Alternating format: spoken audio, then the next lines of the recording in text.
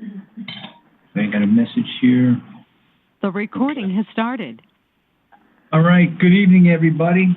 My name's Jim Brown, Chairman of the Board of Finance, and welcome to the virtual meeting of the Board of Finance budget hearing. It's Thursday, April 23rd. We'll call this meeting to order. If we could all please stand for the Pledge of Allegiance.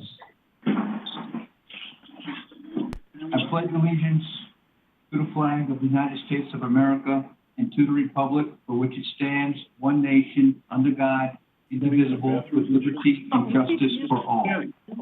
They all have a flag in their room? Okay, good evening. Just a comment to the public. If you call to listen, you will not be heard by the board members, and there will be no live public comment. The public is encouraged to send their comments before or after the meeting to the following email, bof@fairfieldct.org. And as you would in a public meeting, please include your name and home address with your comment.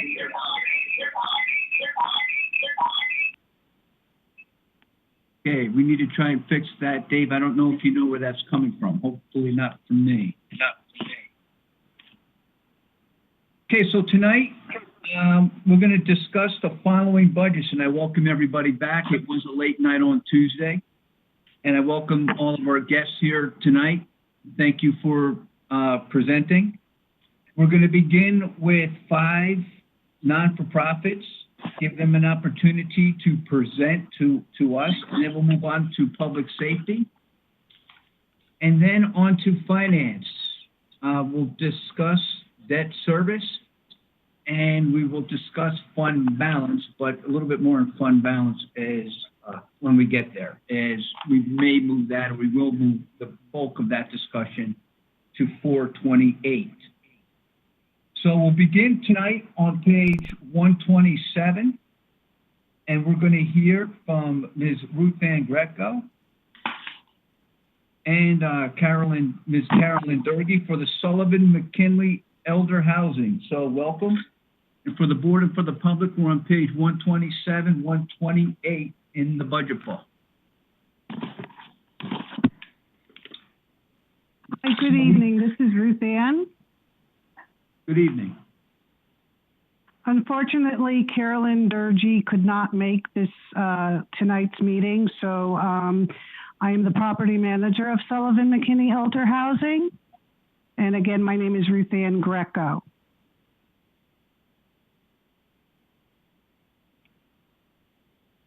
Okay, thank you, Ms. Greco. Is there anything you wanted to, any comments you want to make before the board asks a few questions? Not at this time, no. Very good. Then I'll turn it over to the board. The requested amount is $10,000, which is in line with what was requested and approved in this current budget season. Correct. Would you like me to elaborate on the request that is being asked? Yes, please do. On our visitor side on Home Street of the brick building visitor side, we are doing brickwork to fix the bricks there that in between the concrete, there are some visible lines and some work necessary to correct the brickwork there to prevent any leaking into any of the senior apartments there. So that was our request, to continue to keep doing that work, the concrete work for the brick, in order to keep Sullivan McKinney going, and just the upkeep of the building. Okay, thank you. Thank you. Questions from the board? Any comments? Okay, see, Ms. Marmion.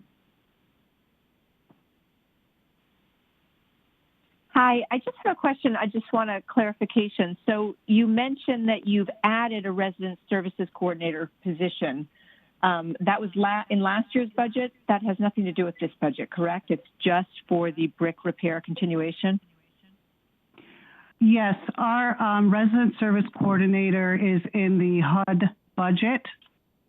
Okay. So HUD is the one responsible for her employment and her salary.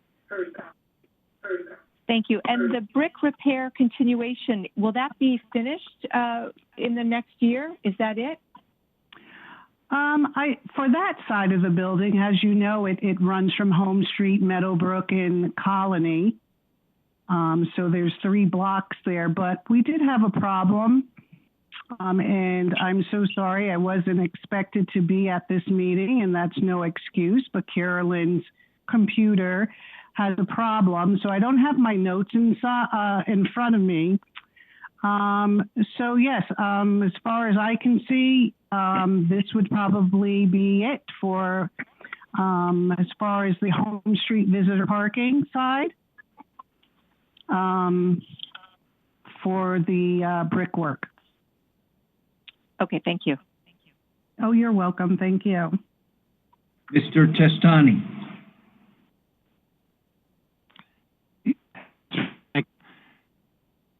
How are you this evening? Thank you. Hello. First of all, I'm there for a number of years. Dolores Coxey, who you may remember, and so I've appreciated on behalf of the town of Fairfield everything that you and Sullivan McKinney does.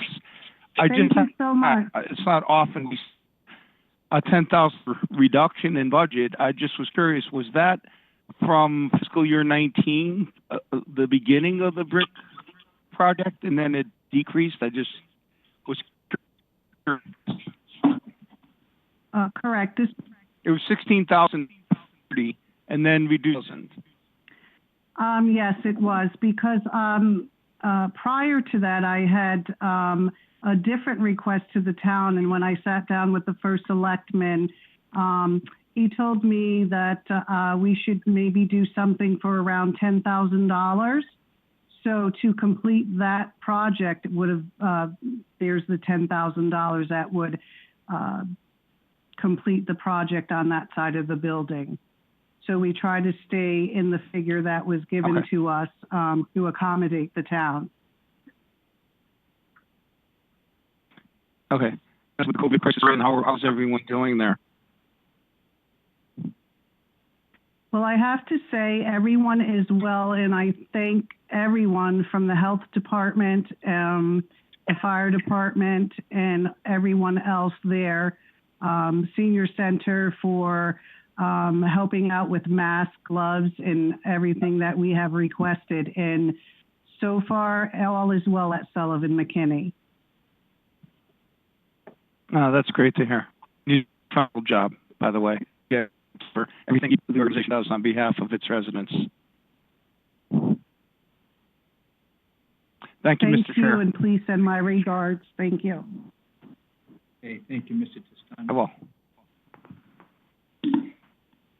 Any further questions? Okay, seeing none. Ms. Greco, thank you for being here. Thank you. All right, thank you. Have a good night. You Okay, as well. moving on to the Kennedy Center. We have the Director of Grants and Special Projects with us. Good evening and welcome. Ms. Alam. I'm presenting on behalf of the Kennedy Center when we've requested $7,000 to support ongoing services as well as creating employment opportunities for people with disabilities. Okay, thank you very much. You're welcome. And welcome again. Thank you for the work you do. Are there any questions in regards to the Kennedy Center from the board? Mr. Walsh?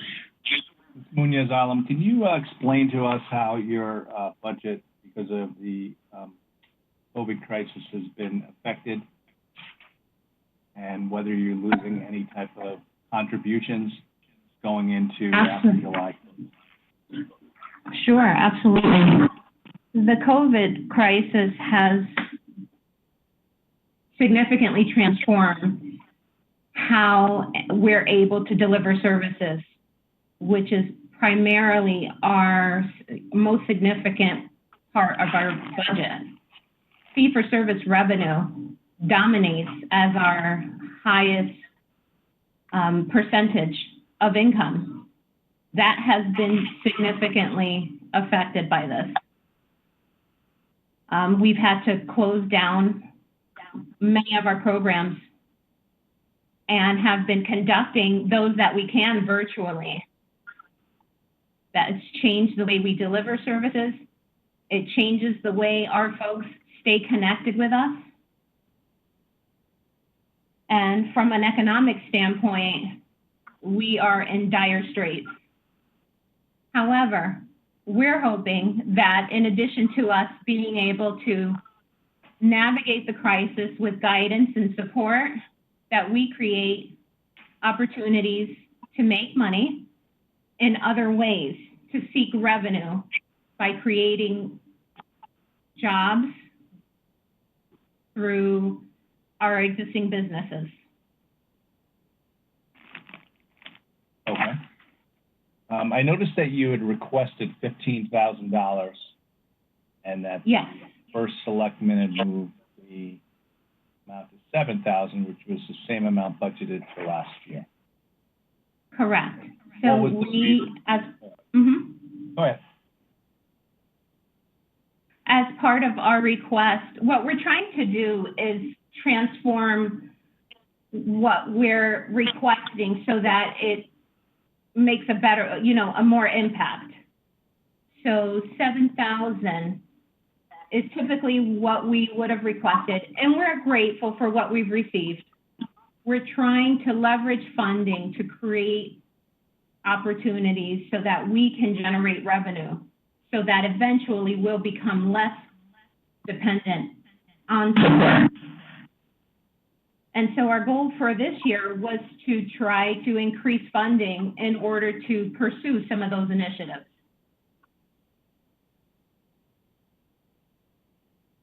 Okay, and what towns do you service with your programs? We service New Haven as well as Fairfield County, the greater Bridgeport area. We also venture into New Haven County. And with regards to our mobility services, we deliver statewide services. Okay. So you serve all Fairfield County and all New Haven County? We're prevalent in the greater Bridgeport area. So we serve some of Fairfield County as well as New Haven County. We also venture up to Litchfield as well. And again, with mobility, we are statewide. Right. Do the other municipalities, including Bridgeport and those surrounding towns that you primarily service, do they all contribute money the way Fairfield has? They contribute. We receive support from the city of Shelton. The city of Bridgeport has supported through the CDBG projects in the past. And what we're also grateful for are the contract opportunities that we're able to secure with many of our towns. In fact, the town of Fairfield is one of our customers. We provide document shredding services for the town. We consider that support as well, investment support. Okay, but in regards to direct dollars, is Fairfield and Shelton the only people other than the CGB, the money that you get from Bridgeport through their grants? Are we the only ones that contribute to your budget? No, the city of Shelton contributes. The city of Bridgeport contributes through the community development block, but you mean directly through the town? Yes. I would say the city of Shelton and the city of Fairfield. Do you ask the other communities and they just won't participate? We ask the other communities where we're present. Some have contributed, some are unable to. By way of traditional support. I presume you've taken advantage. Go ahead. Sorry, I haven't interrupted you. No, that's okay. In terms of opportunities for, potential contracts and so on, when that's a viable option, we pursue that as well.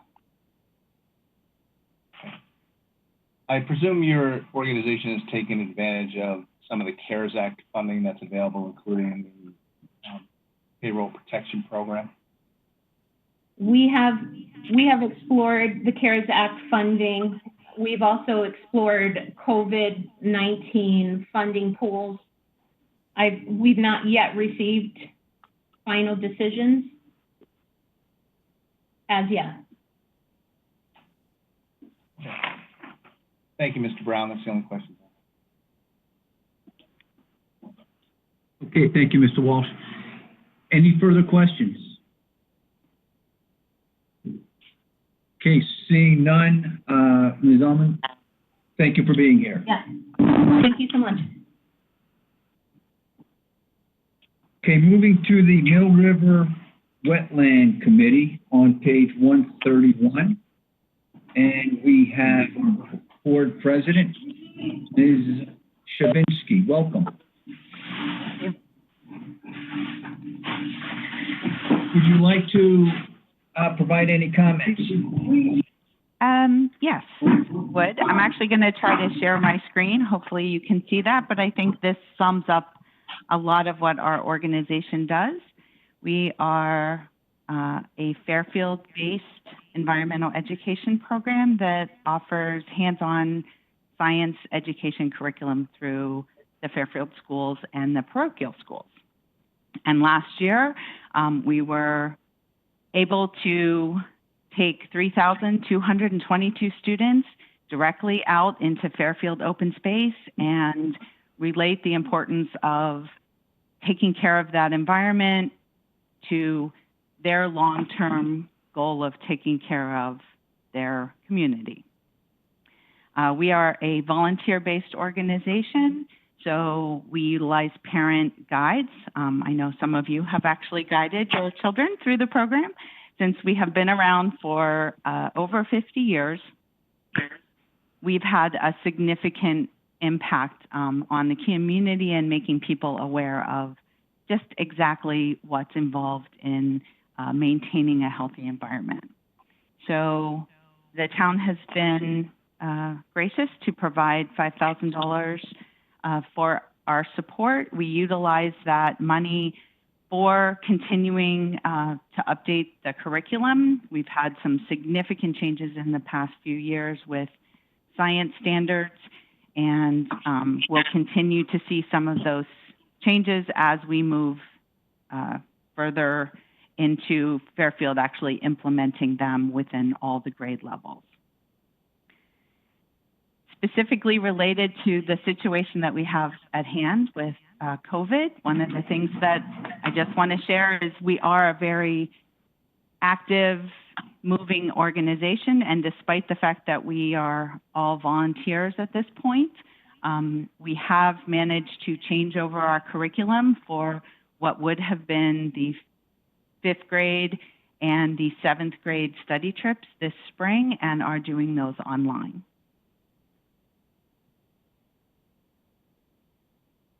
Hey, thank you very much for your comments.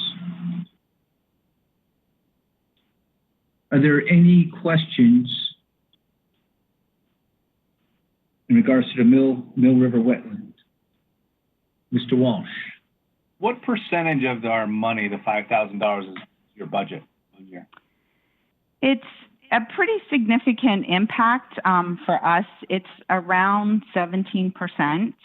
We're fairly small, based primarily, most of our budget is based on fundraising and membership efforts, although there is a fee that we charge for schools to utilize to go on the trips. Do other schools go on the trip other than students from Fairfield?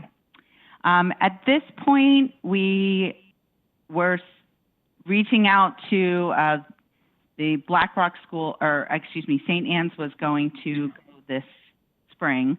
Obviously, that didn't happen. So we are looking at enhancing the community option to allow neighboring schools, and possibly now that we have an online option, to look at even offering it out beyond Fairfield. All right. And the rest of the money just privately raised? Yes. Okay. Do you have an endowment? We do not. Thank you. I have no further questions. Thank you, Mr. Walsh. Any further questions from the board? Seeing none. Ms. Shavinsky, thank you for being here. Appreciate your comments. Thank you. Have a good night. You too. Okay, moving to the pilot house on page 134, 135, we have the president of the pilot house, Ms. Caruso, with us. So welcome, Ms. Caruso.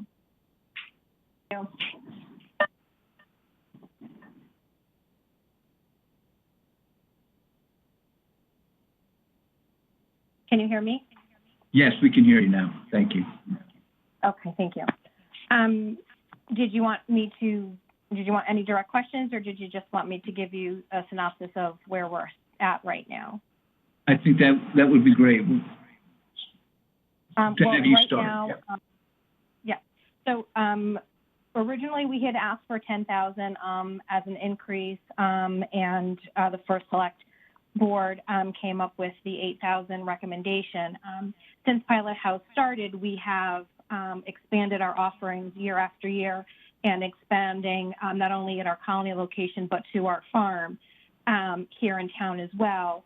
And so we went from just providing, after-school programs, summer camp, to the special needs children and adults in our community. We've also now expanded it to job training and also employment. Unfortunately, now with what's transpired now in our country with the COVID, we are shut down currently. Unfortunately, our animals that we do have at the farm that provide the services to our children and adults at our farm do not get to apply for unemployment. So we are in crisis mode right now, trying to get through this crisis and hope that we're going to come out at a positive at the end of this. So we are very concerned. We are a fee-for-service for a lot of what we do. A lot of what we do is pro bono as well. We've already been impacted by having to cancel a fundraiser. We do not have an endowment, unfortunately, to fall back on. We have applied for the EIDL loan through SBA as well as the PPP loan, and have heard nothing back. So we have been actively writing more grants, going after grants that we knew that we were going to be receiving, seeing if we can get that money in sooner than later to keep us continuing to make it through this crisis.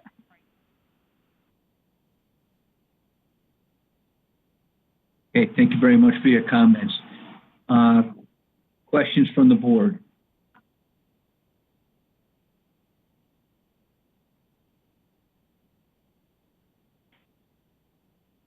I'm not seeing them, just going through. No questions from the board? Okay. Ms. Crusoe, thank you for being here. Thank you. Everyone stay well.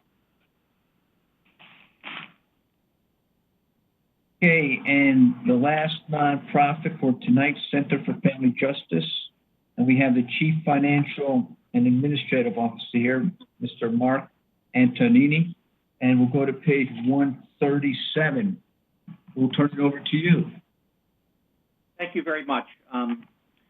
Really appreciate the opportunity. And I do want to start off by saying thank you. This year, even more so than ever, has been so difficult for us and for our clients.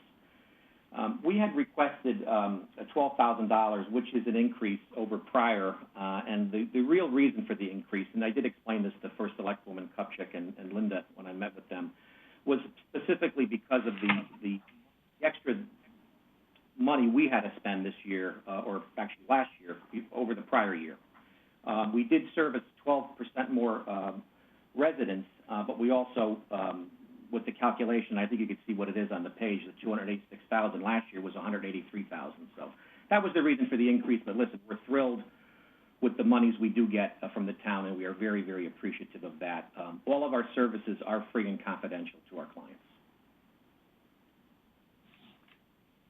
Okay, thank you very much. Hello. I'm sorry, were you finished?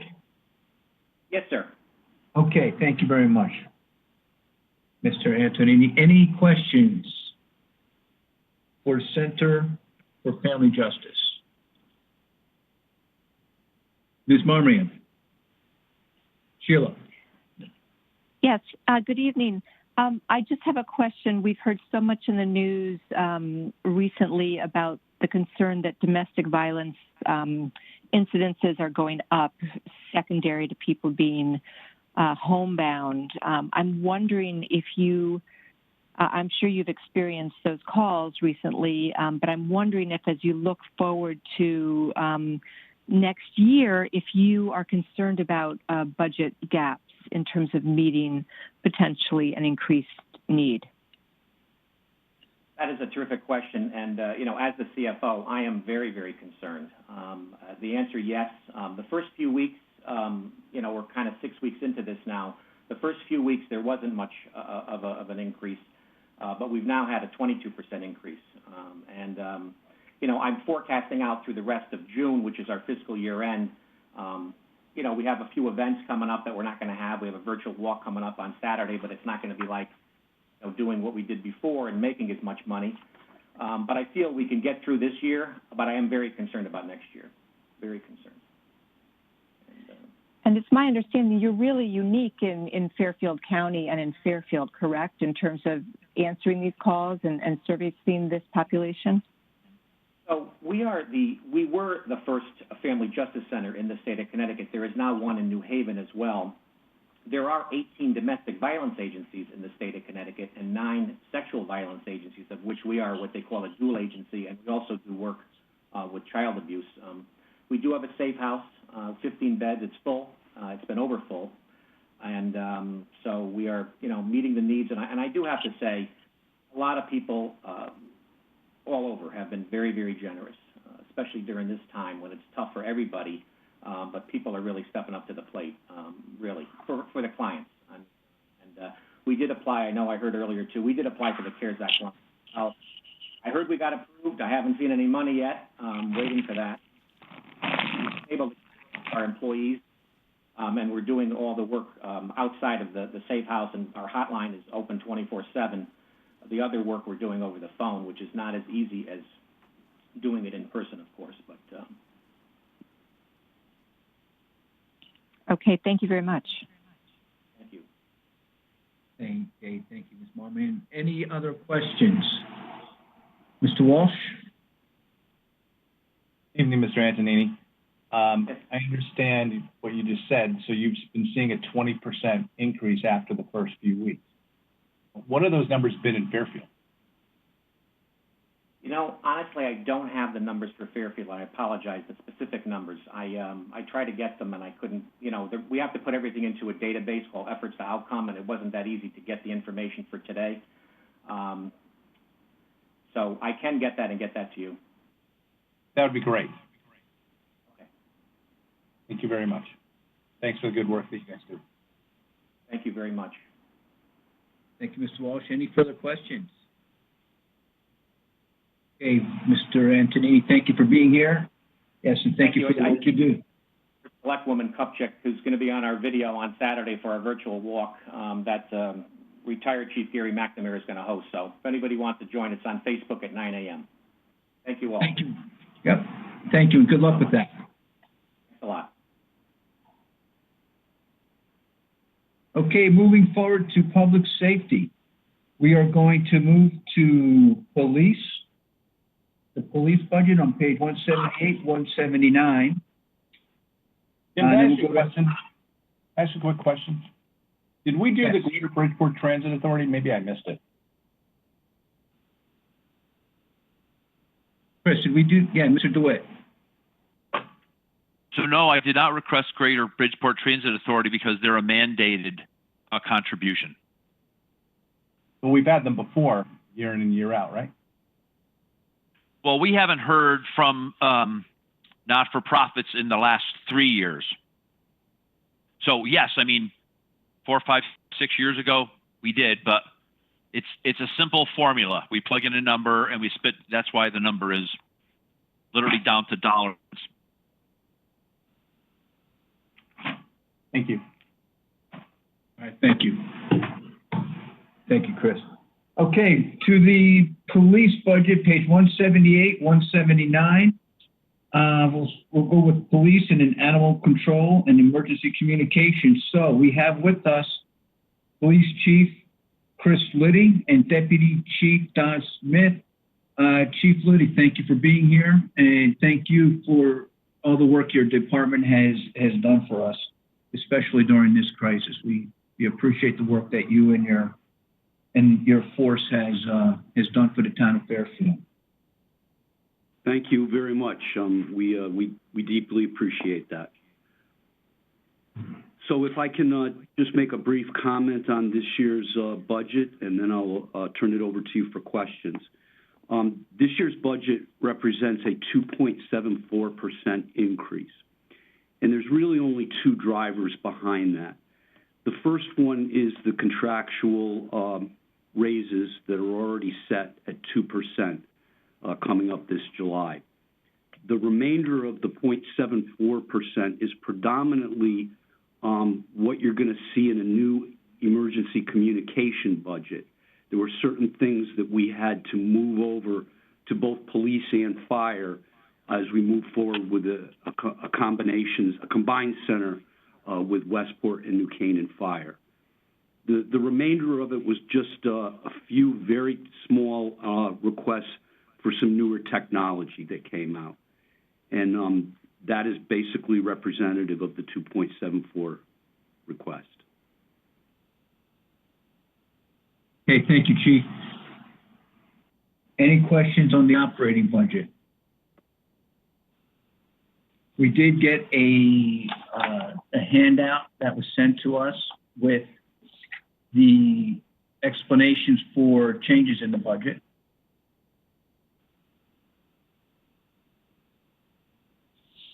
So if you want to just take a look at that before we move on to capital.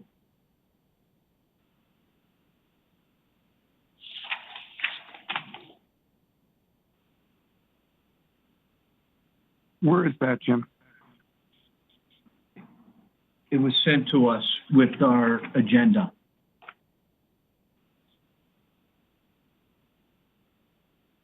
And what it does is it answers the question of changes above or below 5%. It's the file called DH responses, department head responses.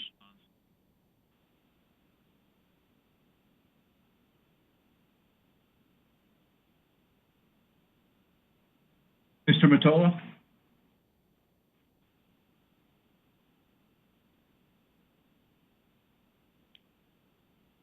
Can you hear me? We can hear you. All right. Chief, just a couple of questions. Are you fully staffed right now with your required or needed staff of police officers, or are there any openings now? We currently have 3 openings. Okay. And are we on pace to try to fill those during the next fiscal year? That is a very good and complicated question. Okay. Obviously, the hiring process probably or most definitely requires a lot of face-to-face meetings. We are also looking at a scenario where there is no academy space right now, and there is no academy dates projected. I think that, you know, these will change, these conditions will change in the next few months. And the fact that we're only down 3 when we traditionally carry 2 vacancies for most of the year, we're actually in very good shape. But the next few months are going to be kind of a question mark. Do you think that might affect your overtime line, that you may have to fill some, because of these vacancies, have more overtime in your department? Or do you think it's not really an issue? Again, you know, we traditionally keep 2 vacancies, believing that that actually saves us money in the long term. It really all depends on what happens come July. There are a couple officers that are eligible for retirement. None have announced that they're going to retire. You know, we've been down 6 and 7 officers in the past. It does have an effect on overtime. But right now, we're not in panic mode by any means. And I think there's always the case of hiring lateral officers, too. All right. And just real briefly, do you have active candidates who you want to bring in? You just haven't been able to send them to the academy because of what's happening right now? Is that what's happened? No, we actually had one applicant in the academy, and he has come out because the academy is closed, and he is currently on virtual learning. Okay. We have one other that is in the FTO program, but fortunately that is just completed, so we're in good shape with him. Okay. All right, Chief, thank you very much. Thank you. Mr. Testani.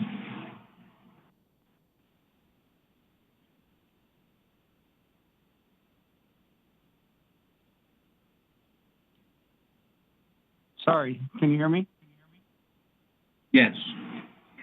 Okay. Hey, Chief, how are you? Very good, thank you. Well, first of all, thanks again. I know that our chairman expressed our thanks, but as you know, as the father of a police officer, I am especially attuned to the COVID age we're living in. So I also want to express my thanks to you and to everyone on the force for your dedication during this time. And before I continue, let me ask how the officer is doing who did come under COVID and what his progress is, and hopefully he'll be back to work fairly soon.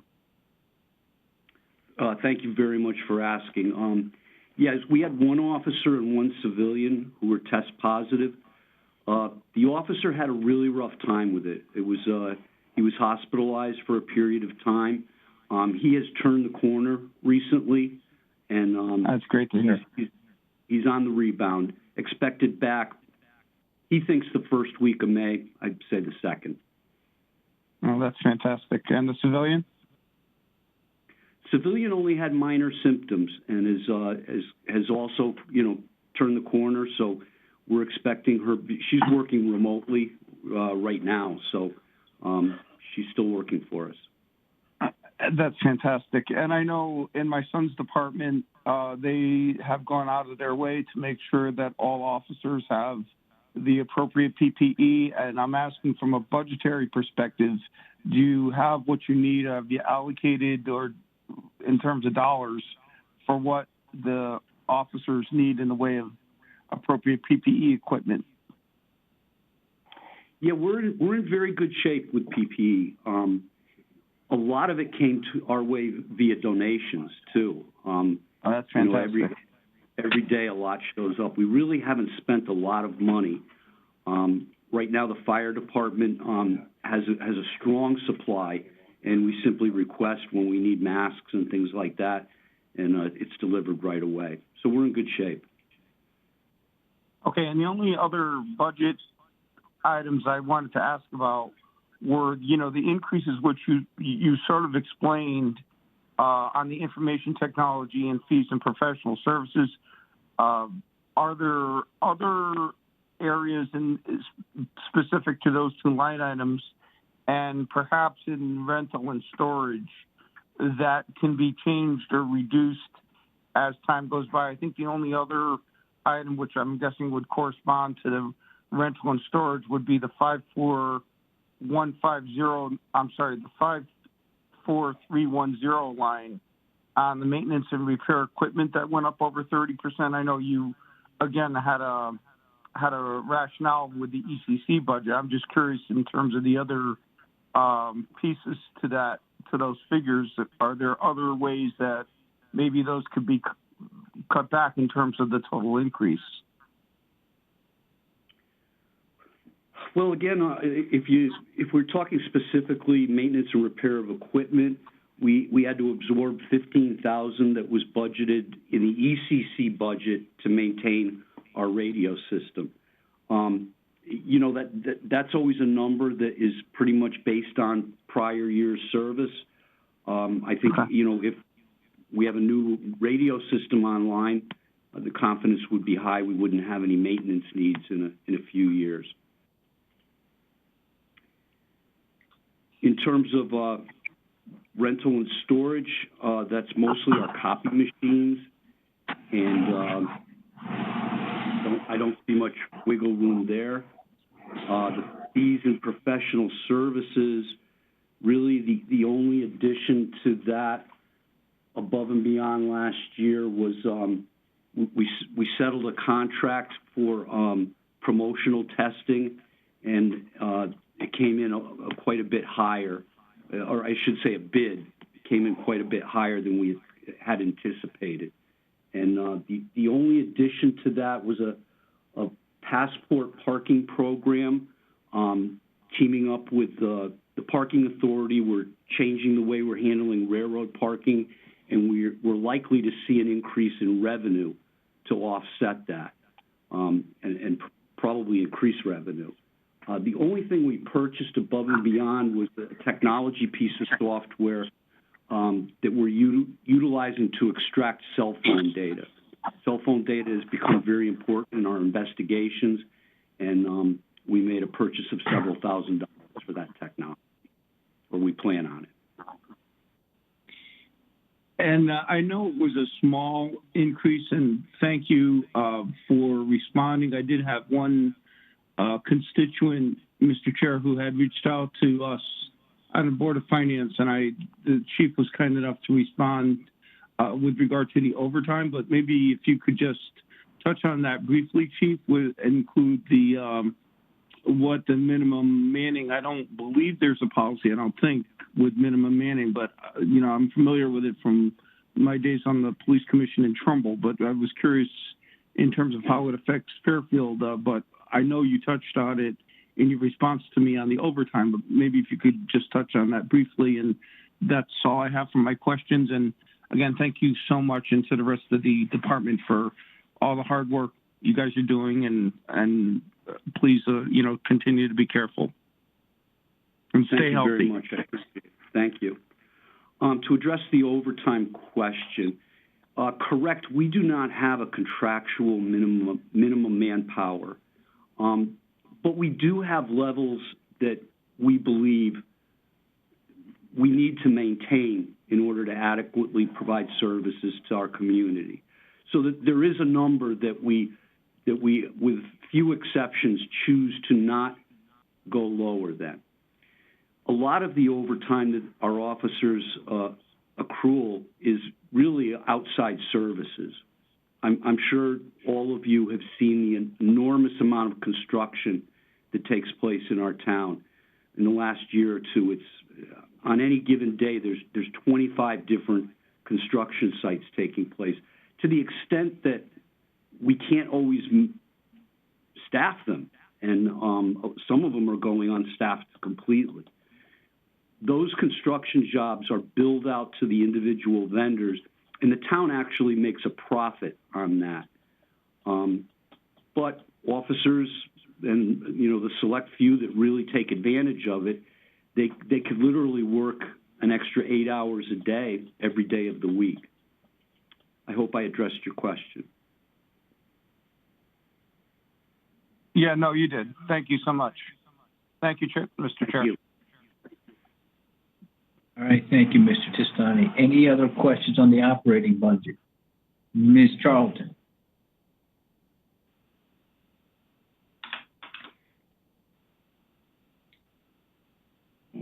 Chief Liddy, thanks again. I'll just echo what my colleagues said for everything that you and the department are doing.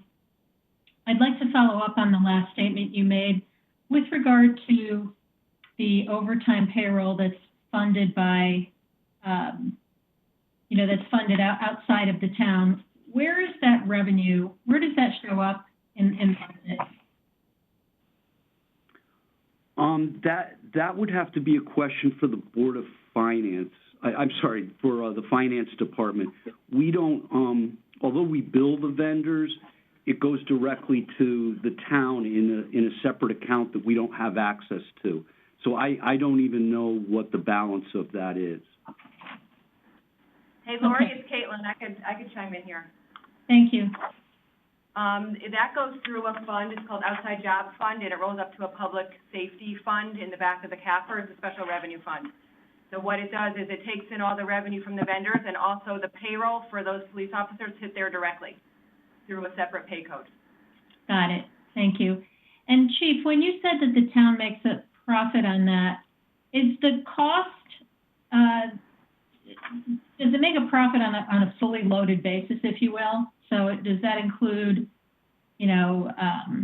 benefits and any impact to pensions and all the rest? And roughly, what are we, I'm not, and maybe Caitlin can answer this, how much are we talking about? How much does this account for from both a revenue and an expense perspective? I'm looking at it real time right now just to give you a feel. It's about $500,000, $550,000. Of revenue? That's the fund balance. So that's the net of revenue and expense. So the revenue sometimes is a lag because they actually bill directly from the police department. But the payroll costs, like I said, are pretty much real time every week or two when the payroll department or the police department puts the payroll right into Munis and it comes in through a time entry batch. But it's only the hourly rate. There's not benefits involved. Okay. It's not the fully loaded cost. No. Got you. Okay, and then the $500,000 is a fund balance that's accumulated over what period of time?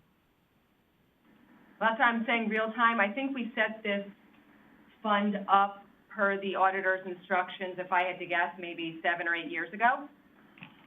So it's just, Because prior to that, it was running through a balance sheet account in the general fund.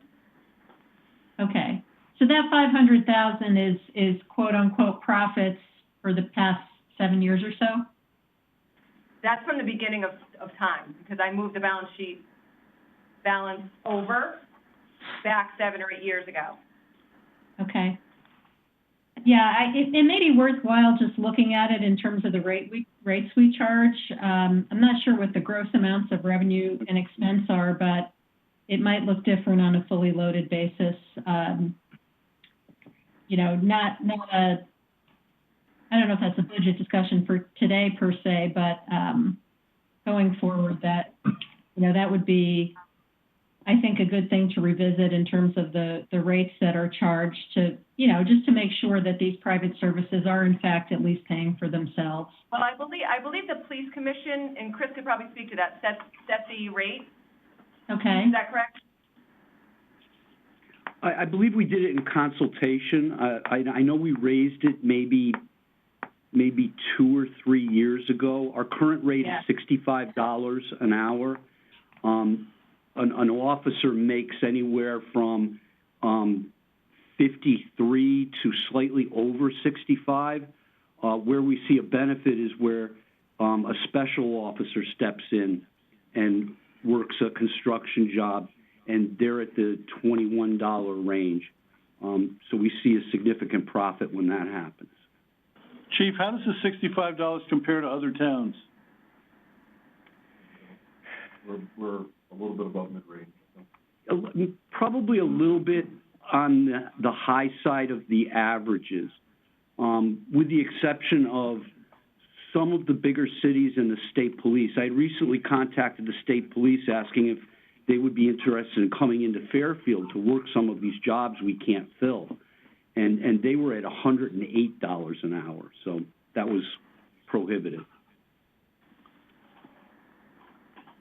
And the overtime one-time earnings that the officers earn by doing these jobs, are those factored into their pension benefits?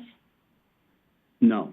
Our pension system is based on your flat, straight salary with no additions. Got it. So the only, so if you were going to look at this on a fully loaded basis, you would just have to add payroll taxes and health benefits. Correct. Okay. All right. Yeah, it still seems like we're cutting it a little bit close. I mean, we might be breaking even, but probably worth looking at in the future. Thank you for that information, and I don't have any additional questions. Thank you again. Okay, thank you, Mr. Halton. Any further questions for the chief? Mr. Walsh? Chief, just to hit something that you just spoke about, you said that we really make money when a special is assigned to one of those jobs. How is it determined whether an officer or whether a special is assigned to the job? Is it you have a randomized system, someone's name just pops up and they're the ones who get the job? Or is it based on seniority, or is it based on, what is it based on? No, it's contractual, and there is a fairness rotation amongst the regular police officers.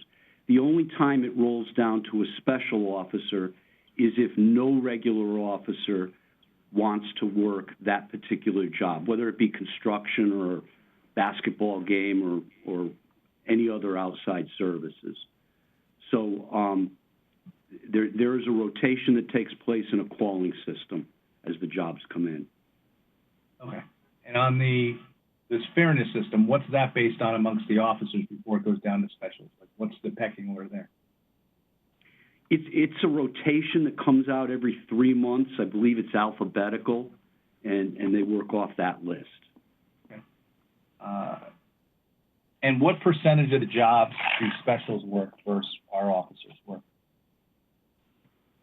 Well, that's difficult. I can tell you in a COVID-19 environment, it's very few, simply because our special officers are tend to be older, and we believe they're at risk. So under normal circumstances, when in the springtime, when there's a lot of jobs, if I had to guess, I would say 80% regular, 20% special, and wintertime that slacks off quite a bit.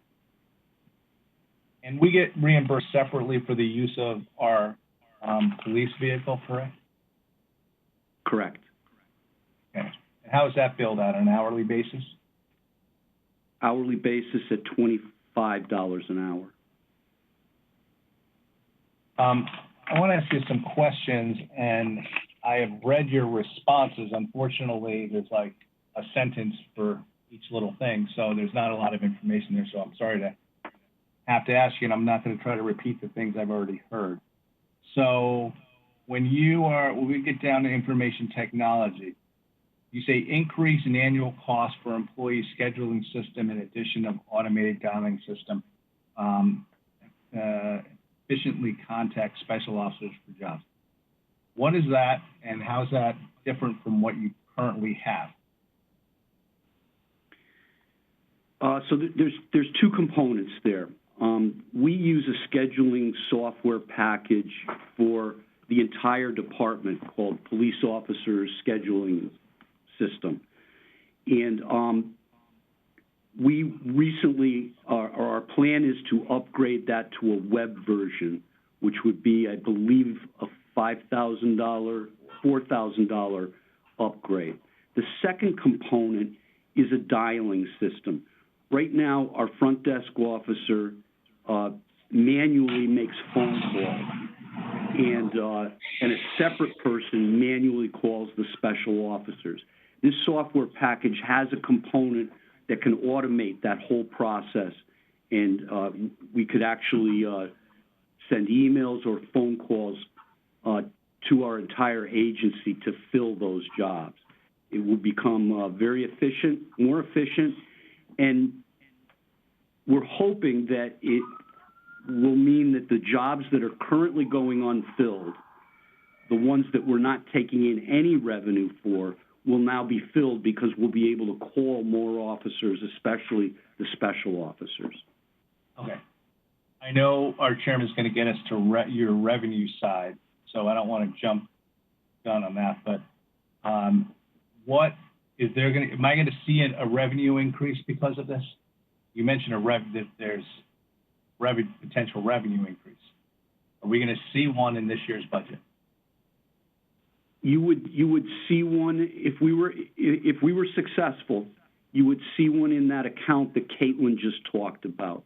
So if we're filling 150 jobs currently a week, and we go to 175, that would be the revenue side in that account. But we're not going to see that in the budget, the budgeted revenue. No, it's not contained in any one of those 7 line items in our revenue side. Okay. And then down in fees and professional services, you know, I went to the ECC budget because there's a couple of times here where you say things are moving from the ECC. So I need some explanation on that and why certain things wouldn't be contained in the ECC budget, which also seems to be increasing, not just on salaries, but on other lines as well. So the first one you say is several costs, $45,000 worth, moved from the ECC budget to the police budget due to the ECC consolidation with Westport. What were those fees, those costs for? If I may, I'm going to ask Deputy Chief Smith to chime in. He's much more familiar with that line item than I. Good evening, everybody. Good evening.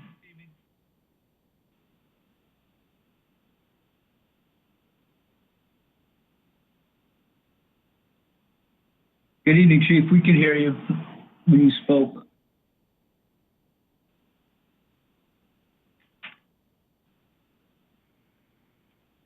Hello? Can you hear me now? There we go. Apologize for that. That's what happens when you don't look at the mute button. So the current ECC budget contains multiple items that are going to move both to PD and fire under different lines. Under this one specifically, we have what we call NextGen, which is our computer-aided dispatch and records management system. Currently, because it handled both police and fire, it was under ECC. That is moving over to the police department. That is about a $28,000 a year cost for all the systems associated with our records management and our dispatch systems. We've got Fairfield County Chief's radio system. It's a radio system for law enforcement that covers Fairfield County, and we are assessed annually for that. That's another $3,000. We currently lease space on the Burr Street Water Tower for our radio system. That's another $1,300. Cablevision, some of the costs for Cablevision, which handles some internal modems we have in the building, as well as some of the cable TV that we use to monitor weather and news is part of that. So those costs were moved out of ECC into the police fees and professional services. Is that because they're more to deal with the police department, or are you assuming ECC costs that are really ECC costs? So currently, because the ECC handles just Fairfield, and it was working for police and fire, those costs were placed there when this was set up years ago. Now that we're going to a joint communication center with Westport, we can't include those costs into the ECC budget because then it becomes a problem billing Westport for the fees to run the communication center. So any Fairfield cost that would only hit Fairfield moves out of ECC into the individual departments. So those are what we are taking on. Fire is taking on some of the costs like maintenance and repair for fire radios that would have come to ECC. And I'm thinking emergency management has some fees that are moving from ECC to emergency management. And the whole purpose is, at the end of the day, ECC costs have to be specifically related to the dispatch center, not to a certain municipality. So like Westport takes care of all their bills that handle just Westport, and we're absorbing the costs that are for systems that will only be for Fairfield. Okay. And And so Westport probably is doing the exact same thing on their budget side, so that their costs are same, I guess, so that, you know, yes, I don't know. Yes, I mean, they have to handle the agreement that's in the works. Westport handles everything that is specific to Westport. We absorb any costs that are specific to Fairfield, and the center absorbs costs related to the center itself and providing services to, you know, any community that's involved. Right now, us in Westport. Okay. And, all right, and in the number 2 of that section on fees and professional services, I'm not sure which one of you wants to answer this, but in regards to that new parking ticket system fee for $9,450. Yeah, I can address that as well. So, in the old parking system management system, the way it worked was they took a percentage out of the income. So, you know, if we did $10,000 worth of parking tickets, when they wrote us a check for that, it was minus a percentage, and I don't know the number off the top of my head, that we would receive. The new company that we're going to, which is much more efficient, charges us up front basically, but then we get all of the revenue in. They're not taking a percentage out of the revenue. So it's costing us here, but increasing it on the revenue side to cover that. Okay. But we expect to have more revenue into those same accounts Caitlin was speaking about earlier? It should, the parking authority ends up getting some of that as well. And in the past, they were charged, that percentage was charged and broken up between the two. They are also paying a flat fee on the parking authority side, which is actually much higher than we are, to get the new system in place. But at the end of the day, we do expect to see some increase in the revenue from parking. Okay. And is the parking revenue in the budget? Yes, we do get some, you know, it's actually broken into two. It's the violations, which is the police department, and then there's the permitting and day parking, which is parking authority. We're both in the same system, but the funds are broken out when it comes through Passport, which is the new system, into our accounts. Is this a one-time fee of $9,450 that we won't see next year? Or any other? No, it's an annual fee moving forward, but it is less than what we were paying the old company. But we see it now where we didn't before, because the old company just took a percentage off the top of the income. This is a set fee. So at the end of the day, it's less than what we were paying the other company. All right. So we should be able to see next year that you'll be able to show us documentation to show that the revenue is well over $9,450. We should see an income, yes. I would say we will see more of an income than what we're paying now. Right. If you can get us that next year, because we see these fees sometimes, and then we never see whether we're really making money or losing money on this thing. So you could next year be prepared to show us what the differential was for the year? Because the parking authority is also getting hit with the same thing, correct? They are also paying a fee on their end.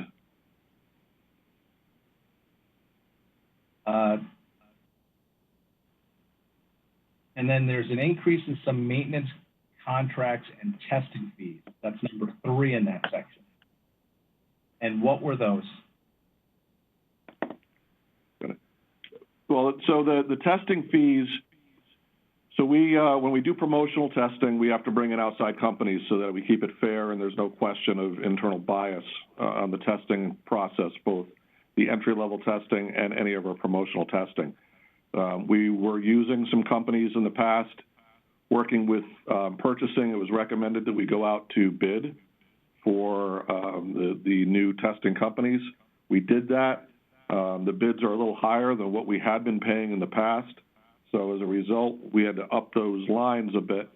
And we expect we're going to be running promotional tests for, you know, a few different ranks during next year that's going to cost us and eat into that budget.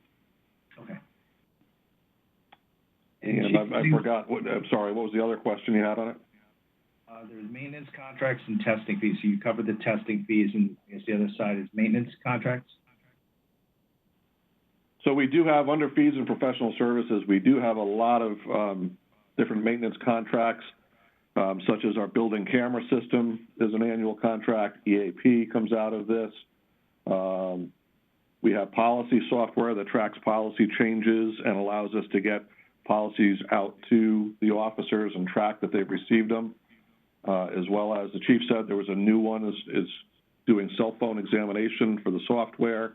And, you know, unfortunately, those periodically go up, and we did see an increase in some of those annual maintenance costs. Okay. So that's the new software Chief Liddy was discussing, something to do with cell phones, and this is when you arrest somebody and getting their cell phone? Yeah, go ahead. I think I'm muted, but that is correct. When we extract data from cell phones from arrested individuals. Okay.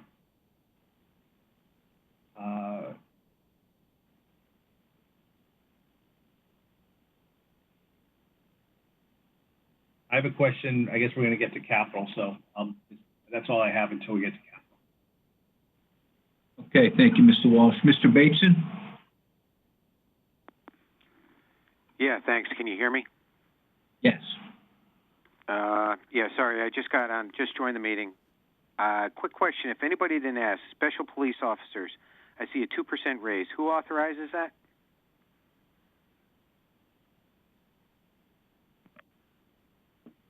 We requested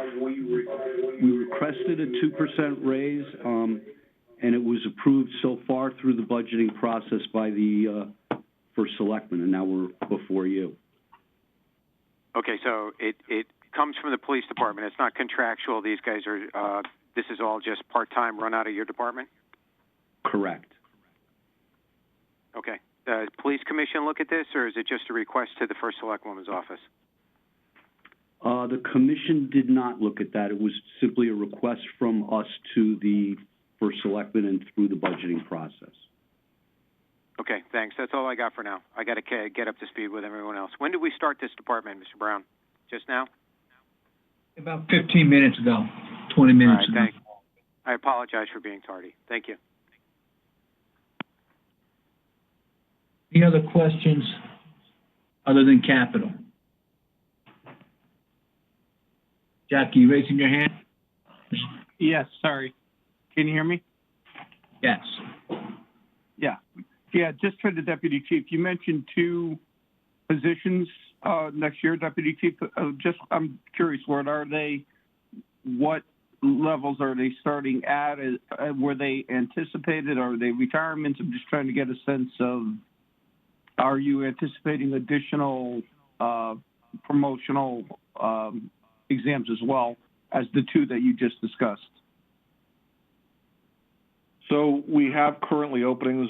Captain Gagner just retired a couple of weeks ago, and so that creates openings from captain all the way down through. And we currently have a detective opening, so we're going to be running a detective test, sergeant, lieutenant, and captain test.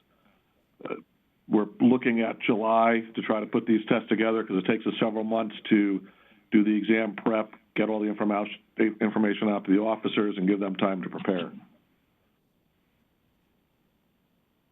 And they all start at different salary levels, right? So the 2 that you specifically mentioned earlier, what positions were those exactly? So you mentioned 2 that you. I don't remember the 2, but I can tell you. So right now we have 1 detective opening. They start at the bottom of the detective salary range. We'll have, because we have a captain opening, again, they'll come in, and that's a different contract, so it depends on negotiation with human resources. Lieutenant, the sergeant, they come in, again, at the bottom step of that rank.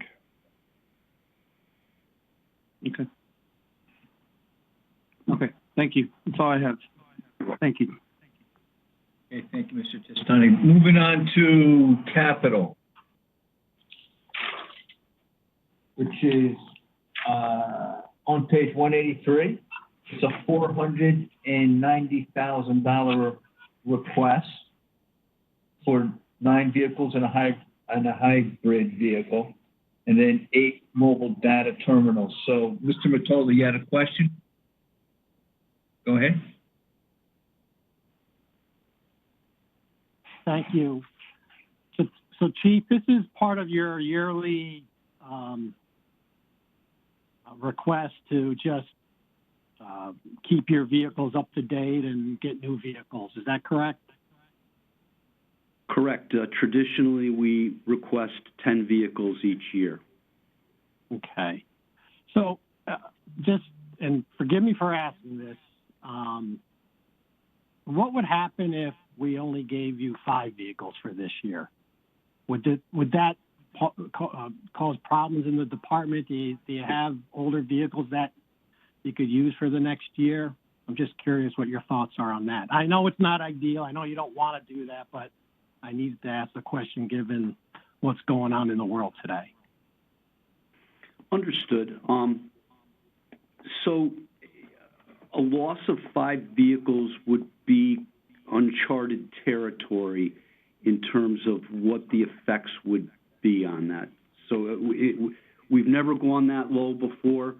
What I can tell you is that these are vehicles, the vehicles we're talking about in this budget request aren't vehicles that we would see until this time next year. And even this time next year, it would probably be hard to gauge the overall effect. We might not see the effect till the year after that as vehicles come out of warranty, car accidents happen. Once in a while, a car just gets too many miles on it, or just wasn't a good vehicle to begin with. So it's really hard to tell what that effect would be. Okay. All right. I appreciate that, Chief. I'm okay now. I'm sure some people may have follow-ups to that. Thank you, Chief. Thank you. This is Tom Bremer. I'm sorry, I don't mean to jump in, but let me jump in. If you'll look at our suggested changes, and I've gone over this with the chief as well, we suggested cutting four vehicles out of the 10 in our suggested changes sheet, and the hybrid vehicle as well. I just wanted to point that out to everybody. So, Mr. Bremer, did you and the chief have a discussion on that? Yes, we did. Okay. All right. So that question to you, Chief, wasn't a surprise. No, it was not a surprise.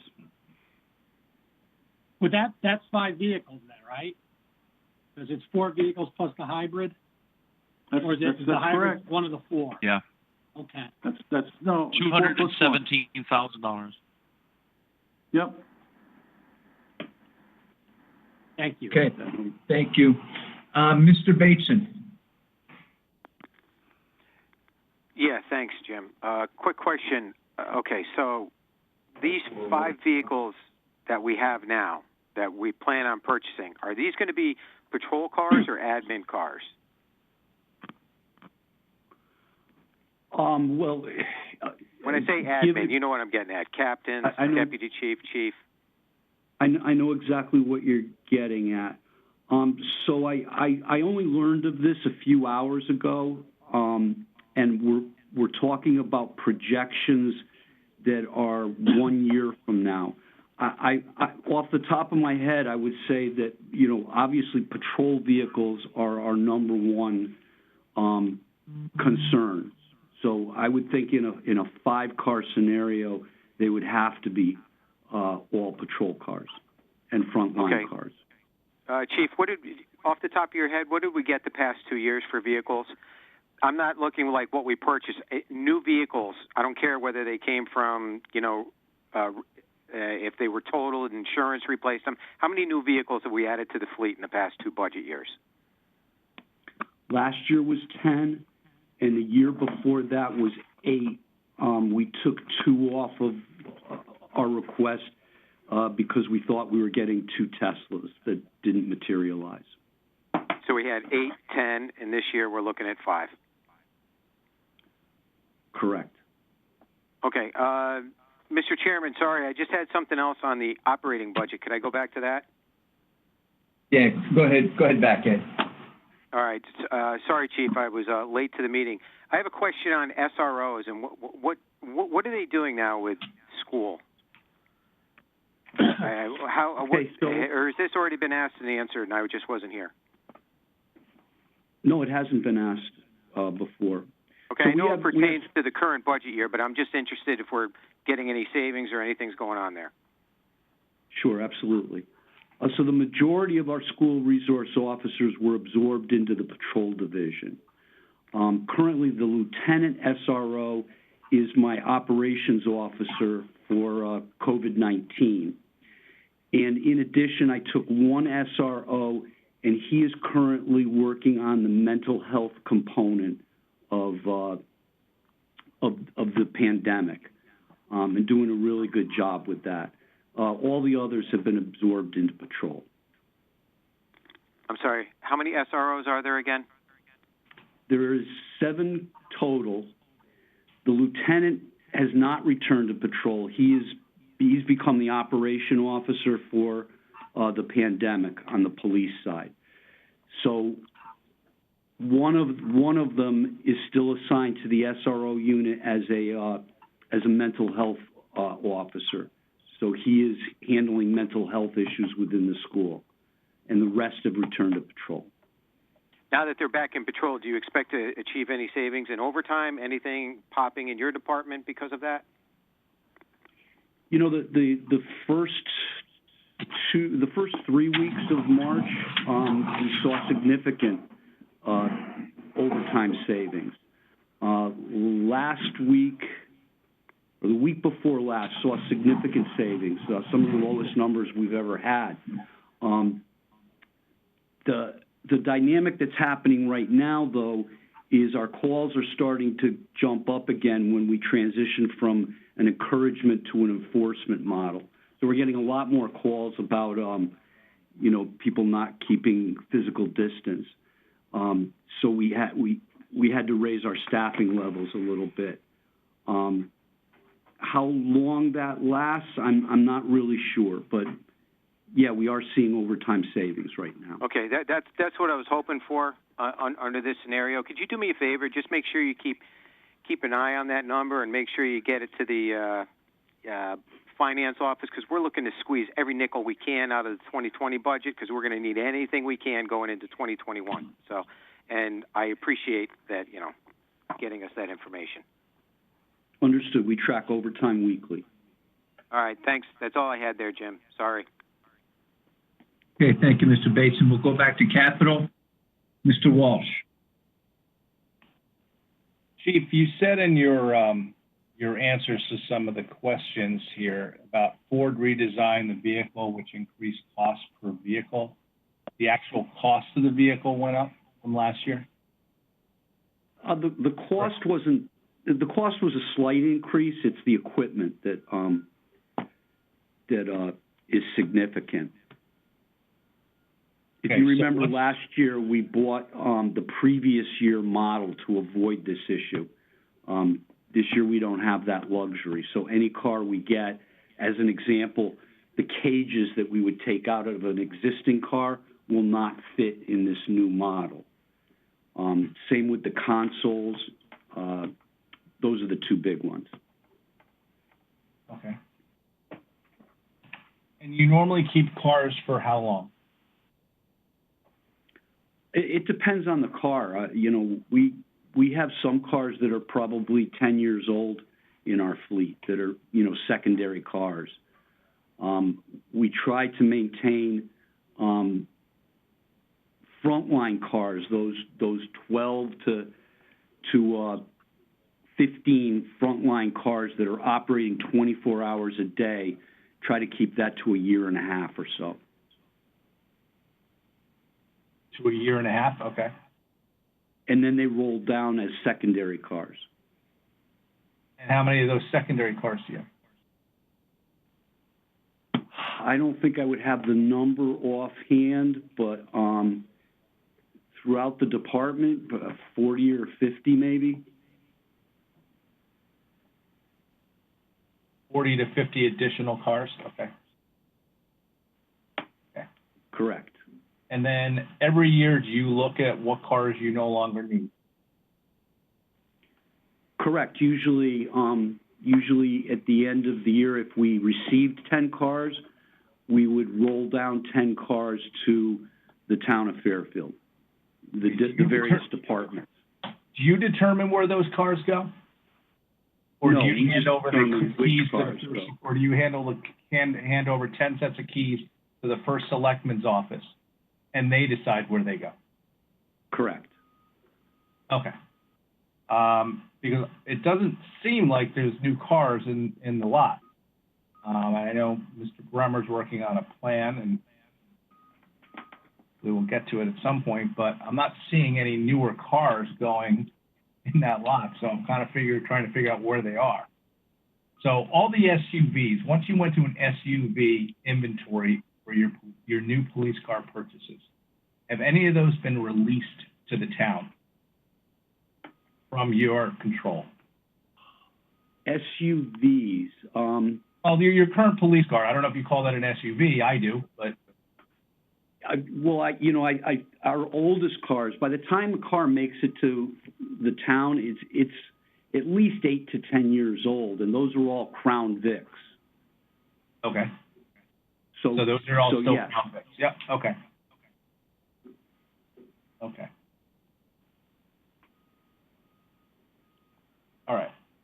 I think it was the Public Works Department or some other discussions we had earlier before our board from some other departments talked about the condition of the cars they get from the police department. And it was basically suggested that they're not in great shape, that they talk about basically the inference is that based on the police use, the back seats have had, I don't know how to explain it, but bodily fluids put on them, and that nobody wants to use these cars. Is that assessment correct? Well, the cars we end up pushing down are usually very tired cars, and yeah, in the course of police work, some bad things happen in the back seats. The cage actually replaces the back seat, so the seat itself, when a car gets turned over, is probably the newest piece of equipment in there. But yeah, for the first year and a half, 2 years, these cars run 24 hours a day without stop, and then the rest of the time they're an 8-hour a day car for the most part. So yeah, they have a lot of wear and tear. Okay. And what's the cage? Does it include the back seat? We actually take the back seat out of the car and replace it with a fully enclosed cage.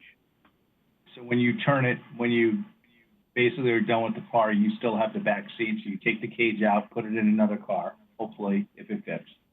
And you still have the original back seat you can put back on when this thing's supposed to be handed down the line. Correct. Okay. So you should pretty much have a brand new back seat at that point in time. You do have a brand new back seat, yes. Great. Excellent. Okay. I have no more further questions about capital, but I do have, Mr. Brown, a general question when capital is complete. Okay. In regards to the Thank you, Mr. Walsh. operation of capital. Okay, Mr. Bateson. Yeah, thanks, Jim. Quick question. Can we get an inventory of all vehicles in the police department? Just year, mileage, and use? Yes, I can produce that right away. Okay, great. Thanks. If you could just get that to the finance department and get it to us, that would be great. Thanks, Chief. Okay. Okay, thank you. Ms. Marmion? Hi, Hi, thank you. I have a question. I noticed in your description you mentioned that in 2019 your calls for service saw a decrease of 7%, including a 6% decrease in motor vehicle contacts. I'm just curious, in terms of the potential of reducing your patrol cars by 5, this might, I don't know, is that an easier thing to handle, given that these calls are down? Is this a trend? Do you see during people's social distancing, staying at home, that you're getting more calls, fewer calls? And if this pandemic kind of, social distancing continues, do you anticipate that again, that trend might continue? Just comment on that in terms of the need for patrol cars. I can tell you what I'm seeing. I don't know if I could necessarily relate it to 5 cars versus 10 cars, but yes, with the crisis that we're in, our calls for service are half of what they were this time last year. They have really reduced a great deal. There are very few motor vehicle accidents, and yes, I will say there are very few motor vehicle contacts taking place too. That trend, I think, we saw slightly prior to the pandemic, in terms of our calls for service had been going up every year slightly, and then it just ticked down for this last year. In terms of motor vehicle contacts, though, I'd have to say there's a certain amount of reluctance based on the racial profiling issues that we've seen in law enforcement across the nation. I think that had something to do with it.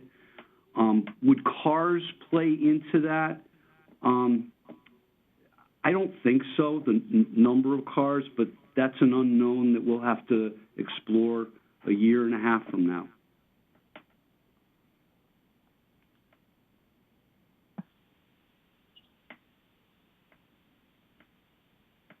Anything else, a follow-up, Ms. Marion? No, I'm good. Okay, thank you. Mr. Walsh? I wanted to follow up on Ms. Marmion's question about things going on during this COVID crisis. To what degree have you seen an uptick in domestic violence calls? I heard that question posed to the Center for Family Justice, and we actually did some statistics from March 15th to April 1st. I only saw one additional domestic violence call, and from April 1st to April 15th, there were 2 additional. So it's not very relevant in Fairfield. I fully expected to see a greater shift in that, but I'm not seeing it.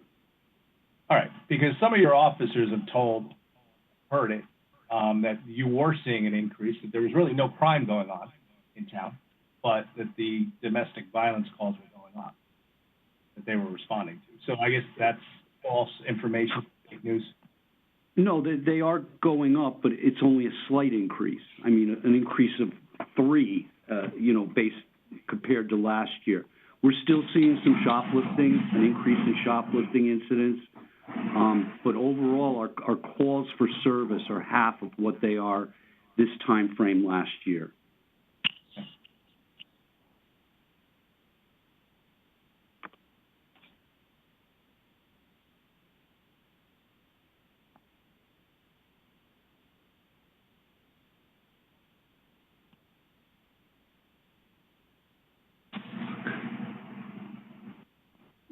Ms. Brown, can I ask a generalized question? Yes. In regards to your entire budget, Chief, thanks for explaining everything, every detail. But obviously, the town's going through a very difficult time, as everybody else is, and it's going to be a tough budget year, and I don't believe that our citizens are expecting to see any increase, or if so, something very small. So we're going to have to make some cuts to this budget in general, and we're asking this to every department. And since you know your department the best, other than the 4 cars that I guess you spoke to Mr. Bremer, and I don't know whether you told you were going to have to cut it or whether you agreed that you could cut 4 cars, but what other areas of your budget would be the easiest to absorb a cut? If I could, I hung up my phone by accident. If I could switch to DC Smith's phone, can you hear me okay? Yeah, I can hear you fine. Okay, great. I don't know, you know, we turned in a very lean budget. It really contained no increases. I think if we're looking at additional cuts, we would first have to decide what level of service we want to provide to our community. You know, our core services, the ones that the service I would protect above all things is our ability to answer 911 calls, our ability to respond in an emergency in a very reasonable amount of time. If we were looking at broad-based and deep cuts, I would have to look beyond that at the services we provide that are not necessarily core services. And there are very few of those. One would be our school safety unit. There are 7 officers assigned to the school, and they're not necessarily our core service. We also maintain a 4-person traffic safety unit. Traffic safety is the #1 complaint in the town of Fairfield. And we chose a few years ago to staff it with 4 officers to combat traffic issues. And then the only other thing I have outside of core services is 2 accident investigators. And removing them, I think would have an effect on core services in that, you know, officers traditionally doing accidents can't just up and leave to go to another emergency. So we'd have to look at it and do whatever we could do to protect our ability to respond to a 911 call in less than 5 minutes. Okay. These software packages and things that we were talking about earlier, could they be put off for a year? They don't seem to, they obviously would not affect you having the officers you need to respond to emergencies. So the 3 packages that we talked about tonight, I believe 2 of them might have an effect on revenue. One of them, our cell phone extraction program. I can't say that that's a revenue generator, but it would have an adverse effect on more significant investigations. Okay. The problem I'm having with the revenue generation thing is we're not even going to know that for a year. And I don't think you're going to be able to show me in your revenue, but we'll get there, I guess, our chairman, if he takes us there next. You're going to be able to show me where you've increased revenue because of any of this software. Correct? It'd be hard to qualify. In one case, we're talking about increasing the number of outside jobs that we actually fill compared to the number that we turn away right now. So that would be hard to quantify. The second would be on the parking revenue generation.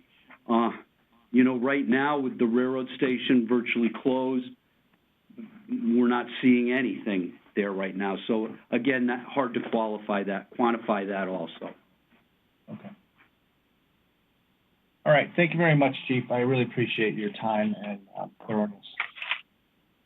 Thank you. Thank you, Mr. Walsh. Mr. Bateson.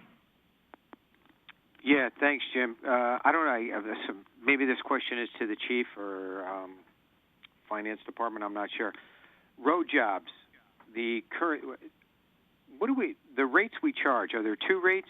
Do we get a discounted rate for officers that do a job for the town of Fairfield, like paving the roads or something like that? Yes, Department of Public Works, a town agency does get a lesser rate. I believe it's like 50 $50 an hour, and the Board of Ed gets a reduced rate, and in addition, a reduced number of minimum man hours. And I believe it's 50 also. With the minimum man hours now, 5 for private contractors? 4 for private contractors, 3 for Board of Ed. Okay, and what's the rate now for somebody, let's say, private, like, Southern Connecticut Gas? What's the rate for those guys now? $65 an hour. Okay, is that contractual, or is that something that the town sets? When I say Town contractual, sets is that in the bargaining agreement with the officers? No, officers make their time and a half salary, which, whatever that is, every officer's different. We charge the contractors $65 an hour. Okay. I guess this might be to Caitlin or the finance department. I imagine you guys do all the billing for that. Do we have any problems collecting from these vendors? Do we have any significant receivables? I just want to make sure that, I always see that this, the officers get this money and I don't have a problem with that. I just want to make sure that the people that we're billing are paying their bills and that the taxpayer's not stuck holding that bag. Is that something you can answer off the top of your head? That's actually billed through the police department under Chief Liddy. Oh, okay. Chief, do you guys have any problem with collecting? I don't know. We always run an outstanding balance. I don't think. Right. I think we very rarely run into an occasion where we are unable to collect. But there is sometimes a time delay. But I can get you what our current balance is right now. Yeah, if you could just put together an aging report. So if you're doing it, I'd be looking for an accounts receivable aging for outside vendors, and I just want to see how much is hanging out there. You do that, right? Understood. We can do that through finance as well with the police. Okay, you get what I'm looking for, Tom? You got it. Thank you. Thank you, Mr. Basin. Any further questions on capital or the operating budget? Okay, let's go to revenue. Revenue's on page 19, and it's also in the worksheet that was sent to us. We touched on a few of the revenue line items. It's revenue under police, and that's what we'll look at right now. So, Chief Liddy, any thoughts on the revenue that's listed here that we haven't talked about? Now, are you comfortable with the numbers? Or Deputy Chief Smith? Oh, I'm sorry, we were on mute. I think we're both comfortable with the numbers, assuming that we get through this crisis by next fiscal year. That's the only unknown. Okay, so which numbers would be affected if we do not? Parking. Definitely parking. Currently we are not writing parking tickets at the railroad station. Nobody's there. Motor vehicle surcharge would be affected a great deal. We're seeing less right now in the police alarm ordinance simply because people are home and not setting off their alarm. And miscellaneous police, believe it or not, is funeral escorts, and we're not doing those right now. Okay. Most part of every line item except the state grant that we get. You're comfortable we'll get that state grant? Yeah, that state grant, under the assumption that our ECC consolidation project goes through, which I believe it will, that's a good number. Okay, thank you. It'll go up, okay. To what? What do you think it'll go up to? Let D.C. Smith answer that. 1 second to...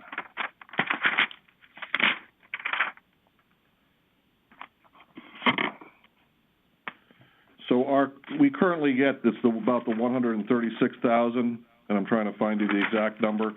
It will go up by an additional 116,000 for a total of 252,885. That was based on numbers about a year ago, so that'll change a little bit, hopefully more of the positive, but I don't have the current numbers from DSET yet. Okay, so for that to line, answer your question, only slightly above what you're looking at now. so I'm looking at 136,000, correct? No, you should be looking at 252,885. That's in line, this is Tom Bremer, that's in line 41129. Okay, I wasn't down there. Okay. That was an error. Those two numbers are. I'm sorry, who just spoke? All right, speak up. Well, This is Linda. Yeah, the budget book we gave you an errata page on it. The in the online version, it's correct. The 252 and the 909 should switch. We're getting 909 from other towns, and we're getting 252,000 from the state. That has since been corrected. okay. Thank you, Ms. Gardner. Okay, so that's the ECC budget. All right, very good. Any questions on revenue from the board? Mr. Walsh? Chief, police, the pistol permit applications are going up by 10%, just by number, or is the fees changed on that? No, that's the fees haven't changed. That's the number of permits we're issuing. Okay, has that been a consistent increase, or is it just what you're expecting to be this year? It's based on the consistent increase that we're seeing this year. Okay. And I know they're not doing these funerals anymore, but you had an increase of 16.5% based on the 3-year average. Have those fees gone up, or once again, that was increased usage you're seeing over the last 3 years? We haven't gone up on that fee at all, so it's increased usage. All right, my other questions were answered. Thank you, Mr. Chairman. Okay, thank you, Mr. Walsh. Mr. Bateson? Yeah, thanks, Jim. I guess this is to Caitlin or Tom. I heard the chief talking about revenue Metro North. Have you guys gotten revised? I assume you've looked at that for 2020, fiscal year 20, and you've incorporated that into the surplus calculation? You said Metro North. What is that about? Parking violations down at the train station. That's a revenue line. I have no idea. He's talking about the fact that they're not writing a lot of tickets, so therefore there's going to be a decrease in the revenue for the year. Yeah, we're looking at that. That's incorporated. Okay. All right. Thanks. Okay, any other questions on the revenue line? Mrs. Charlton? Yes, just a quick follow-up on the same topic. For the 3 line items, I don't know if this is for the chief or for Caitlin, but for the 3 line items that you said would be impacted, so the motor vehicle charge, the parking violation fees, and the alarm ordinances, I guess maybe the miscellaneous line too. Are those spread pretty ratably over the months? I mean, is there roughly, if we were to make some assumptions about when things might get back to normal, so to speak, would you be able to estimate a month's revenue by taking a 1/12 of that budget number, or is there some type of seasonality in there?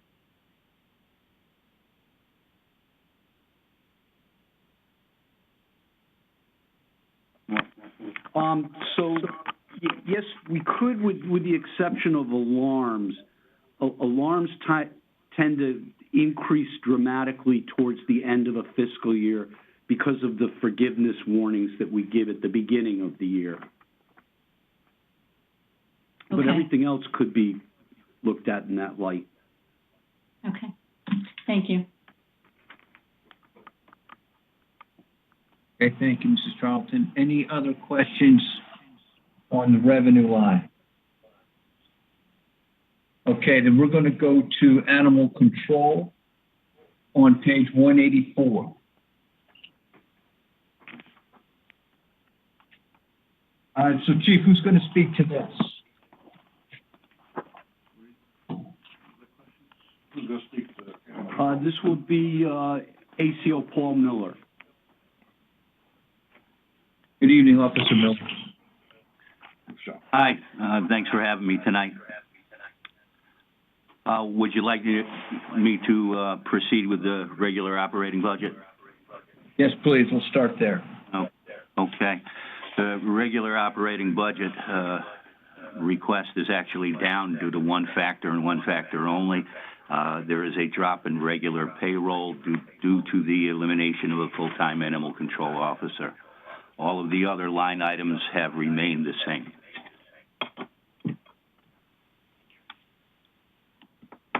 Okay, thank you. Mr. Mottola. Yeah, thank you. I don't know if you can answer this question, or maybe the select woman. The assistant animal control officer was eliminated, and what was the reasoning behind that decision? It was eliminated. I don't know the exact reason. That would be a better answer for the first selectman. It goes back a little way, Mr. Mottola. This is a position that was frozen a few years ago during the budget crunch for the state, for the state retirement funds. So this has been an open position. This is Linda. I'm going to jump in here. Go ahead. This was part of the restructuring of the first select woman's office, if you recall. There were two positions eliminated as an offset. I got it. Thank you. Okay. And so, who goes out on calls now when a resident makes a call? Is it you, or is it also the part-time assistant animal control officers that you have on duty? How does that work? It's both. Well, I'm a supervisor. I'm an active supervisor. I'm a line officer, so I do go out on calls. We do have 3 part-time animal control officers. One works during the day for 4 hours, one works at night for 4 hours, and one works 16 hours on the weekends, 8 hours a day. When possible, I have to do what I have to do in the office, but I am also available for calls. All right. Thank you. I don't have any further questions. Thank you, Mr. Mottola. Any questions on this budget?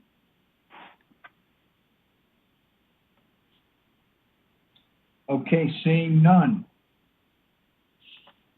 Thank you very much. Thank you.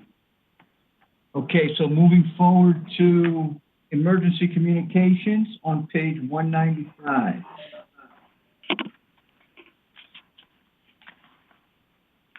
Chief, back to you.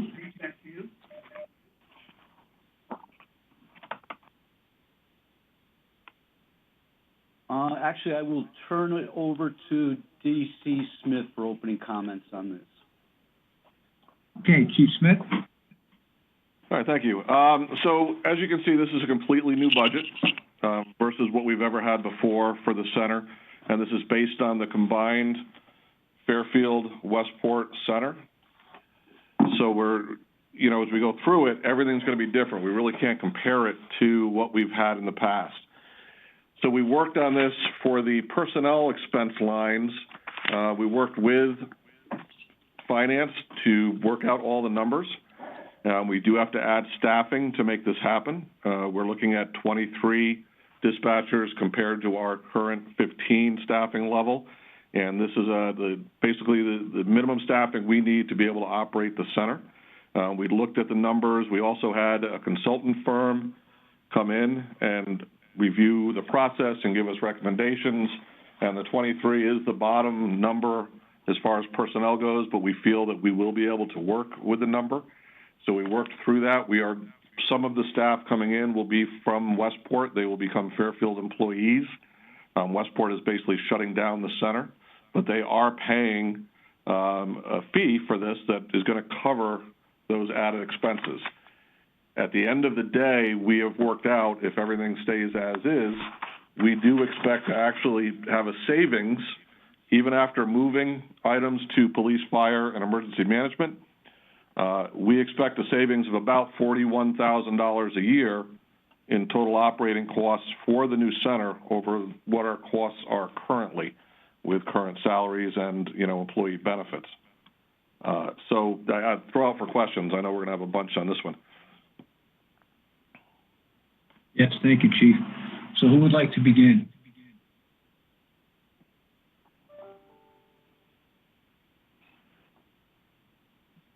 Mr. Mottola.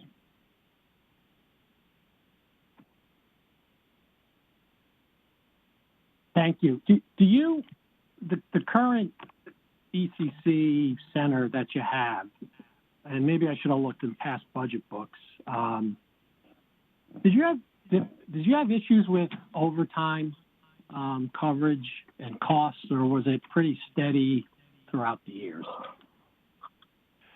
So it really depends on what our staffing level was in ECC, because the 15 is really a minimum, and our staffing currently is we require 3 people in the room on days, evenings, and then on midnights we have 2, and that's our minimum, and we're usually at that. Right now, we only have 13 telecommunicators, and one of those is training. So our overtime budget is on the high side. So, but it fluctuates every year. If we're up to full staff, then our overtime budget is less. If we're below, we get hit just because I've got to fill the seats. And so when will you be at 23 dispatchers? Or is that, are you going to be there once the system's up and running? Yeah, we need to get to that point so that we have the 23 when we open the new center, because that's what we feel our minimum is going to require to staff the positions necessary for Fairfield Westport. And part of this deal is also New Canaan Fire Department gets dispatched from the new center as well. So that's our staffing. We're going to have to get up to that so that on opening day we get the people in there. Some of the staff, like I said, are going to transfer from Westport. So they're going to be dispatching in Westport, and on opening day, they start working in Fairfield. All right. And do your dispatchers have the capability to do fire and police? Or will Yes, they do all emergency services. So currently, Westport has 2 separate centers, and that's part of the reason they are jumping in with us to do this. Our dispatch center dispatches police, fire, and sends calls over to AMR. For us in the new center, they will also dispatch Westport EMS, so they'll dispatch all emergency services. Okay. And I think you just said New Canaan's going to be involved. I think that's the first time I've heard that. So they're obviously paying or contributing some type of a yearly fee for this? Correct. Currently, Westport Fire Department contracts with New Canaan to provide fire dispatching. When they come over to the new center, the current plan is New Canaan's going to come over with us, and yes, they pay an annual fee for that service. Okay. All right. Thank you very much. You're welcome. Thank you, Mr. Mottola. Mr. DeWitt.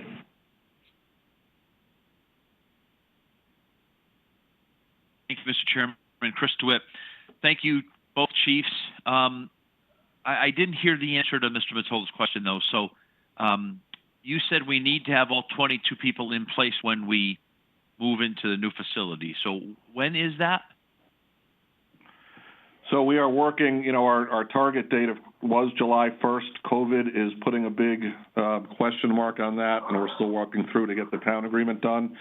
It really depends on when we can start getting the build done. So, yeah, we still hope for a target date, but will probably be after that. Could be between July, September. It's just I can't predict at the moment due to what COVID's doing to us, and we can't even, get in a lot of times to do what we need to do. Yeah, no, peace on that. Suffices to say that it's all going to be in fiscal year 21 budget where we're starting this. So how many people do we have of the 22 now? Right now, our staff is 13. So we're trying to get up to the 15 to get us fully staffed. And we're having the same problem that we're having on the PD side. To do that, it's conducting interviews. We're trying to work through so we can start hiring at least those other 2 people. We expect probably, and it's still up in the air, we don't have commitments yet, but 4 to 5 Westport employees to come over. And then we're going to have to hire the remainder of that to fully staff by the time we open. Okay, got it. Thank you, Chief. You're welcome.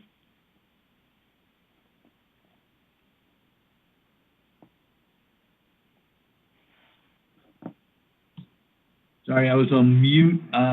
Thank you, Mr. DeWitt. Mr. Bateson. Yeah, thanks, Jim. I want to follow up on Mr. DeWitt's question. Don, I heard you. I had questions on manpower, too, for ECC. You said we currently have 13 dispatchers for Fairfield, so we're carrying 2 vacancies right now? Correct. Okay, so all right, that Westport, how many dispatchers does Westport currently have? They have a mix because they have the fire and police dispatch is separate, and at times, like Westport Police will have officers in dispatch covering some of those shifts. So I'm not sure, and they have a lot of part-timers that do fill-ins too, so I don't have an exact number of what their current staffing is. They had, it looked like 6 full-timers, but I believe one of those is retiring from Westport and leaving the position. So that might bring them, I think it brings them down to about 5 full-timers. I don't know how many part-timers they currently run, but we are not bringing part-timers over as part of our new center at this time. It's going to be the 23 full-time positions. Okay, so if they have full-timers in Westport currently, I thought I heard you say they have maybe 5 full-timers. Would those people you bring over? Yes, those people will be offered positions to come over to Fairfield, and I believe that they're all going to accept once we get to the point of offering them the spots. Now, when you guys have been talking to Westport, I assume there's going to be an operating agreement with this. Westport's not currently hiring anybody in ECC, right? I would imagine if they're hiring somebody, that would have to go through us right now. Yeah, I don't believe that they are currently hiring. They've been trying to make do with the staff they have, even the shortages, and that's why they can throw police officers in as necessary, so that they're not bringing in somebody new into their center that's going to end up being terminated and coming over to us. Okay, yeah. This is Tom Bremer. I just want you to be aware that under the agreement, we've been paid by Westport, or we receive money from Westport to basically hire seven Westporters, if you will, to man the Westport side of the ECC. So what do you mean, 7 Westporters? I'm thinking we're bringing 5 over, and we're going to hire 2 more. The town of Fairfield will be hiring them, not Westport. That is correct, because they paid for them. Okay. All right, so I'm looking at 5, 13, 18. So it looks like you're going to be looking for 5 more people. That's what you're going to be looking for approximately, Don? Looks like you're getting 5 from Westport, and we currently have 13. Yeah, we'll need a total. We have the 15. We need 23. So we'll be hiring a total of 8, 5 potentially from Westport. So that would leave 3 positions that we would have to hire for outside of Westport or Fairfield. Okay, in New Canaan, that's news to me also. We're just picking up fire dispatch, not police. Yeah, they have a strict contract. They just do fire dispatching through Westport Fire currently. And part of the thing is they would come over with us, and we would dispatch their fire department, and it's a flat fee that we would be charging them. Does Westport or New Canaan have private ambulance, or are they AMR? I mean, town ambulance, Westport or are they has AMR? a public ambulance. No, Westport has their own ambulance service run out of the police department, and New Canaan, I believe, is also their own ambulance service. But the New Canaan ambulance is not part of the current deal with New Canaan, it's just fire. Westport EMS would become part of our dispatch responsibilities. Okay. Our people we're going to be fine to handle that, our training, or are we looking at any additional training on our end? We're going to do training just as Westport's going to be training their people up. Ours is relatively simple in the fact that we are staying with our current dispatch computer systems. Westport is actually switching over, so they have more training to do with their existing staff than we're going to have. We're also working with Westport PD to try to make our dispatch policies very similar, and the same thing with fire department. We're getting rid of some codes to make it plain language, to make it easier for our dispatch. So we're working on our side as well to make this a more seamless transition and minimize the training that we're going to have to do, because the idea is any dispatcher in the room can answer the radio or pick up the phone for any department. Okay, sounds good. Tom Bremer, can we get copies of the operating agreement with Westport, and do we have anything yet from SHU, the lease or anything like that? My understanding is the operating agreement is still being negotiated, and SHU, they had one location for the ECC. It's now moved to a second location. And we're keeping on top of it, but right now we don't have any signed deals. So if I can expand too, I can expand on the lease part of it. So our agreement with Sacred Heart, the location changed, and actually I think we're more pleased with the new location. I think it'll work. It's going to work as well, if not a little bit better. The lease was sent. The Board of Selectmen has approved the lease and is waiting for RTM approval, which I believe, if they're holding a meeting Monday night, is on that agenda. And it's also my understanding that Westport has already agreed the lease, if not signed it. I don't have a copy back, but I was told that they approved it and signed it. So it's just got to hit the RTM for their final blessing, and we can get that signed, and we'll have the lease in place. Don, where's the new location on Sacred Heart now?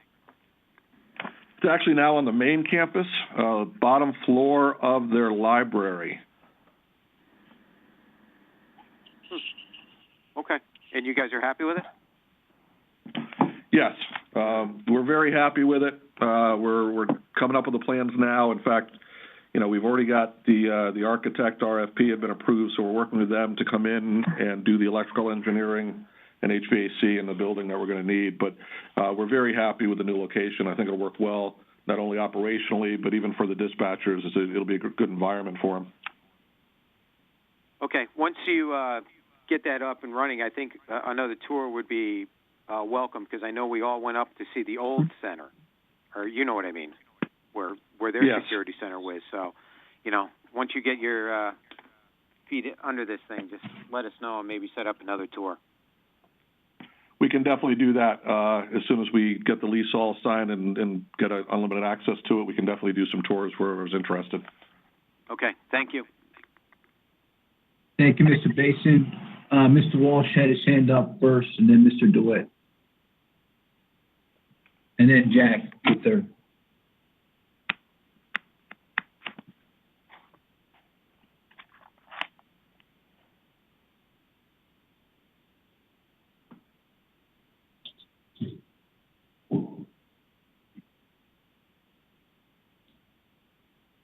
Hey, Jim? Yeah. Mr. Walsh, you were on mute for your question. I'm sorry. So with the new location for the ECC, the entire budget seems to be based off of this opening up on July 1st. With it not opening up on July 1st, how's that going to impact the entire budget and both expenses and revenues? Because I presume Westport's not going to pay the full price if they still need to be running their own ECC for what could be 3 months or more into the new year. So, yes, a lot of it just depends on the unknown, on when we can get everything put through the town boards and I can start building, and the effect that COVID has on us as far as any delays. It would have an impact on this. Potentially, we would see a savings on the budget that's presented because we won't have all the costs up until we go live. So we could see some savings, but you're also right. I can't see Westport paying us if we're not up and running for them. So some of that revenue would be off. It's just I can't predict until I get a better handle on the delays based on the the crisis we're dealing with. All right. You seem to be dealing with a lot here. I mean, you don't have a lease, right? You don't have an operating agreement with Westport, which seems shocking since we've been dealing with this long.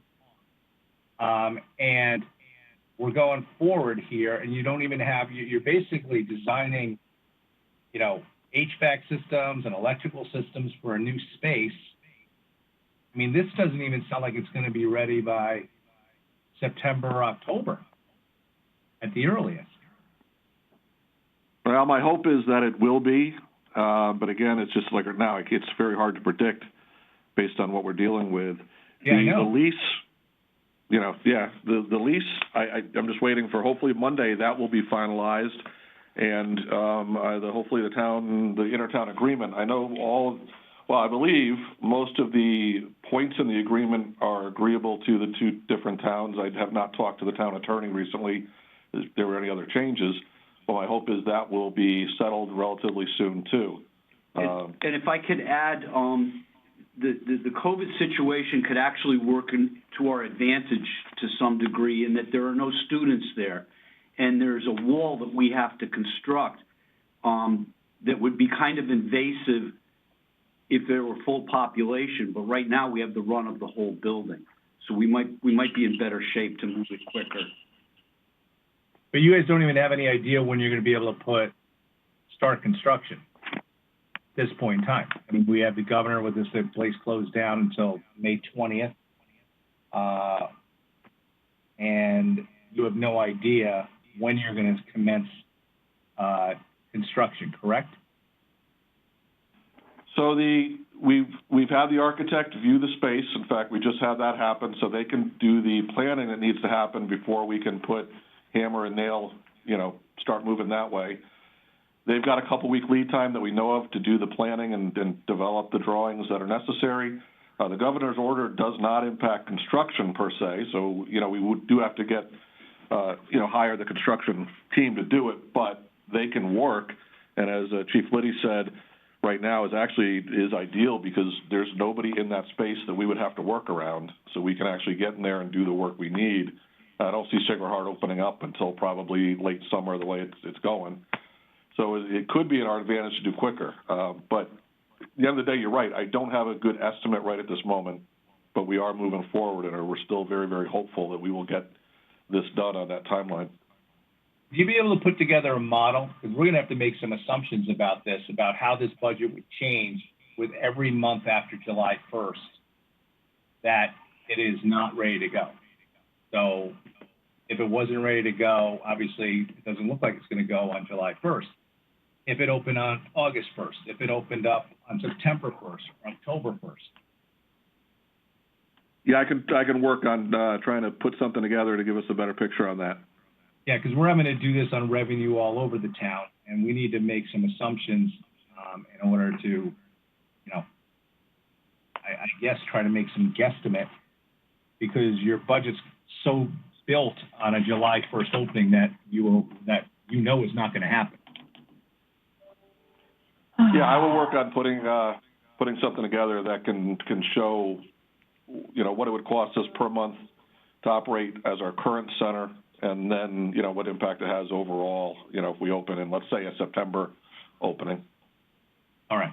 The money that's coming from Westport, do you have a worksheet that shows what part of it's for the salaries and what part of it's for the other costs?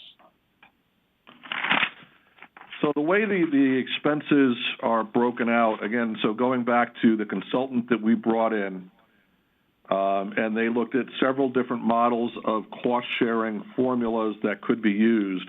And the work group and looking with finance, we decided we're using basically a hybrid model that looks at population and 911 call volume. And we went with 911 call volume as the second determination because it's something that no department can really fake. Those are all tracked by the state, so it gives us some hard numbers to look at. And when we put those two together, it gives a 67-33% cost share. So simply is at the bottom line, the end of the day, and then we include the behind the scenes like insurance, retirement costs, and everything else. Westport pays a 33% cost of that, and we pay the 67% cost of that. And that works through, and in fact, part of what was built out in this is even costs that are not really in a budget. We actually worked out, okay, payroll processing. What does it cost to do payroll processing per person, per town employee?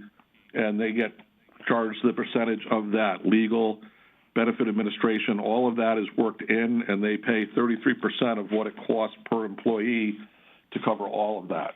So it's a strict 67-33 split on all expenses relating to the center, as far as the operating budget goes. All right. Does that work on payroll as well? Yeah, everything. It's a bottom line. Okay. We looked out every cost to operate, and they pay 33% of it.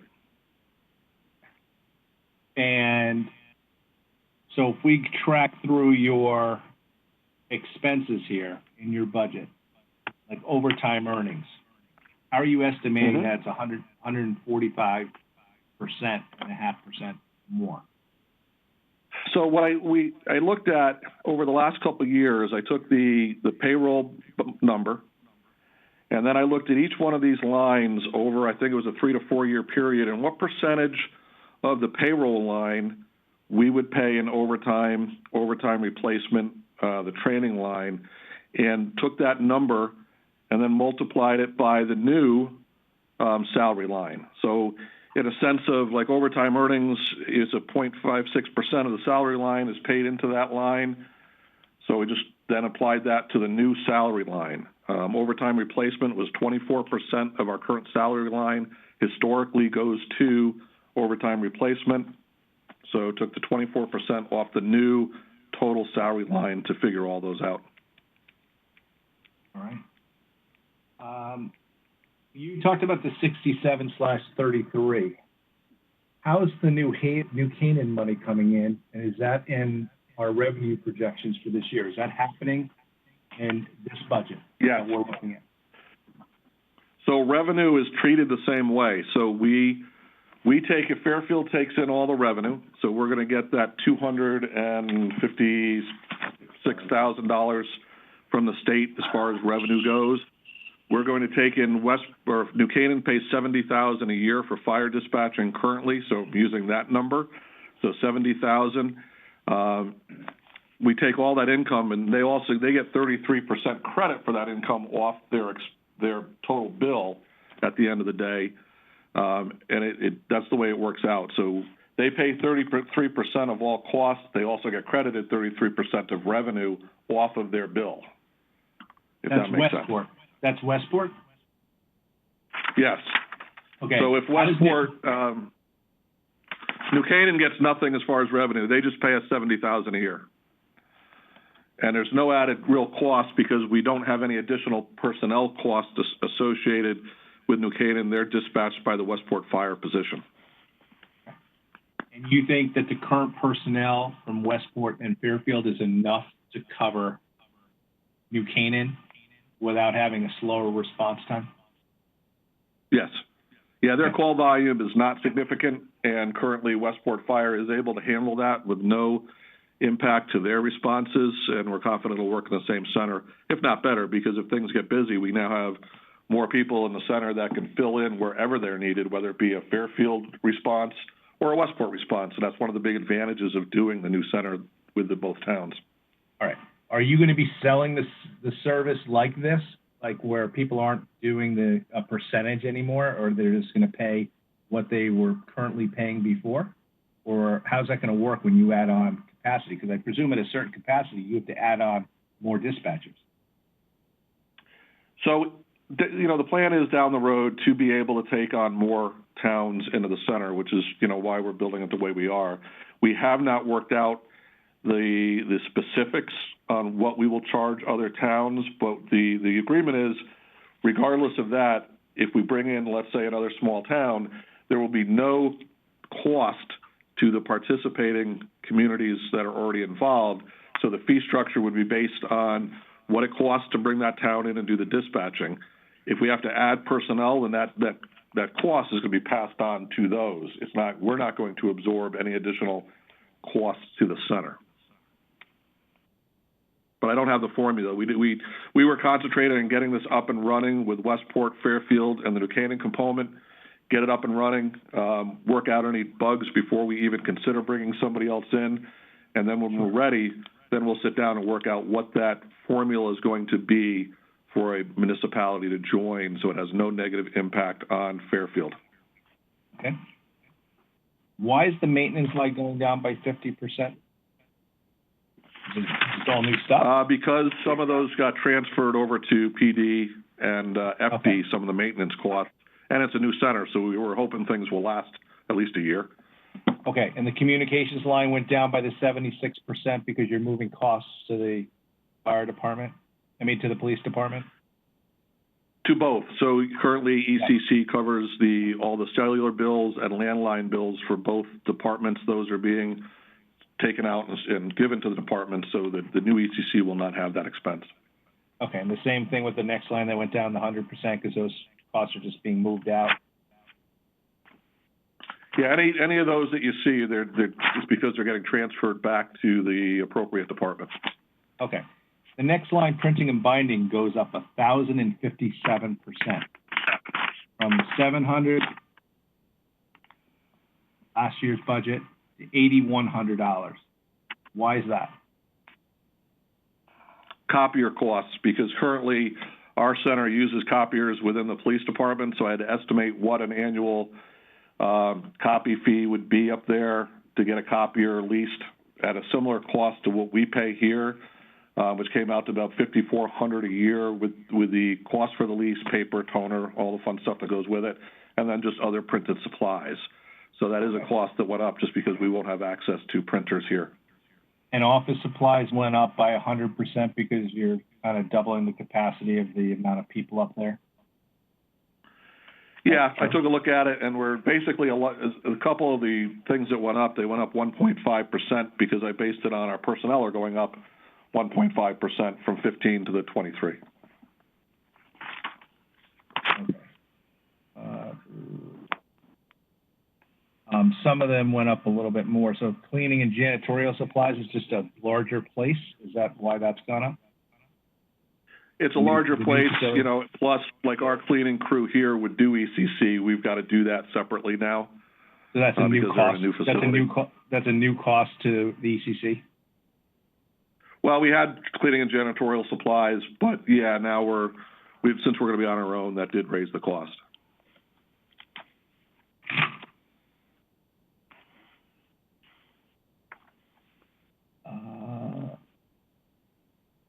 Okay. I have no other questions other than the capital when we get to it. Okay, thank you, Mr. Walsh. Mr. DeWitt.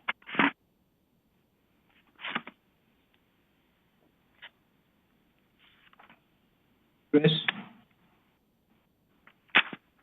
All right, I'll come back to Chris. Jack, you had a question? Yes, thanks, Mr. Chair. In the budget line, just to kind of dovetail off of what Mr. Walsh was inquiring about,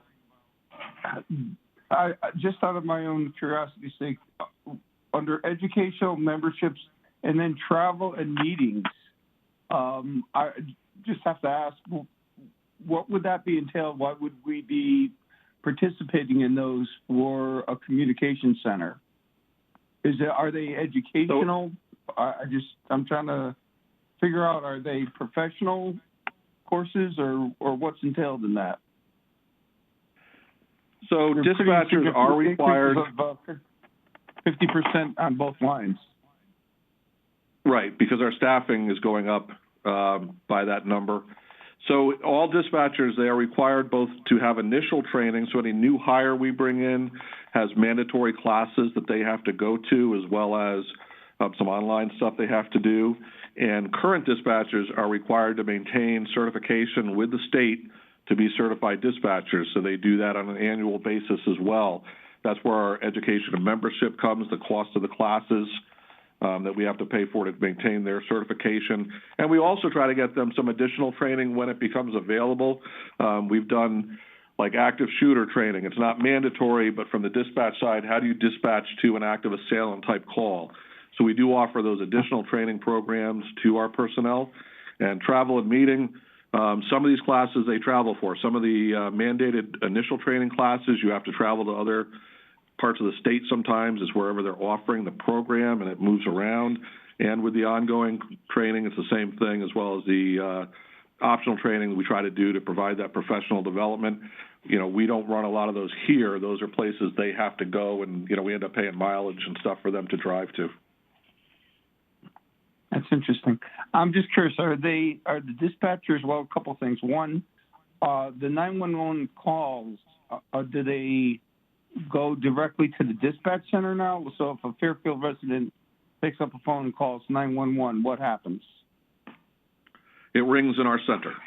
So our dispatchers pick up all 911 as well as routine calls for police and fire and EMS, and we transfer those to AMR here. And they will continue to do that as well as be answering all Westport's 911 calls for all emergency services. And New Canaan as well, if I heard that correctly, is that right? Yeah, I believe what happens in New Canaan is I think their dispatch is probably, their police dispatch picks it up once it's determined to be a fire call. They hit a transfer button and it would transfer now. Right now it transfers to Westport. It will transfer to our new center. Okay, and on the similar reason rationale on the personnel, I'm just curious, do they perform a background check like a police would? Are they printed? Is there do they go through the lie detector program, or what happens with the dispatchers? So any new dispatcher that we hire goes through a testing process. They actually take a written exam that's conducted by CPCA, the Connecticut Chief of Police Association. And then we take the results of the written exam. We take the top X amount of people, depending on their score. They then come in and they do go through an oral interview process that is, well, the new process will be a representative from police, fire, for each agency, and usually a dispatcher will sit in on that as well.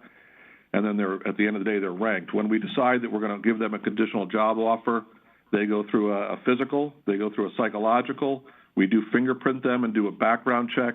We cannot polygraph them. The only people that we can polygraph are law enforcement. Police, okay. Very good. Thank you. You're welcome. And this is Mr. DeWitt.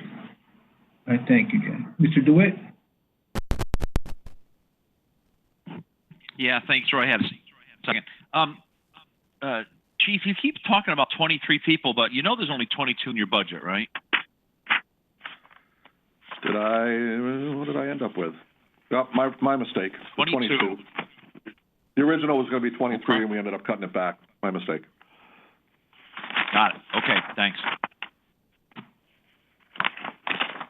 Okay, thank you, Mr. DeWitt. Any further questions on this budget?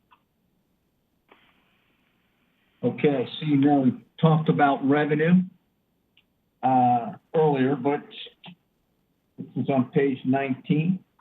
Are there any questions on the revenue? Any further questions on revenue? 19. Page 19.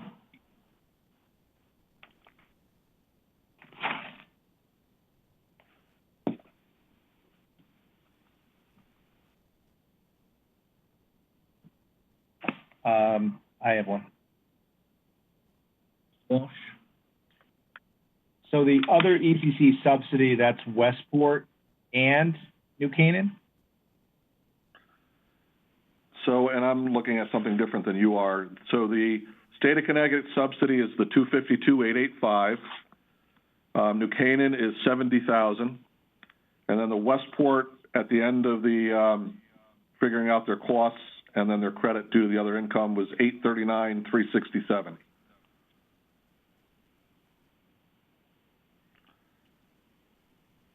So I think you might have put the 839 and the 70 into one, and the state subsidy in another? Is that the way you got it? Yep. I think that's what happened. They just had maybe we got an errata sheet on it because they have the state ECC subsidy at the 909. It's switched. Okay. Okay. It's backwards. All right. Okay, Mr. Walsh, Mr. DeWitt? Chris? Thank you, Mr. Chairman. Yep, thank you, Mr. Chairman. Chris DeWitt. Linda, there was an $81,462 increase made by the Board of Selectmen. What's that all about?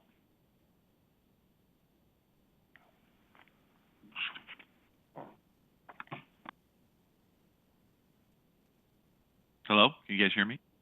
Yeah, she's looking. Oh, okay.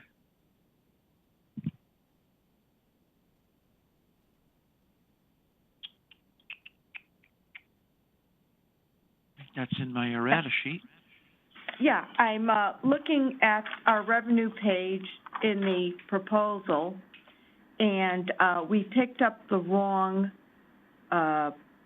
other subsidy. We picked up 909, and it should have been 990, so we made that adjustment.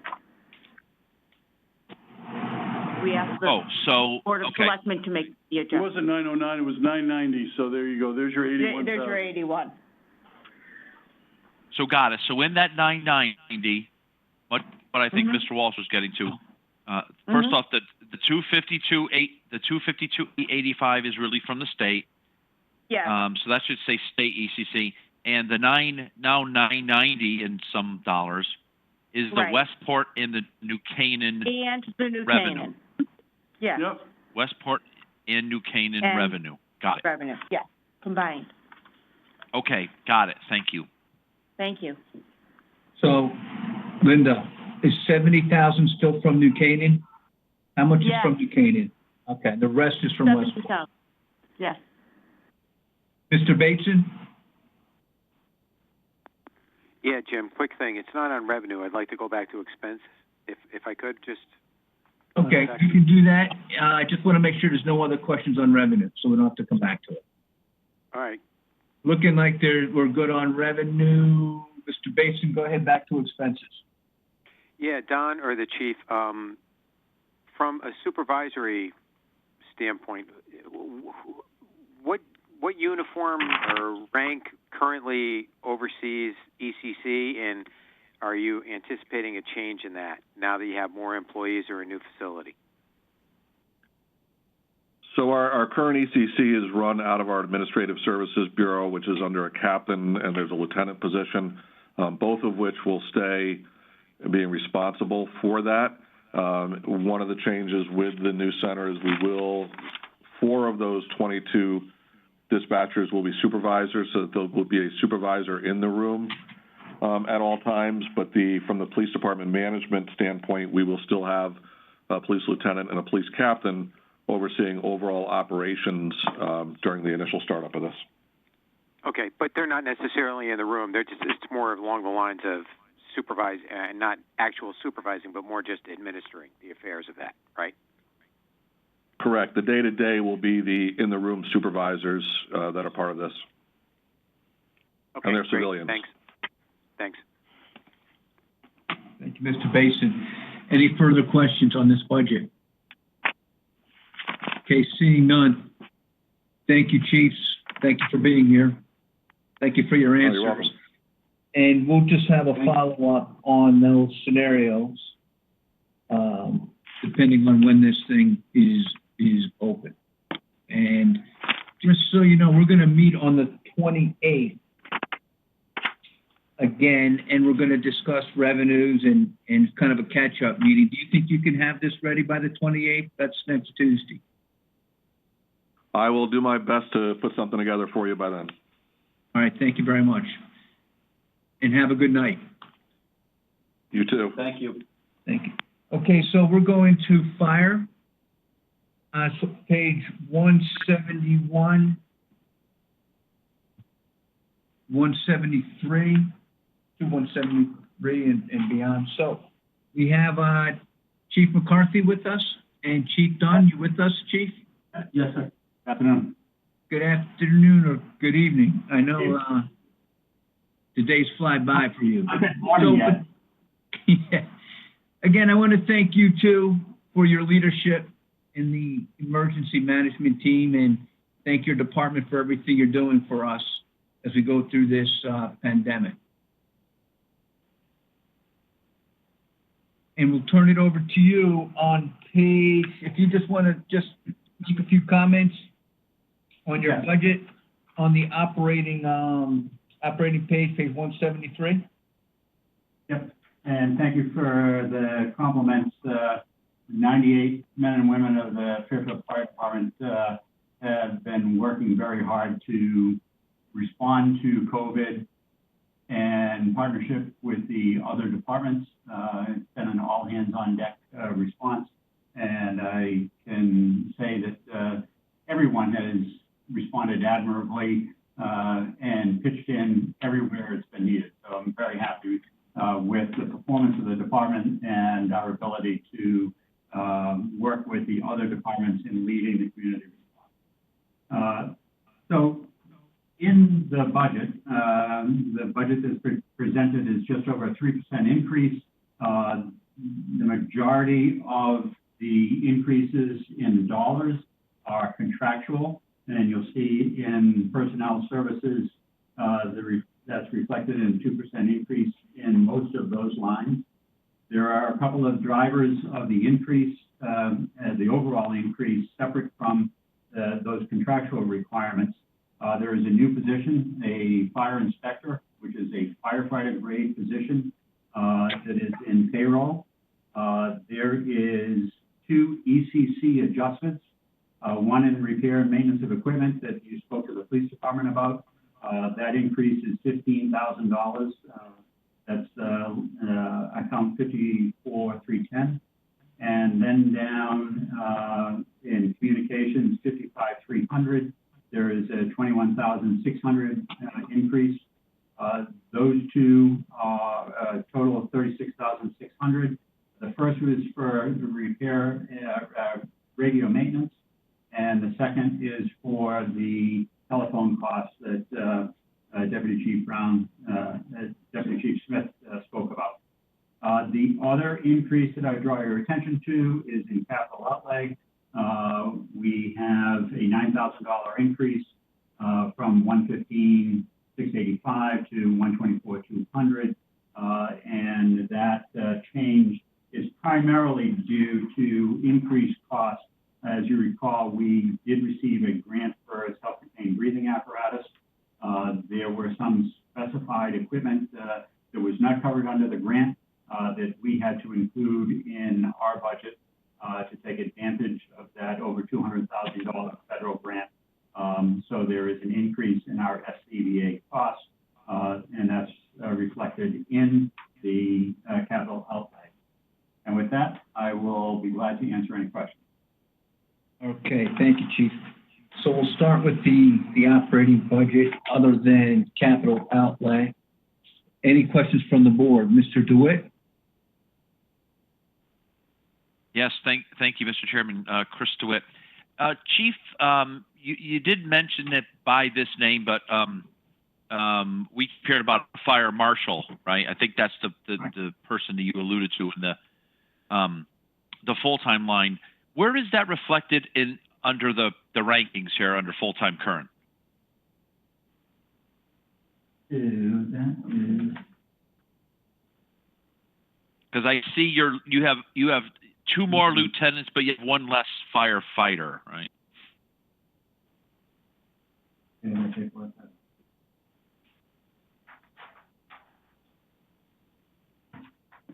The fire inspector is a fire lieutenant. This is Linda Gardner speaking. So the fire marshal is under fire lieutenant. Okay, so fine. Right. Fire marshal. Okay, got it. Thank you. Thank you, Mr. DeWitt. Mr. Mottola? Thank you. Hi, Chief. How are you? Very good, John. Chief, your fire marshal that you want to bring in, deputy fire marshal, my understanding is the department and the town actually has a statutory duty to make and do timely inspections throughout the town. Is that a fair statement? Yes. So we have an annual inspection requirement for all of the residential properties that are governed by the fire code. So that's everything above a 2 families. So all the 3 families, all the multi-families, hotels, motels are required to be inspected annually because they represent the largest risk to loss of life because where people sleep or they're in congregate care settings. Okay, and you're just the way you're staffed right now, you're having trouble meeting that obligation, or you're concerned that you won't be able? We are not meeting the obligation. As you know, there's been a considerable amount of construction in Fairfield. I would point out that construction is almost entirely building more residential facilities, whether it's college dormitories, assisted living facilities, or apartment buildings. So we are adding to the housing stock to a great degree, and all of those are required annual inspections of each one of those facilities and each space in that facility. So our challenge has only increased over the past several years, where we were not meeting the statutory obligation for annual inspection before, and due to the type of building and construction that is occurring in the town of Fairfield, we're falling even further behind. So will you try to hire a lateral person, or will you offer the position for someone within the department? And my understanding is that whoever you hire has to be certified by the state, and if they're not and you hire them, you have to send them to a school for a while, correct? That's correct. So we have several individuals that would qualify for the position, well, it would be open to the department. There are several members who have received state certification by the State Fire Marshal's Office and are fully certified and could make that lateral transfer without going back to class. Certainly puts us in a position where they could start work on day one, performing certified inspections immediately. Is the hire your discretion, or do you have to give a test and all of that? We have a standing list. No, the transfer would be by interview process within the department. Okay, good. So you could bring someone in, they can get to work right away then. Correct. Okay. Just a couple more questions. Are you fully staffed within your department at all positions, or are there some openings? So we maintain 4 vacant positions, permanent vacant positions. So we have 23 firefighters on duty as part of our required staffing level. 22 of those positions are full-time employees. There is 1 vacancy per shift that is filled with overtime. And that was an arrangement that was made many years ago. When you balance the benefit costs versus the overtime costs, it appears to be a slight benefit for the town to fill that with overtime. So we've been doing that. We do anticipate in this coming year that we will have several vacancies that will be due to retirement that will need to be filled, and we'll be sending people to the fire academy in September or February, depending on the date of those retirements. So the 1 vacancy that you've maintained over several years, what you're saying is that there's a slight benefit that favors the town. Is that what you're saying? Right. Correct. And there's an agreement? There's 1 per shift. So there's 4 positions within the department that are permanent vacancies filled by overtime. Okay. And so are you confident moving forward, if you keep that in place, it's still going to be a benefit for the town? There's not really a question about that? We can handle that load fairly easily. and have historically. Okay. In my understanding, you do have mandatory minimum manpower requirements per shift, correct? Correct. That's correct. 23 per shift, 24 hours a day. And that's negotiated with the union? That is a labor agreement. It's part of the contract with the labor union. Okay. And so if your staff levels were reduced, you'd still have to maintain that mandatory minimum manpower, which could increase your overtime budget, correct? That's correct. Okay. All right, Chief. Thanks for answering my questions. Thank you, Mr. Mottola. Any questions from the board? Okay, so seeing none, let's go to capital outlay. Chief, you just want to go through these 4 items for us? Sure. The first is the SCBA compliance upgrade. That's $51,000. That is to backfill against the grant-funded SCBA replacement program that we have been involved in, and that grant came before the Board of Finance last year and was approved. The second is our annual hose replacement. So we buy water district hose and appliances every year as needed. We do an annual hose testing as required by national standard. Those pieces of equipment that fail that test are replaced, and $5,000 is allocated every year to allow us to replace that equipment that fails the test. Some of this equipment is, in particular in hose, is over 10 years old and serves us very well, but we only replace it as it fails our annual test. The third is our turnout gear replacement. We have been on a replacement plan that you will remember. We developed a matrix for our turnout gear. This is coats, boots, bunker pants, and we replace 7 sets annually. And the last is a staff vehicle. We replace our staff vehicles. We get 15 years or better out of our staff vehicles. We have a few old police cars that are serving as our staff vehicles for the fire marshal's office. What this vehicle do was we replace a vehicle, mine in this case. Mine will get passed down to the fire marshal's office, and out the bottom will go a 2007 or 8 Crown Vic. Okay, thank you, Chief. Chief, are you aware that when we asked the Finance Department for suggested adjustments to the 21 general and fund budget, due to the year that we're having, one of the suggestions to us, to the Board of Finance, was to reduce the staff vehicle? I'll be glad to walk to work and get my exercise in at the same time. Okay.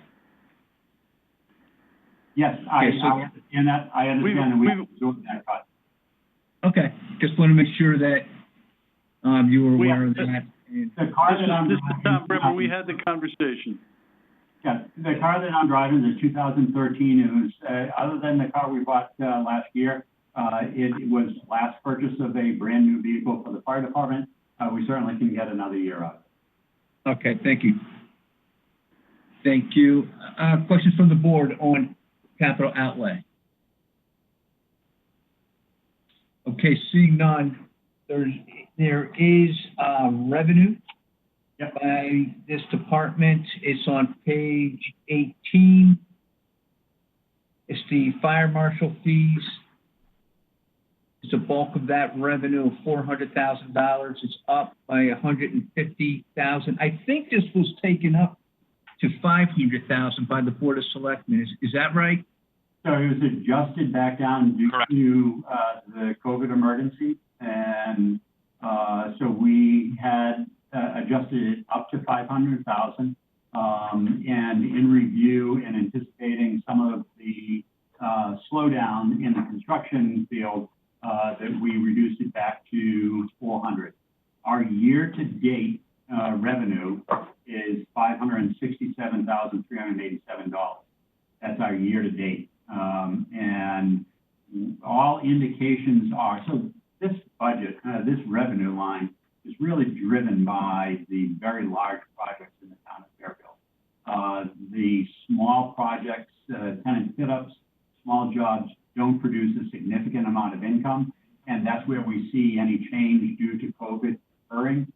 We expect that the very large projects, take the Alumni Hall at Fairfield University, that was delayed 1 year, but it will still fall within this year's, next year's budget. So we expect the revenue from that. The projects at Sacred Heart are expected to go forward. Several of the large commercial developments, again, residential, we expect that they are close to permitting, and they will permit and will receive a fee in the fiscal year. So I think $400,000 is an appropriate number given our estimate of construction activity, our projection for construction activity next year. Okay, so your take. So, Ms. Gardner, this was in the adjustment for the Board of Selectmen for another $100,000, correct?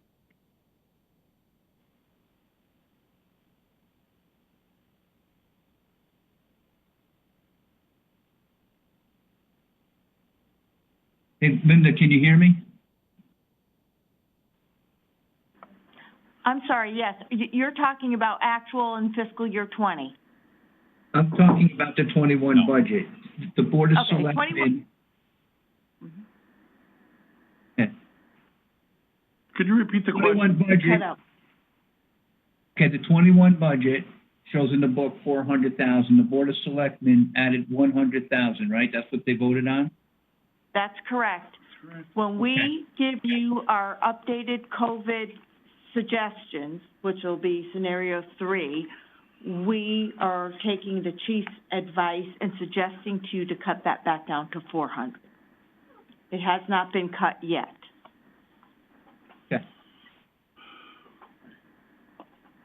Now, is the increase itself, Chief, due to the addition of the fire marshal? So certainly the additional staff allows us to keep up with our contractual requirement to process permits within 30 days. And given our fee structure, there is a responsibility in the department, on the part of the department, to do better than that. We are charging significant fees compared to historical fee structures. So this will allow us to maintain currency with the applications that come in. And it will allow us to get out in the field and do the annual inspections necessary and as required by state statute. Okay, so it's not really, if I'm hearing you right, it's not really about revenue, it's just about service.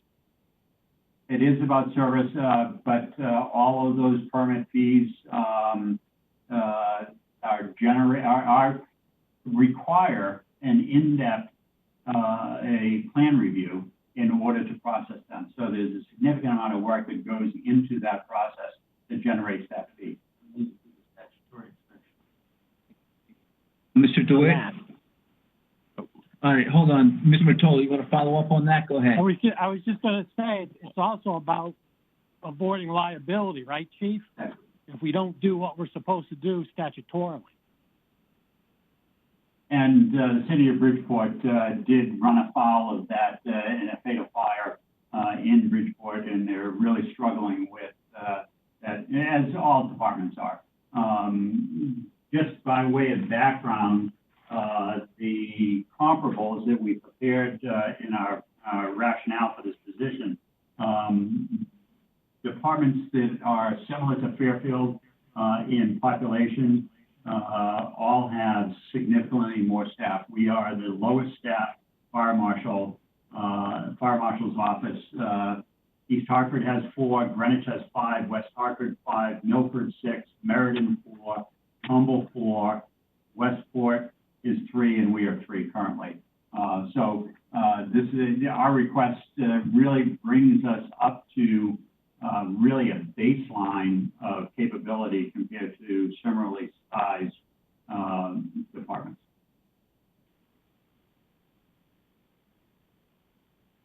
Okay, Mr. Matola? Yes, thank you. All right, Mr. DeWitt?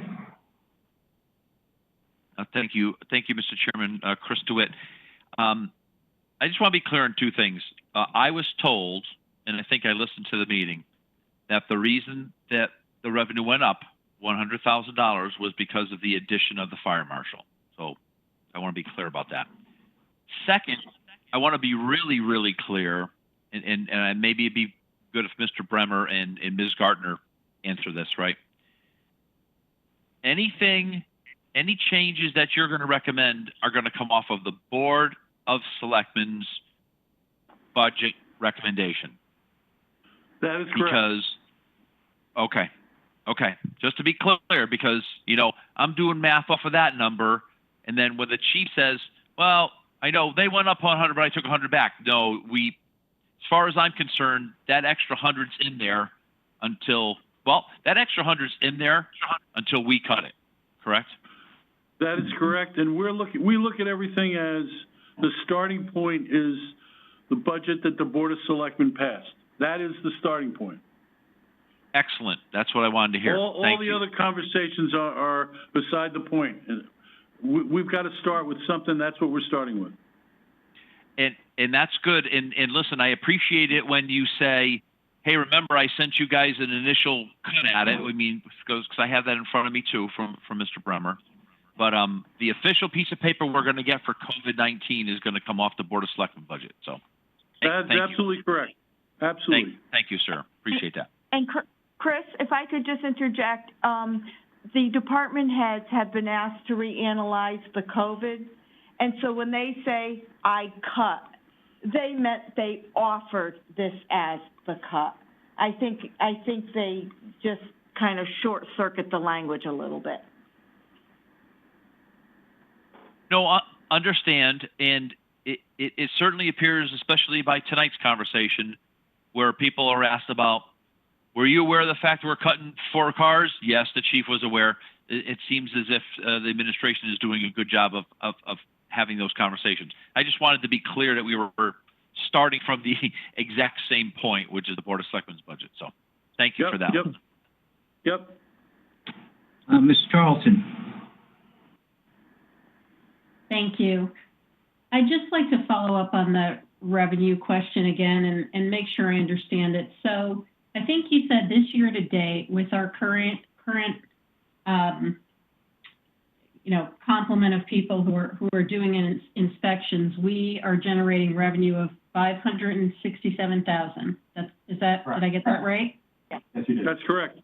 Okay, and next year, given that we're expecting some decline in volume, we expect that to be $400,000 with a new individual. So I guess I'm very sensitive to what you're saying about the service levels and our statutory requirement to do these inspections on a timely basis, but it seems, I'm just trying to get my head around that where we are today, we've been able to do what we've done with a higher volume, and that we're going to be adding a person at a time when we expect the volume to be going down, at least in the current year, and particularly on smaller jobs, if you will, which,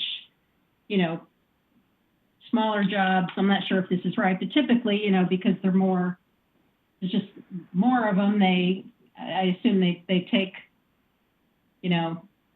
more time because you're going from place to place. But can you just kind of comment on that and help us understand that a little more? Sure. Right now, the fire Fire Marshal's office, and we have been working this year with 4 people in the office because we had a light duty personnel working in the office doing plans review. We took advantage of someone who was incapable of working on the line. They were on extended sick leave.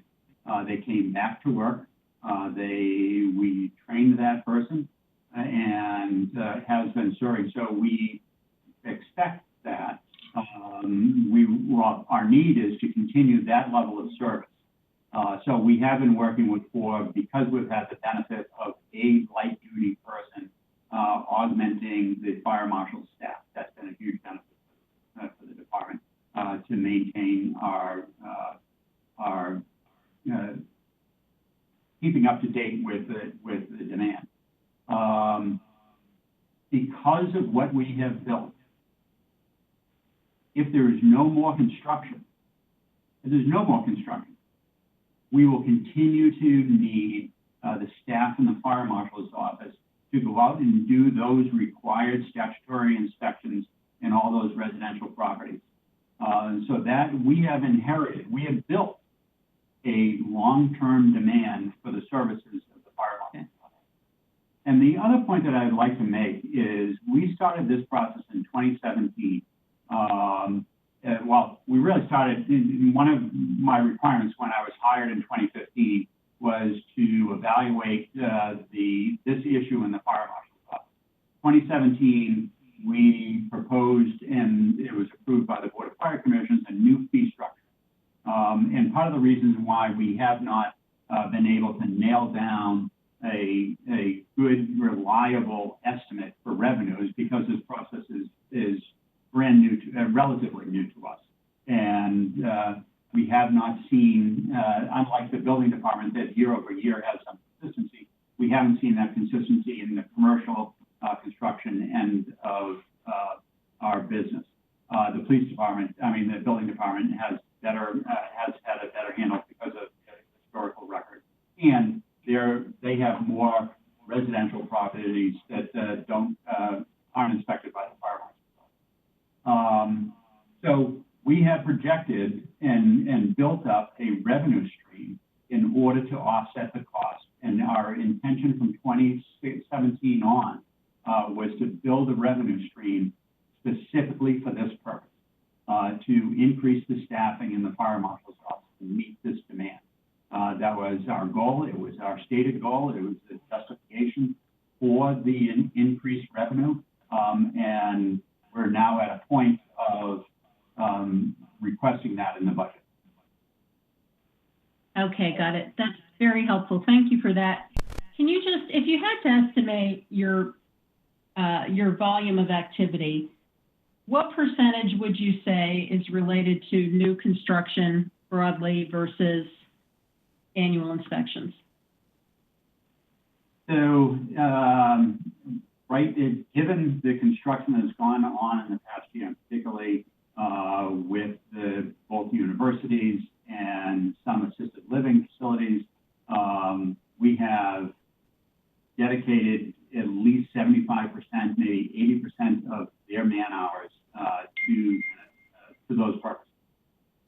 To new construction. That's a back of the envelope, off the top of my head estimate. I would have to do a far more detailed analysis to provide better information. But looking at their workday, because we share the same office space here on the second floor at 140 Reef Road, we see and have daily interactions with them.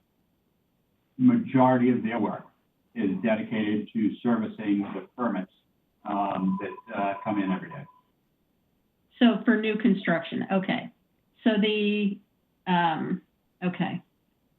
And some of those projects, you referred to small jobs versus big jobs and the demand. Some of those apartment buildings that have been built, it all depends on the quality of the contractor and their ability to, comply with the code and understand their responsibilities. Some of them require repeat visits dozens of times. So it is a huge demand. You think over the life of a construction project, which may be 18 months, it's 30, 40 visits visits back to that facility to do progress inspections as well as specific inspections of systems. Got it. Okay. All right. It does sound, though, that the revenue is fairly sensitive to new building.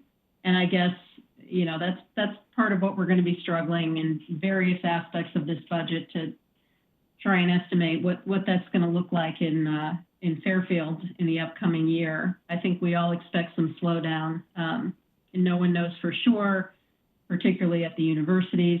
Let me just ask you one more question.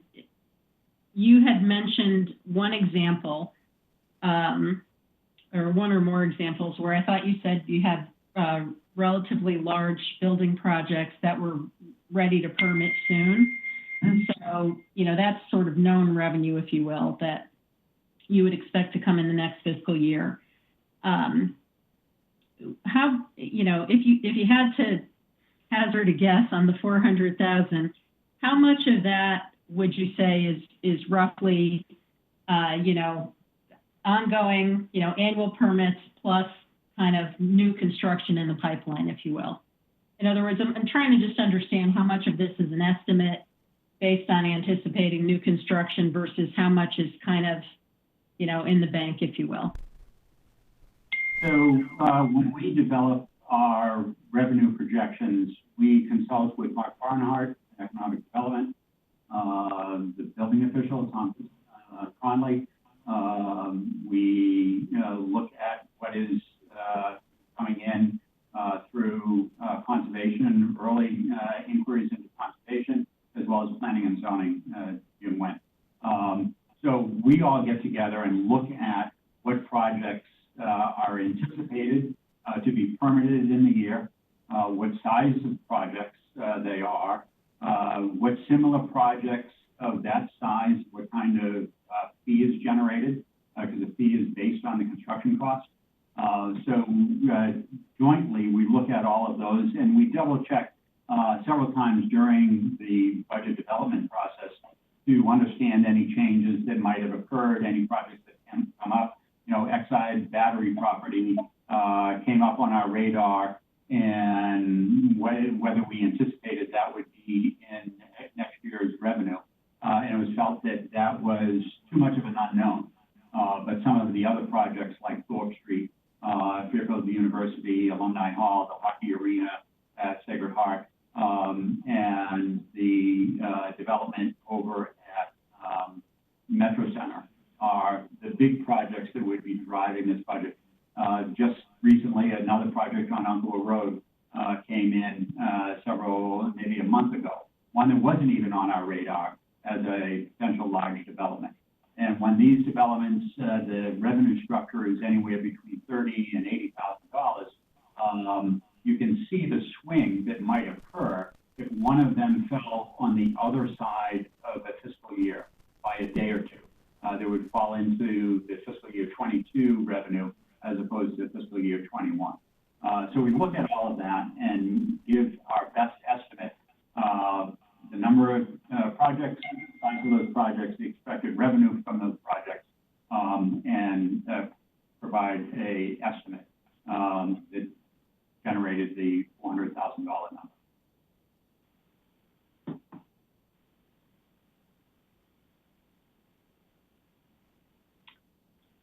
Okay, thank you. Thank you. Thank you. Mrs. LeClaire.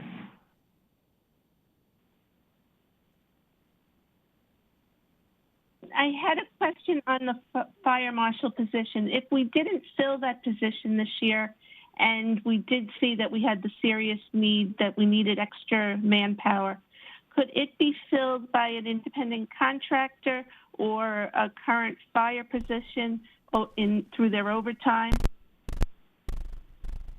So it could be, so a portion of the work could be filled with overtime. It is difficult to do that, given just the volume of work that needs to be done. You know, to piecemeal it in is a challenge. We're not, this bargaining unit, we couldn't subcontract it because it's bargaining unit work. It's governed by the contract. So that is not an option. I feel that we have made the justification based on demand, legal requirement, and the revenue to offset the cost to fill this in a way that provides the best bang for the dollar that we are asking for. And I think that we are best served as a community to fill that position with a full-time staff. Okay, thank you. Thank you. Thank you, Mrs. Leclerc. Any further questions on revenue? Mr. Walsh?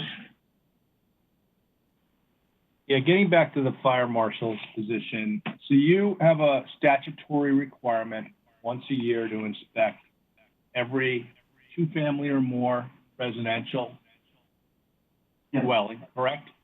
And what about commercial? What about commercial dwelling? So commercial dwelling is the same. Any residential property, whether regardless of what context it's in, if it's a three-family or larger or greater, we have a annual inspection requirement. Okay. How many units is that?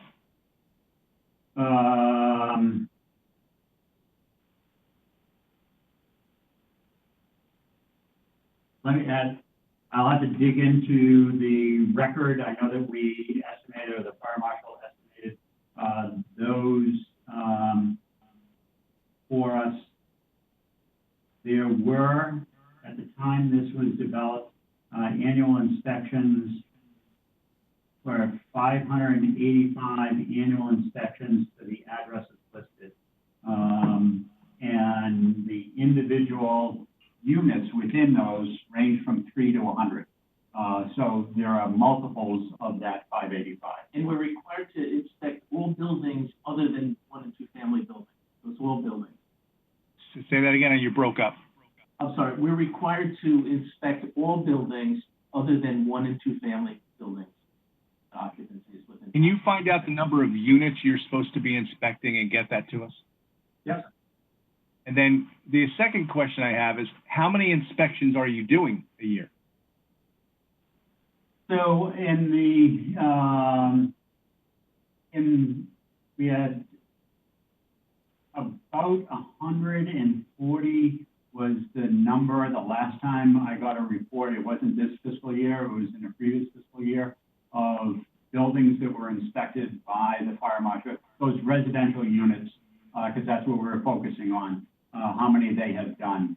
And so it was, less than a quarter of the total number of buildings that were involved. Okay. And do you keep a record of how many units that is? I mean, you could have one building that could have 50 units in it, correct? That's correct. I would have to get that from the fire marshal. So if we add this fire marshal, are we going to catch up completely? We'll be inspecting all 585 buildings and every single unit in that building? So my budget request in a different time and space back in December was for 2 new positions in the fire marshal's office. Based on what I anticipated our need to stay current with the annual inspections and the load for the permit processing and the construction inspection. So I do not expect that we will be able to, given if the amount of development that occurs next year that generates $400,000 worth of revenue, that will take up at least 80% of the time of the 3 current inspectors, that 4th inspector is going to be devoted solely for residential inspection. I don't expect that he will be able to meet the entire demand of all of those residential units. And that's why in this budget, we had originally requested 2. Under the statute that makes that statutorily required by the town to make those inspections, what are the penalties for that? Is it a state penalty? Do they fine you? There is not a penalty. There is a liability. City of Bridgeport suffered that liability as a result of a fatal fire multifamily, and that is the exposure that all towns have in not meeting their statutory obligations. You just said that that was a municipally owned, meaning the city of Bridgeport owned the building. No. Is that what you're saying? I'm familiar. That's not what it was. Yeah, it was my understanding. Just hold on, Mr. Mottola. So Mr. Wall, can you answer the question? Yeah, it was a housing authority building, if I remember correctly. And a third party who got killed in a fire brought a lawsuit, and I can share details with some of you at a later point, but the concern and the fear was there was a very unfavorable ruling, if I remember correctly, at the appeals in Supreme Court about the statute. The bottom line is that municipalities are exposed to liability if they do not do these inspections. And I know there's been a push to try to change the statute up in Hartford, but that hasn't happened yet. So there is liability on municipalities who do not perform these inspections. That's the way the law is written right now and interpreted. So that's my concern. So I think the chief agrees with that.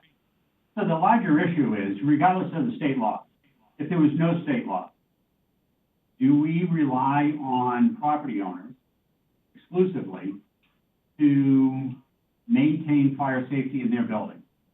And I can tell you, having been a fire inspector in the mid-'80s, and circumstances haven't changed dramatically since then, that a qualified, certified inspection of these properties are required to maintain public safety.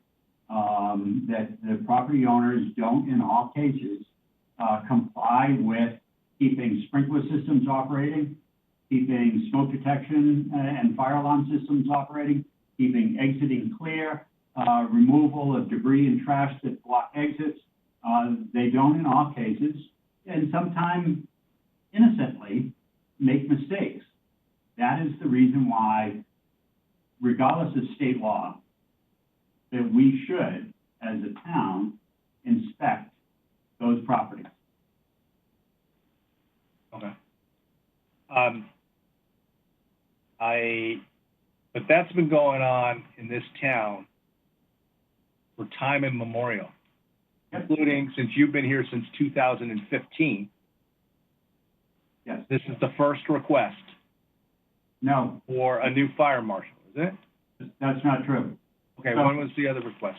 The previous administration, I requested the opportunity to submit a budget. If you can recall, during the state financial crisis, we have struggled with all sorts of financial issues over the past 5 years. And I was given the directive to develop a fee structure in order to support any new requests.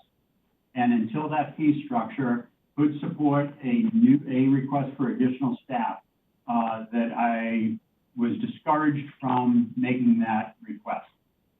So those detailed conversations I had with the former administration, it certainly was a agreement and an understanding that we had on the process to go forward to get support from the Selectman's office for that position. The fire department has met its obligation under that agreement, and the first select woman has reviewed that record, our justification, and out of the 2 positions that I requested, approved in her budget a single fire inspector's position. So Mr. Tetro asked you not to put it in the budget. Mr. Tetro asked me to develop a fee structure to support it because of the economic circumstances of the time, and the loss of state funding. As you recall, all of those issues of millions of dollars that were being cut, he asked that I develop a fee structure to support the position to bring that forward. Okay, and when did those fees get raised? 2017. Well, we started the process in August of 2017. That was the first time that was right after the Board of Fire Commissioners approved the fee structure. In 2015 and 2016, the revenues were $23,000, roughly $30,000 a year. We've gone from $23,000 a year to $567,000. Okay, so there's been 2 budget years, current one we're in and the last one. Yep. Where we've been collecting revenue for that, and it still didn't change. And you still didn't request the fire marshals, 1 or 2. I mean, it's been a while. All right, thank you. Thank you. Okay, thank you, Mr. Walsh. Mr. DeWitt, you had a question? No, I was going to bring up the same thing. Why I haven't heard about this? It's never come before our board. That was my only point, and Mr. Walsh made it. Any further questions on this budget? Seeing none, we're going to move on to hydrant and water, page 189. Mr. Chairman? Yes. Under that same, we usually do the regional training school. That's coming up. Oh, it's under the same agenda item, but okay. Good evening. So the hydrant and water budget, it's based on the amount of inch feet of water mains that we have in the town and then the amount of hydrants that we have in the town. And it's just like giving a water bill or a UI bill in that we're charged whatever rate has been approved by Pura. So that's really the basis of it. And then upon that, they have entered by Pura, including water, WICA, water infrastructure conservation adjustment, and water revenue adjustment, which a lot of these adjustments were at times there were credits, but now they're surcharges. So that's how this budget is built. Okay, thank you. Any questions on this budget?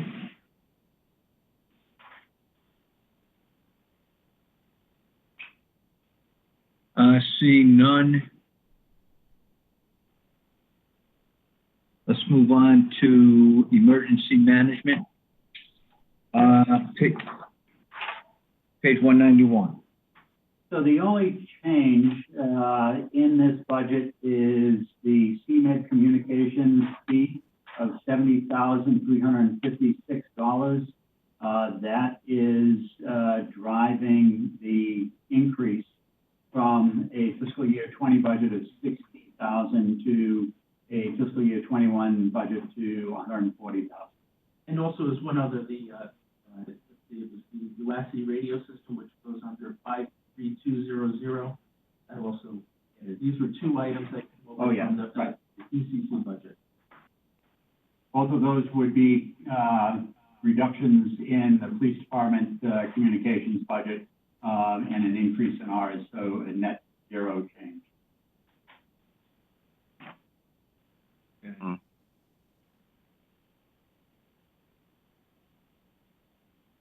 Okay, any questions on this budget? So FEMA reimburses 52% of this budget, Chief? Yes, we get 30,580, I believe. It's in the revenue side that comes in, and that's based on population, 50 cents a person. Okay. Any questions on that budget? Let's go, Mr. Walsh. Yeah, Chief, is the Emergency Management Command Center open because of the COVID crisis? Yes, it is. Okay, and when's that been open since? We've done it virtually since it opened in order to maintain distance.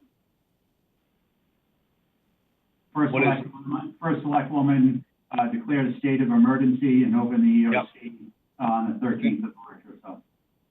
Okay. Is that a building that we have for that? No. The Emergency Operations Center is typically the police department classroom. Okay. It has been historically that. Given our unique situations in this crisis and the duration of this crisis, the command staff has operated out of the conference room, second floor of Town Hall, and conducted all the command staff meetings there. The operations section has operated out of the fire school, as has the planning section, logistics,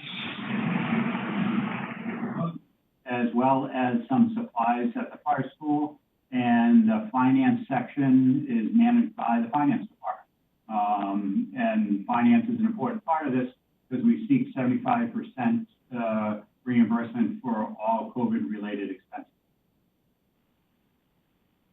Is that something that has been granted, or is it automatic? Or does it have to be initiated with a grant or something through the President of the United States? So the President, there's been an acceptance of the state of Connecticut's application for presidentially declared disaster, which provides the opportunity for 75% grants towards COVID-related expenses on the municipal side. All of the departments that are generating costs related to COVID are tabulating them with a separate code and are being kept by the finance department. Connie Saxel is managing that specifically with all of the departments. We will make application to the federal government as we have in previous disasters. They will do an in-depth audit of all of those expenses and approve the ones that qualify. Okay, so the funding's in place at the federal government level to pay every state, because all 50 states have filed for an emergency, declared an emergency. So the funding's in place. Only the states that have been approved and declared a presidential disaster, or received a presidential disaster declaration. So not all 50 states have received that designation. Okay, how many have? I don't know how many states nationwide. But you feel pretty confident you're going to get those funds back?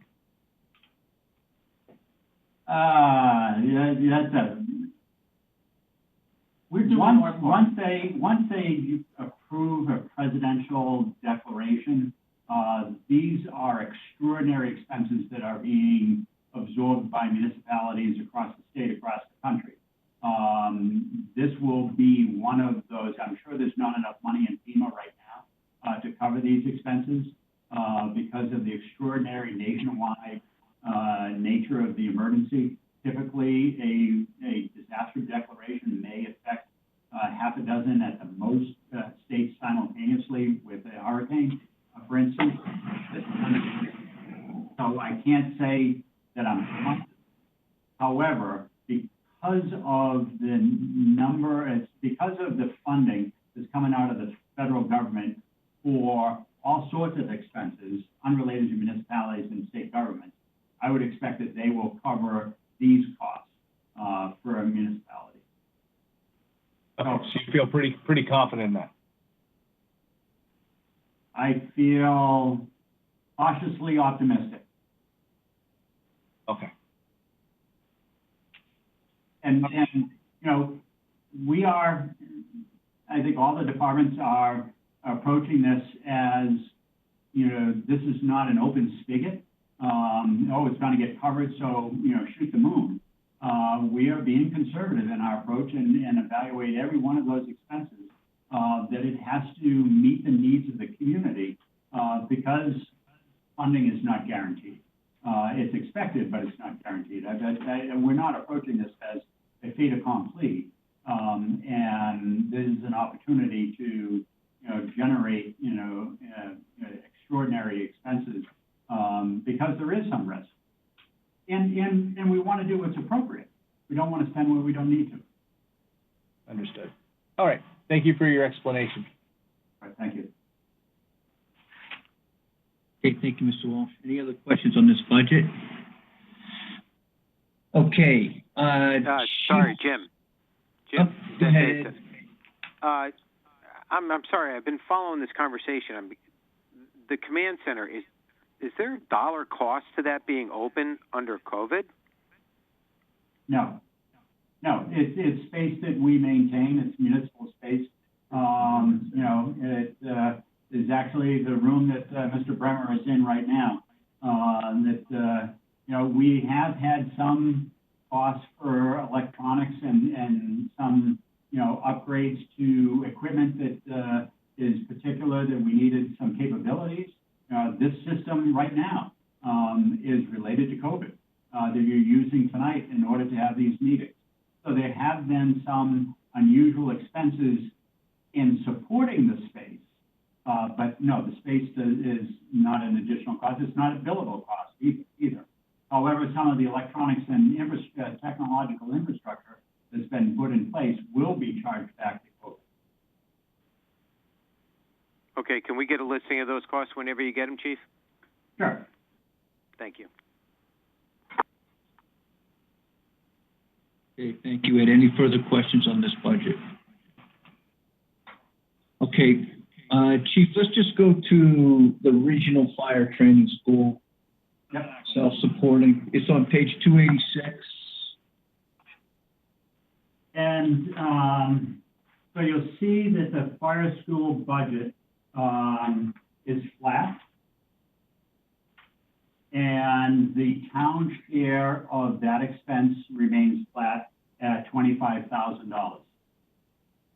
And that line is, that's in the revenue.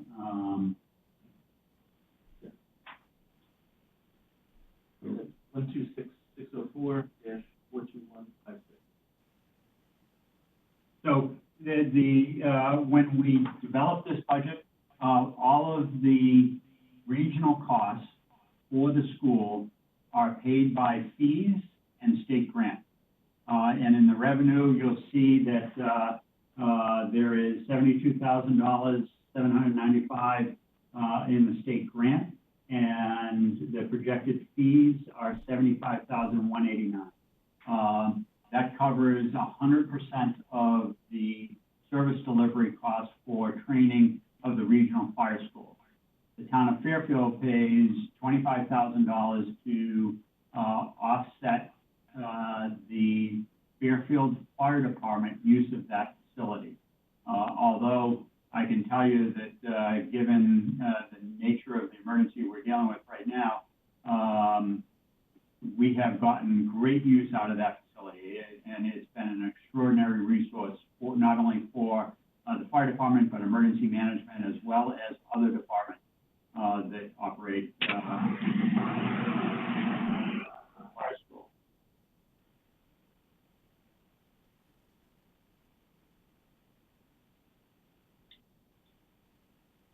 Thank you, Chief. Mr. Bateson? Yeah, thanks, Jim. Quick thing. Chief, I'm looking at fire training fees other. Is that what other departments pay us under revenue?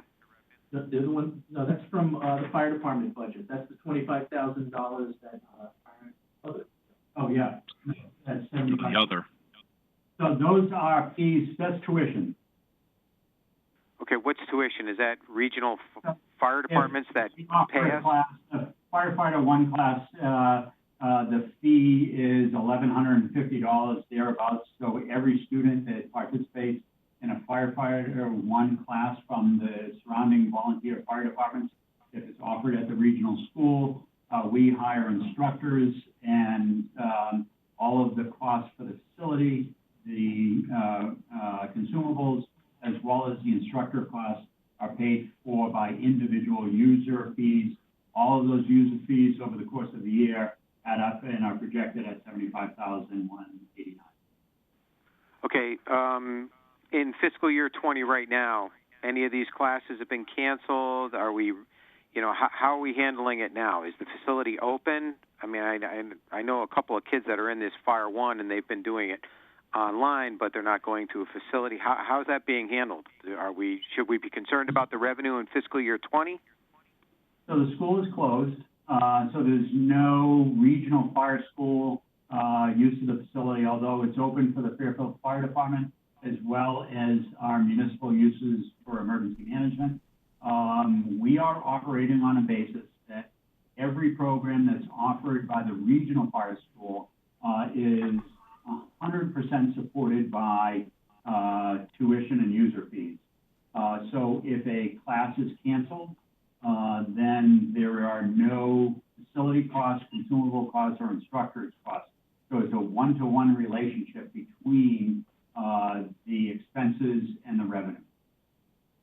Okay, so if the class is canceled, there will be no instructor, no use of the facility. So you're right. There will be a dollar for dollar revenue and expense reduction in fiscal year 20. That's correct. Okay, thank you. Thank you, Mr. Basin. Mr. DeWitt, you had a question? No, I'm good. No? That was You're good? exactly going to be my question. Okay, any further questions? Mr. Walsh? Chief, if classes are canceled, I thought the tuition that we charged helped offset the cost of the facility. It wasn't just like the direct teacher costs or whatever. So we do, from time to, some rental of the facility builds in a little bit of buffer, not a heck of a lot. What we are using is the state grant of $72,000 to offset that facility cost. How that money is being used, we calculate the overhead cost of the facility to be somewhere between $50,000 and $60,000 a year. The town of Fairfield pays $25,000. $25,000 comes from the regional grant or the state grant, and the balance of those funds, if there is a balance of those funds, goes into a sinking fund for long-term maintenance of the facility, so that if we need a roof in 10 years, if we need to replace the sacrificial wall in the burn building, because that's the way it's constructed, is a sacrificial wall, it can take the heat load and damage, and every 10 years we have to replace that. That sinking fund will allow the school to maintain those capital improvements and repairs, as opposed to it coming back on the town. Do you think there's going to be any effect from residual COVID things from tuitions going forward starting July 1st? Depending on when we get started, I know that right now the state fire school, the fire academy, has been suspended, as have all schools. This falls under the heading of school. I would expect that emergency services schools will be granted some limited opening by July 1st. I believe there'll be a pent-up demand for the programs that we offer out of the regional fire school, and that we will be able to offer those like revenue. But because there's a one-to-one relationship between tuition and our class costs, if there is a COVID-related impact through cancellations, it shouldn't affect our bottom line. Well, the bottom line will go down, both expenses and revenue equally. Okay. And what have you been using the facility for during the COVID situation? So as I mentioned earlier, we have our operations section, the coordination. So emergency management falls under the fire department responsibility. We have 5 divisions: command, operations, planning, logistics, and finance, as well as some other PIO functions. Those groups have been using the facility for their meetings when they have in-person meetings. We had a in-person meeting yesterday, staff planning for the reopening of some open space and beach facilities, where we had a dozen of department heads and staff there, spread out in a very large room, all wearing masks, in order to have those conversations how to safely reopen the facility. We receive all of the PPE, the personal protective equipment, that is either donated or purchased or delivered by the state of Connecticut in a central repository at the fire school, and is being managed there, so that We have a good handle on our PPE. We understand the burn rate of the PPE and what our restock needs are for the entire community.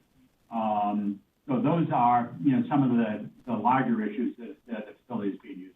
And we're also, in addition, we're using it for daily drills for our unduty companies. They've been going down, doing outside drills. Yeah, it still functions as a fire school for the department. Thank you, Mr. Brown.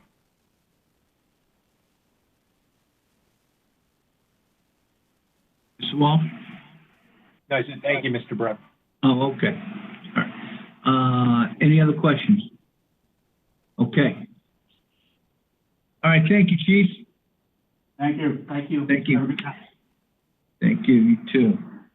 Okay, I'm moving on to finance. We'll start with debt service and we'll talk about the fund balance.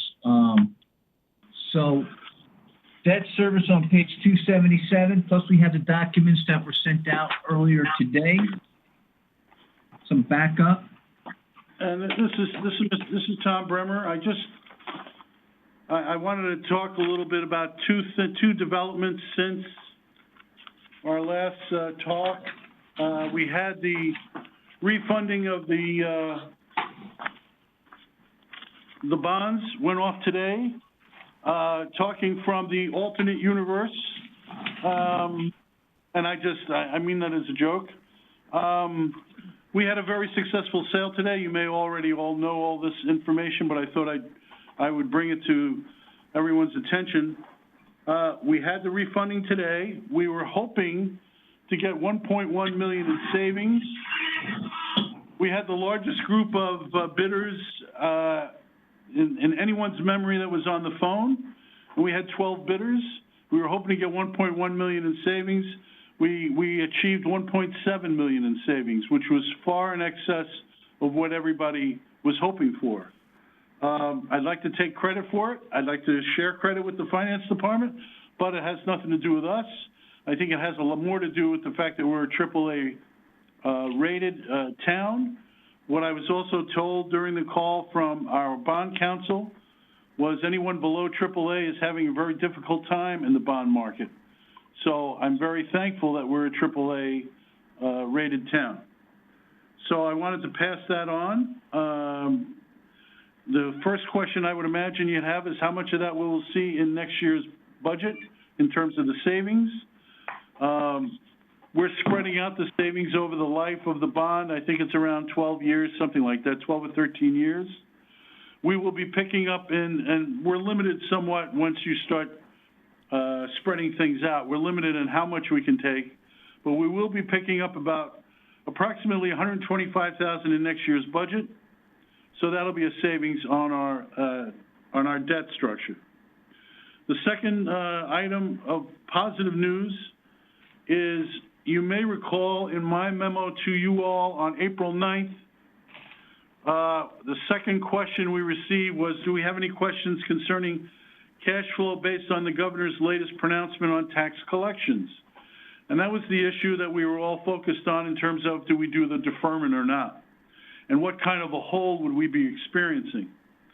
And at the time, we talked about 25 million in escrow, and I was worried, we were all worried about how would we make up the other 25 million. In that email, I stated to date, we have already received more than 6 million non-escrowed payments from taxpayers, which leaves less than 19. Furthermore, we anticipate receiving an additional 5 million before the end of May. I'm very happy to say that instead of the 6 and the 5, which is 11 to date, before the end of May, as of today, we're at 14 million. So our tax collections are certainly outpacing what we were conservatively estimating at the time of writing this memo, which is only 2 weeks ago. So I'll just say from our perspective, things are looking very much up. Hard to believe as it may be. And with that, I'll turn it over to the rest of the troops here. Mr. Bremer, can I just chime in and to say I want to, offer some recognition to our finance people who helped us with the bond resale. they're obviously professionals who have a wealth of experience in the financial areas, and they have assisted us along the way on many areas for the AAA and the fund balance and all of this, and they were very good today. And they're the ones who shepherd us through this process, and I want to just acknowledge their work and their expertise in this area. It was very fun today, watching that happen. All right, thank you. Thank you, Brenda. Hey, Tom, thank you for sharing that news. It is good news. I mean, it's 1.7 as opposed to the 1 million, I think is what we were thinking. So that's excellent news. And look, on the tax collection rate, that's very good news too. We'll take good news when we can get it. And amen. We don't know what the future holds, right? We don't know what's going to happen in July when I believe they can defer again, but at least for the month of April here, this quarter. Well, as I said earlier, we can speculate negative, we can speculate positive, but I'm sharing the reality. So if the collections dry up, I'll share that as well. I mean, it is what it is. That's my point. Yep, that's my point. My point is we don't really know. So what's going to happen in a couple months? Unfortunately, we have to speculate a little bit because we have to put a budget together. But it's good that we're not in a cash crunch this April, which was a concern. Absolutely. So the collections are outstripping what we thought. So that's good. Yep. As of today. Okay. Yep. That's all we got. So thank you. Mr. DeWitt? Thank you, Mr. Chairman. Chris DeWitt. Just curious, do we know, or I don't know what the process is for the deferral, but has anybody taken advantage of the deferral yet? I mean, this is a pretty good collection.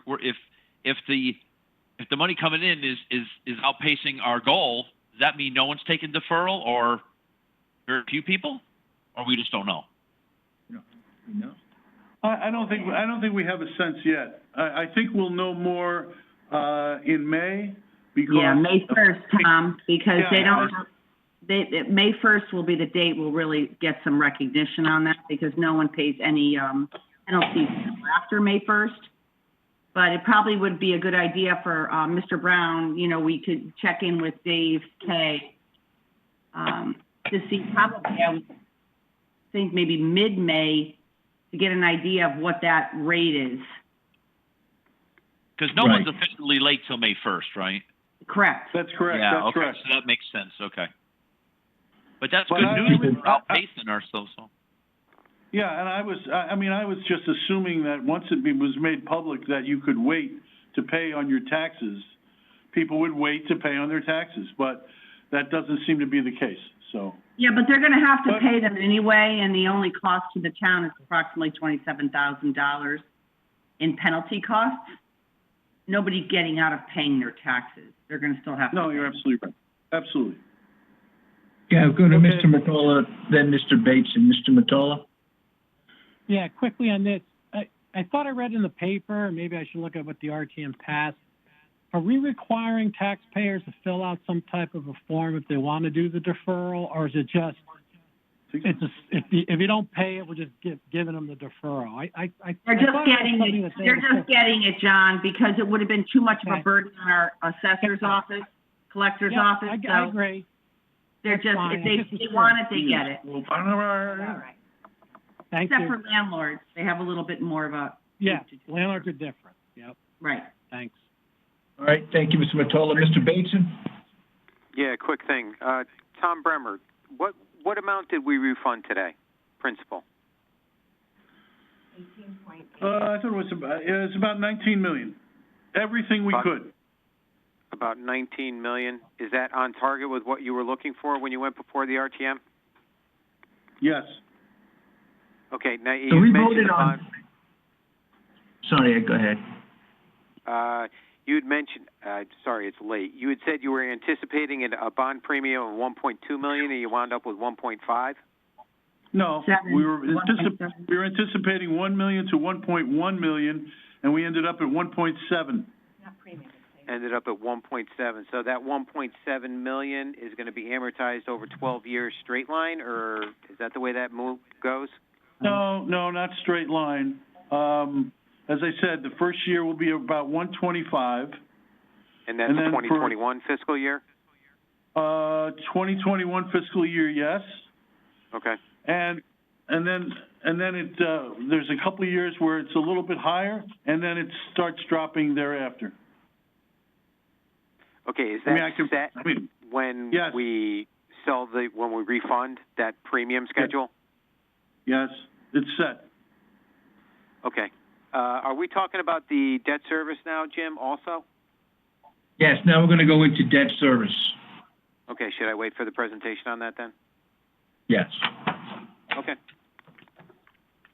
Okay, so, Caitlin, I'm going to turn it over to you, and you want to go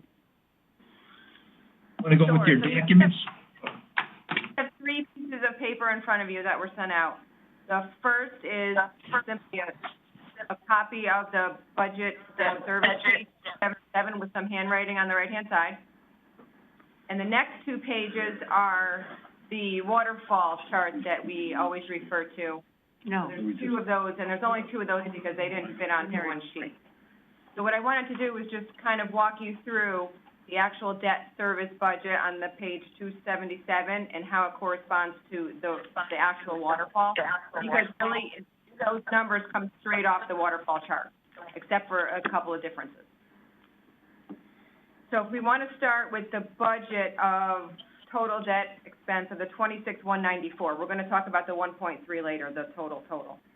So 26,194. If we add back in the 718, which is the underneath the principal piece, the use of bond premium from debt service fund, as you guys are aware, whenever we get premium from bonds, we have a requirement to use that premium over 3 years. So we take a third balance. So that 718 represents the 1/3 of the premium sitting in the debt service fund. Obviously, on the top of the page, it's the estimated cost to market the bonds and the bands. That's $100,000. That's clearly not in our waterfall as well. And there's 2 other slight differences, which is simply the difference between the ban and the bond interest payments for this year, because we have to estimate. So, for example, we're going to be issuing bonds in June/July of this year. Our first interest payment is due in January, and we have to estimate what that is because we won't know until we actually sell those bonds.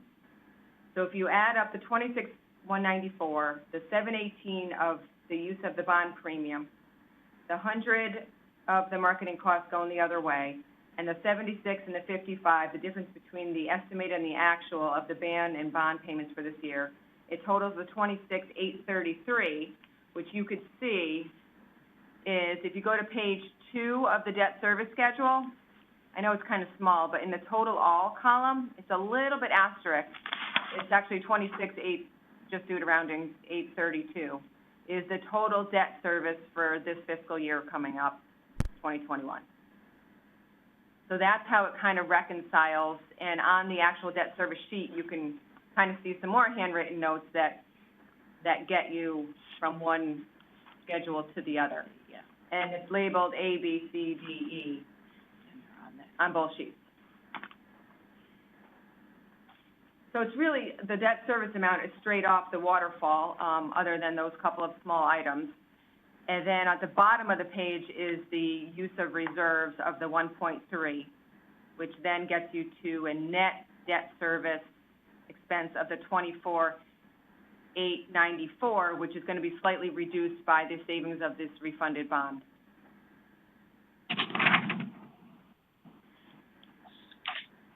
Caitlin, this is Jim. Can you say that last sentence again? So the total is going to, the bonds that we just refunded today of the 126,000 is going to come off the debt service on the interest line.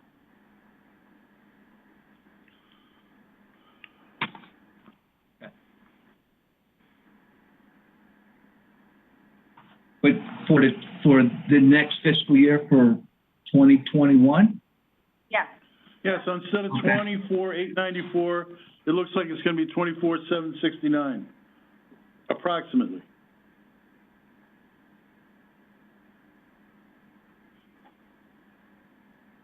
Okay. Thank you. Ed, you had a question? Or Caitlin, I'm sorry, were you done? Were you finished? Yeah, I think I'm, yep, I think I'm done. Okay. Ed, you had a question? Yeah, a couple of things. Caitlin or Tom or whoever, the 718 and the use of the bond premium for this year, what year is that of the 3-year amortization? We have a rolling balance because every year we pretty much get premiums, so we have to, so Linda has a schedule. Do you know what years that actually, so it's probably a couple of years that it comprises of. It's 5 years. It's 5 different years, so. It's a blended rate from 5 different years. From the remaining balance, 5 different bond issues. Okay, So so from the this goes back to the refunding we did a couple of years ago, or a bond issue as well? Yeah, there's no premium in refunding. It's only from issues, new money issues. Right. 2019. So according to bond counsel, we have to use it within 3 years. So we take any new premium and we take it over 3 years. And the band premium is the 1 year, because it's a 1-year note. You have to use it in the following year. These numbers, So are they provided by rate. Phoenix or the attorneys? No, it's when the bond actually, when it settles, when we issue it, it's a number that we actually get. When we issue our bonds, we get premium. Okay. We could get premium. And that's where that number's generated from. Okay. The 125, that in amortization of what we're going to be seeing next year, is that an adjustment that is going to be proposed by you guys to the Board of Selectmen budget? Yes. Yeah, absolutely. Yep, absolutely. Okay. The $100,000 in marketing, that adjustment, is that for the refunding? No, there's no cost with the refunding. That's all baked into every sale. This is strictly the cost that we bear every year when we issue bonds and bands. Who gets that money? And that's so $100,000 isn't the whole cost of that. What I have to do is I take the total cost incurred. So we get 3 rating agencies. We have a U.S. bank who's our paying agent. We have, there's a little tiny fee. There's a fee for Phoenix advisors. They all added up last year, just to give you a feel, for like $141,000. Every rating agency is about $25,000 to $30,000. Okay, we push all those costs through debt service? So, yeah, so what happens, and I allocate those costs on the actual bonds. So if I issue bonds to a school, they get their percentage of that cost allocated to their capital project. So what's left in this fund, this about $100,000, is all of the band costs, because that's a 1-year cost, and all of the bonding costs for the non-recurring capital, because those, in theory, are general fund expenses. Okay. And just as an aside, one of the things we're looking at to save money for next year and for years moving forward is we're really questioning whether or not we need to go to all 3 rating agencies, because it is not only is it time consuming, it's very expensive, and so we're considering just going back down to 2. I mean, years ago we did 2, and for some reason we went up to 3. So we're thinking about maybe just going with 2 for this year, but that's we haven't made any decisions, and we're just discussing that. And what'd you say rating agencies cost? About $25,000 a year? Well, so last year, Fitch and Moody's was both 28 each, and S&P was 24, and they go up a little bit every year, quite frankly.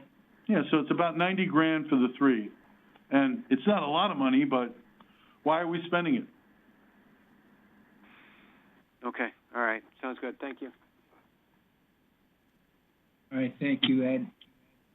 Any other questions on this worksheet? Mr. Walsh?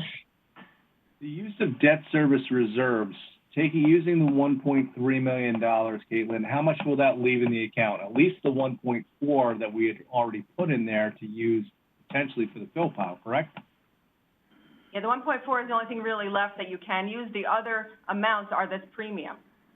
Right. That So can't be used for anything other than this. All right.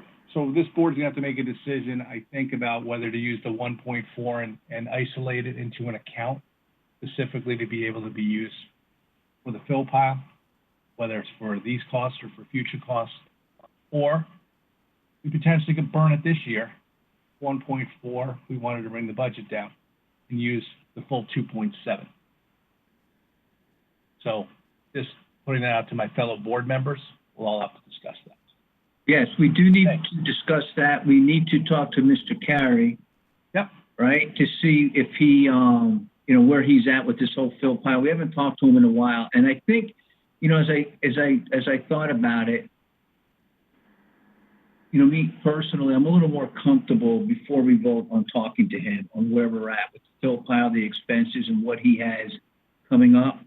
And so my suggestion is going to be on the 28th to have a special meeting at 7 o'clock and have Mr. Carey come before us, and we can discuss the money, because I think there's question, right, now, Caitlin and Tom Bremer, on whether he may need this 1.4, but go ahead.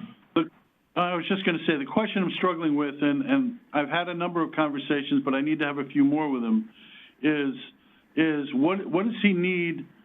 Look, he needs more money. There's no doubt about it. I think everybody recognizes that. Everybody understands it. The question is, when does he need it? When will he spend it? I mean, and if we want to talk about this budget or next budget, to me, that's the real issue. When do you need it, and when are you going to be able to spend it? That's a big question in my mind. He needs it, but I'm very skeptical whether or not he'll be able to spend it during this year. So, he can certainly come here Tuesday and answer all those questions. But as I said to you earlier, Jim, I'm going to go over that. So I have a very good sense of what's looming on the horizon, but I don't have a good sense of when will we actually be spending. We've submitted a bunch of things on the fill pile. I'm insisting, or certainly the administration is insisting, that we get DEP approval before we go out and remediate anything, because I don't want to do it twice. And as you might imagine, the feds and the state are, how shall I put it, very slow in responding with COVID. So what we thought we'd be able to attack very quickly, we've got money encumbered, but we don't have shovels in the ground, because we're really waiting for DEP sign-off before we go and start remediating. So given those sets of facts, I'm pretty skeptical that he will be able to spend things during this budget year. That's not to say next year, obviously, is totally different. But this year, I'm a little skeptical. So, and I need to hammer all those issues through with him before Tuesday. Well, just to jump in, Mr. Brown, we had a conference call with our environmental attorney, and as Mr. Bremer indicated, everything is on hold because of COVID. So everything we've submitted to DEP is sitting there. Literally, the environmental attorney said to us this week during a conference call that they literally just opened up our LEP's proposal for testing of the fill pile Monday. And they sent it, the LEP, weeks ago. So everything is just in a holding pattern because of the COVID crisis. So we're complying with everything we've been asked to comply with, but we really don't have any real data to give anybody because nobody's doing anything right now. Not federally, not on the state level, except responding to this crisis. So I just wanted to jump in with that. All right. Thank you, Ms. Kopchak. Look, let me just make a few comments and then I'll go to the board. Just to confirm, we could put this 1.4, we could vote this to transfer these funds to a capital non-recurring account, right, Caitlin? Then it doesn't matter when you spend it. Correct. Yeah, it's true. Okay. So it wouldn't matter if it's this year or next. And what we have to decide if we want to move this in and to transfer those funds. So I would like to have a special meeting at 7 o'clock. Tom, I know you'll talk to him tomorrow, probably Monday. Gives him the Tuesday to come up with something. So we'll schedule a special meeting at 7 with Mr. Carey. And the question, the subject will be this $1.4 million in debt service and whether or not to transfer some of it, all of it, none of it, into a capital non-recurring account, recurring account for the fill pile. Okay? So, Mr. Brown, can I just jump in? I'm not sure, I mean, you can have that special meeting. I'm not sure he'll really have any real data to give you at that time because we just don't have anything. However, I did want to ask if you could schedule an executive session prior to your meeting on Tuesday with my administration and the HR director. We wanted to just discuss some things with the Board of Finance, if that's possible. Yes, and I have a little schedule here to have, for the 28th. And on this schedule was to have an executive session. Oh, good. All right, so the plan is on 4/28 at some point during that meeting to go into executive session.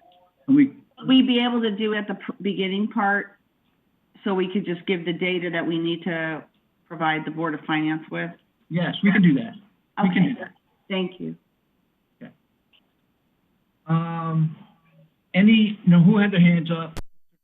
And then Mr. Mottola. Mr. DeWitt? Yeah, so I'm a little confused. Sorry, Chris DeWitt. I'm a little confused about the 1.4 million because I thought there was a note today that said, hey, Brian Carey might not need 1.4. So, Mr. Bremer, you're saying he really does need the 1.4, but he might not need it in fiscal year 20 or the beginning of fiscal year 21. Is that what you're saying? Yeah, I think I'm unsure as to, look, he needs more money. We're going to need to address the fill pile and all the remediation efforts that we need to do. I don't know. It's going to be in excess of 1.4 million. I think we all understand that. So the question in my mind is, do we want to do a bonding for that and a separate thing? I mean, I just want to go through him when he needs the money, and I'll leave it up to all of you as to how you want to figure out what you want to do to put money aside to meet the needs that we'll have to go through over the next year or so. I mean, but I'm really focused on, do I need to take money out of this year's budget? Do you want to save some of that money for other uses? I mean, I think that's what I want to get from him. And if you tell me it's irrelevant, well, that's fine, but. I mean, we moved that money out because Mr. Carey, at least my impression, gave us the impression that I might have to come with you and say, oh, I'm out of money, need more money, right? We wanted to have it available so that we didn't have to have a special session. We could move the money over. So Chris, can I just ask a question? What is the date that you wouldn't, so for example, if you didn't move the money on that date, on Tuesday, what would be the date that would be the deadline? Like you couldn't move it after that? Because we're all, like just Mr. Bremer said, we all know we're going to need some money. We've got a lot of remediation issues coming up.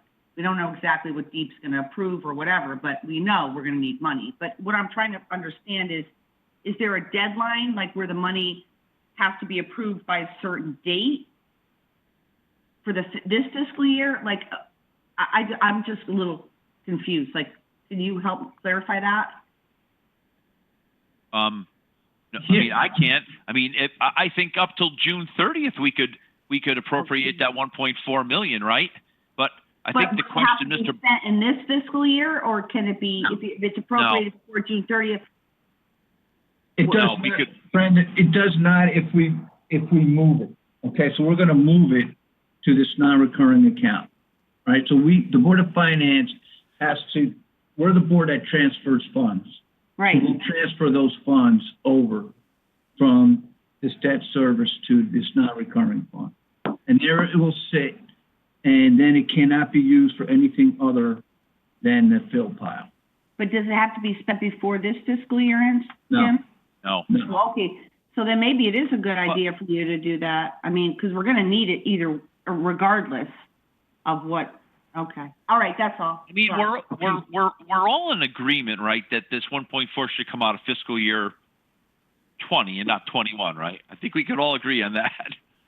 I think what we're agreeing on is we need to transfer the funds because he's going to need the funds, and then it's there. Yeah, which Okay, implies fiscal year 20, right? Okay. It doesn't matter. It's there until he needs it, because when it's in this other account, this non-recurring account, it's just sitting there until he needs it. Yep, got it.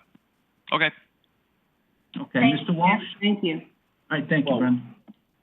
We might also want to have the decision about whether we want to increase this use of debt reserves for this fiscal year 21. I mean, we have a particularly difficult year ahead with our taxpayers, and we could use it to help reduce the taxes to the taxpayer. Yeah, I was going to say, once we have to have a legitimate conversation about it, but one way or another, we've got to make a decision about what to do with the 1.4 and get it out of, either use it, burn it, or put it into a specific fund. But either way, the taxpayers are paying either way. They're going to pay for that 1.4 regardless. I mean, we're all on the hook for this massive mistake and massive, issue. But I mean, I'm not trying to be snarky. I'm just trying to understand, because I honestly don't. Yeah, I mean, the taxpayer is going to pay for it one way or another. It's just, being in a pandemic, we might want to use it now and then worry about the bonding when you have a better sense. Maybe it might be at over a year before you know what the bonding amount is. Yeah, if I may, I think once you move it. We're going to have to pay something, Tom. We're going to have to pay. We've got testing coming up, and DEP is going to come out of their cloud of the pandemic, I would say, over the summer, all state agencies, and they're going to approve some of this stuff and allow us to continue some of this remediation stuff that we put in front of them, hopefully. I'd like to get these school grounds cleaned up over the summer while the kids aren't there. So if they can pull the trigger on some of this stuff and we can get it done, that would be really good, in my opinion. So I'm pushing to clean up our school sites during this summer. As soon as DEP, gets back to their desks and looks at all the stuff we've been sending them, that would be the optimum. Okay, so we'll have a special meeting at 7. We'll have Mr. Carey there. We'll have some more answers. We'll decide what we're going to do with this 1.4. I mean, if we're going to do something with it, and whether we put it into this account or we use it for something else. But so we're in agreement. We have a special meeting at 7, and then when that's over, and we go back to our budget hearings, the first thing we'll do is we'll have executive session. Okay, and we'll bring in whoever you want to bring in there. So executive session after Mr. Carey? Yeah, because that's a special meeting. That's a special meeting. Oh, I understand. Okay. Okay, so that meeting ends, and then we start the other one, all right, the budget hearings, and we'll go into executive session. Okay, that sounds great. Okay. All right, so now, any other questions on debt service? Okay, I'm seeing none. So, fund balance, that's on the schedule tonight. We're going to move that to the 28th too, as well, because it keeps changing. It keeps changing every day based on decisions that are made. And the latest projected operational variance we received is 416, but things have changed since 416. Yeah, so you can throw that away. We could throw it away. And what we're going to need is a new, best and final estimated operational variance executive summary to review on Tuesday. And we're going to get that based on information and new data and new spreadsheets from Mr. Calabrese. That's correct. Okay. Any questions on the fund balance? Does everybody understand that we are moving to reopen the golf course and that sort of thing? Does everybody have that knowledge? No. Just the No, I didn't email know that. from. So we did a press conference, today. We've been in discussion, just to give a quick sort of COVID update, not to take up too much time, I know it's late. I worked with the emergency management team with the private courses over the past month to ask them to stand with us in closure, and they were extraordinarily courteous to stand with the town of Fairfield. We're looking at, and we've had the emergency management team coming along and working on some openings. So the governor on Saturday said marinas are open in the town, state of Connecticut, never told any of us about it. So we scrambled to try to figure out some kind of process to open the marinas in a safe way so that people aren't infecting each other, but they want to be at the marina. So then we thought to ourselves when we got together over the weekend and the beginning of this week was, well, if we can open the marina, let's talk about a soft opening based on the numbers from the health department. How can we restrictively open our beaches and our open spaces, the Lake Mohegan and so on and so forth, and our public golf course? So we've spent a lot of time looking at how we might do this, and Part 3 would be able to be open, our beaches, our Lake Mohegan. We decided, and we're going to have more information coming out in the beginning of next week about how that's exactly going to work, but we're going to restrict access to our beaches, and not just the number of people, but also to Fairfield residents only for a period of time. It is passive recreation, no coolers, no chairs, no nothing. You can walk, and then that's it. Same thing with the other ones. We're going to have to work out some kind of process with Lake Mohegan, which we'll figure out tomorrow and over the weekend. Part 3 will be open. We want to open Smith Richardson, but we got a little problem with the parking lot because the contractor that we hired to pave the parking lot is 3 weeks behind because of COVID. So he was supposed to start already 3 weeks ago, but has not started. Because I guess he's got COVID issues as well. We're hoping, if, and again, let me just caveat this by the fact that our trend numbers have to stay where they are now. They can't go extraordinarily up. We have to kind of stay where we are. Then we'll be able to open the golf course when the parking lot is paved. We're hoping for a mid-May opening, fingers crossed. We have DPW, in consultation with the contractor and all of this. And so we're hoping that we can do that, which will allow us to generate that income as well. So that's a quick sort of down and dirty, sorry. Okay. So with all that information, Anthony has to work with Caitlin to come up with some type of schedule. Yep. Yep.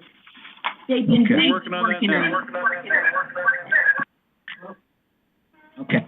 So here's great. That's all good news. Yes, I know. Let's just hope our numbers don't go up and no one gets sick. And you know what? I didn't hear any of this, but I knew something good was going on because I don't have to watch the Washington State model. Seeing at Town Hall, no masks on, I know things are going well. Who doesn't have mask? Hey, Bremer! That mask on! You know I told this man all day long. Thanks, Jim. You're welcome, Tom. Just a funny he's joke. not. Just No, I'm he's just joking around, Tom. He doesn't listen. Okay. All right, so the 28th, right? The 28th, which is Tuesday. We're going to go over the fund balance. We're also going to get some scenarios from the finance department, right, on revenue, cost reductions, collection rate, right, starting point for us. And then we're going to want to revisit some department heads. Okay? We want to see Betsy Brown, Tom Conley, Anthony Calabrese, and if we think that Dave Kay will have any, add any value to the meeting, we'd like to see him too. I don't think we're going to have anything yet, Jim. Now, we're going to want to see the health insurance update, right, that Carlton's going to give us. Yep. If there's any information on the CARES Act that can be shared. I don't think we're going to have that either. Okay, I'm just throwing this out there. These are things that can make a difference. The municipal funding, COVID-related expenses, what you put out, anything new on that? And then the ECC, what we asked them for. And now, we also, and I'll ask the board, I mean, there's the Board of Ed too, because I wanted, at some point, we need to ask them some additional questions perhaps. So that's 428. Well, I'm gonna push for the health insurance. I'm pushing for the town and the Board of Ed, because it's Aon works for both, so he should have numbers on both sides. Okay. If the Board of Finance can think of any questions they would like the Board of Ed to answer, let me know, please do, and we'll have a representative from the Board of Ed there too. Okay? And, we don't vote to 5/11, which is a Monday, I believe. So we have 428. That's our last scheduled meeting before we vote. It doesn't mean that we can't meet again on 5/5, a week later, if we think it is, worth it. If more information starts to come in, we can meet again before we vote. Mr. Walsh? We had talked about getting together as a group to talk about how we're going to do our revenue assumptions. So maybe it might make sense to have a meeting, hash some of that out. Yeah, so the revenue assumptions, if I follow you, Mr. Bremer's going to have his own, right, and Caitlin? Yeah, I think what we would like to do on Tuesday is to basically present to you what our best thinking is on all the revenues. We have gone over, we'll go over it again, and you'll hear it from the department heads on Tuesday. And we're going to take the numbers that you're going to hear from them, and we'll have scenarios drafted up. We'll have drafted up using those numbers to try to come up with something that you can agree to on revenue, or at least start the discussion on the revenue side. Because as I believe, and I know I've said it to you, Jim, first you got to start with revenue, then you got to look at expenditures, and then you got to figure out what tax rate you want, and that'll give you your hole, and then you got to figure out how you're going to fill that hole, whether it's all from one pocket or another. I mean, that's up to you guys. So I think it would be helpful for all of us to just kind of sit down and discuss it. I'm hoping that with the scenarios we create, it will at least be a good starting point for the conversation. Okay, that sounds That's good. I'm hoping. Yep, that sounds good. Ms. Marmion? Oh, sorry. Can you hear me? I can.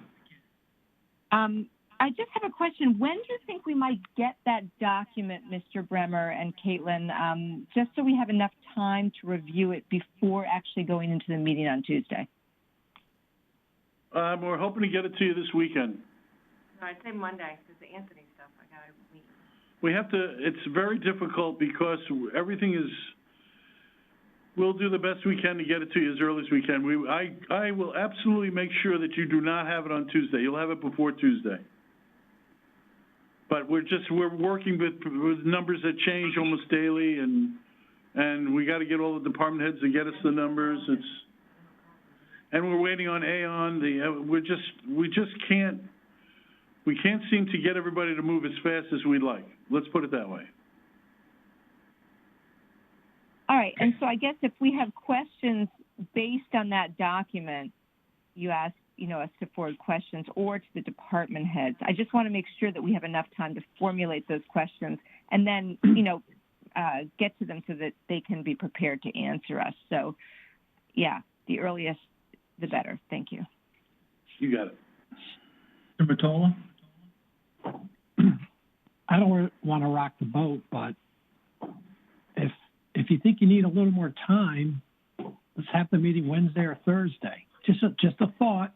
I want to have a good meeting on Tuesday. I don't want to get a document Monday at 5:30. We all work, and the meeting isn't a good meeting Tuesday. That's totally up to the group, but that's just a thought. And we have time still. So let's throw that out there. Okay, so the 28th is Tuesday. Well, you know what we could do? Well, let me throw something out. We may not have all the, excuse me, my voice is breaking. We may not have all the answers or all the numbers, but why don't, because I'm waiting on Aon, I'm waiting on numbers from different department heads. We can get you everything we've got over the weekend, and we can put something together. It won't be complete. It won't be, you'll be saying, well, where's this number? Well, we don't have that number, and I can put a question mark in. But I think one of the problems we're facing is on Monday, we may have all new numbers because things have changed. Things are changing almost daily. So I think we got to pick some time, and I have no problem if you want to move the meeting off. But I mean, my thinking is we just got to bite the bullet and do the best we can, and if we have to supplement it after the meeting and say something else has changed, then we'll have to send that to you. I mean, it is what it is. We'll do whatever you want to do. There's no concerts or anything to compete with. There's no events on anybody's calendar. I would say that we need to be flexible then, and maybe let's keep Tuesday, knowing that we may have to meet two more times again. That's all. Or maybe you could just move it to Wednesday, John. I mean, it's not a bad idea. Whatever you want to do. Move it to Wednesday. I don't want to mess up the group. Look, it's not a bad question. What do people think? Lori, what do you think? I would suggest keeping it on Tuesday. I think we've asked a lot of questions on the revenue, and we've asked for support for the assumption. So, yeah, I'm not sure everything changes daily. Some of the revenue that we've talked about, whether it's conveyance tax or building permits or some of these other things, I'm not sure another day is going to make a difference. Parks and Rec, I appreciate that Anthony may need a little bit of time to change assumptions based on the new plans that are being rolled out, but even that can change. As Brenda pointed out, the numbers can, the infection rates can go back up, and that can, throw everything off kilter again. So all of these are estimates. I think the key is that for each of the discussions that we have, the more data that can be provided in advance, the better, to the extent for things like building permits and conveyance taxes. We have comparisons of the trends that occurred in the last recession. All of that is helpful so that we have something to ground the discussion in. And I think that'll cut down on the number of questions. And if, for all of us, listen, if we get the stuff Monday at 5, we can spend some time Monday night to look at it. I don't know what else to say. I think we should just get moving. I just want to throw in there that the finance department might be preparing things for the Monday night RTM meeting. So I just want to throw it out there. It might be helpful to potentially move it to Wednesday if that is amendable. I was just looking at the calendar, that's why. Chris? Yeah, I don't know what the implication to the RTM is, so if that's we have to prepare stuff for them as well. All the departments are currently doing stuff. Why don't we do it Wednesday then? Why back it Yeah, off? let's just move it to Wednesday because I don't want to get this thing Monday night or Tuesday morning. Tom, I don't know what's on the RTM agenda though. I'm trying to look here. I don't know either. I don't know. But we'll get it all done. The meeting is not the agenda. All right, look, can you get it to us Monday night and then we'll just keep it Tuesday? Yes. We will do our absolute best. No, but that's not what I'm asking. Earlier, well, okay, how about this? Tom, seeing that we don't have the RTM agenda because it's not in my calendar for some weird reason, because Jen is working from home and everything is very different these days. There's nothing on the agenda. There's nothing on the RTM agenda. It's empty. Yeah, there's nothing there. No, there's Okay. gotta be something on it. So, Nothing pertinent. Chris? are you being humorous, or what are you Me? are you No. serious? No, No, nothing sir. that requires the finance department to prepare information. Is that what you're saying? Yes. Okay. Oh, okay. Okay, good. Oh, I was just gonna throw my Well, we do support. have a board of selectmen meeting that day, Monday as well, so there's a lot on there. Oh, It's just just kick it to nothing, Wednesday. nothing, Kick it to Wednesday. There's a lot. Does anybody have a What I problem was with gonna say Wednesday? was I'm just worried that you're concerned that you're not gonna get everything you want in time, and I don't want you to be frustrated, so I was just thinking that it might be, you know. all right, I just make executive decision. We're gonna move it to Wednesday. And then we don't have to talk about it anymore. So Wednesday at 7:00, we'll have the special meeting with Brian Carey, okay? And then executive? Yep, and then when we begin the budget hearings, we'll have executive, and we'll go from there. But it's important that we have these people that we just named there with backup.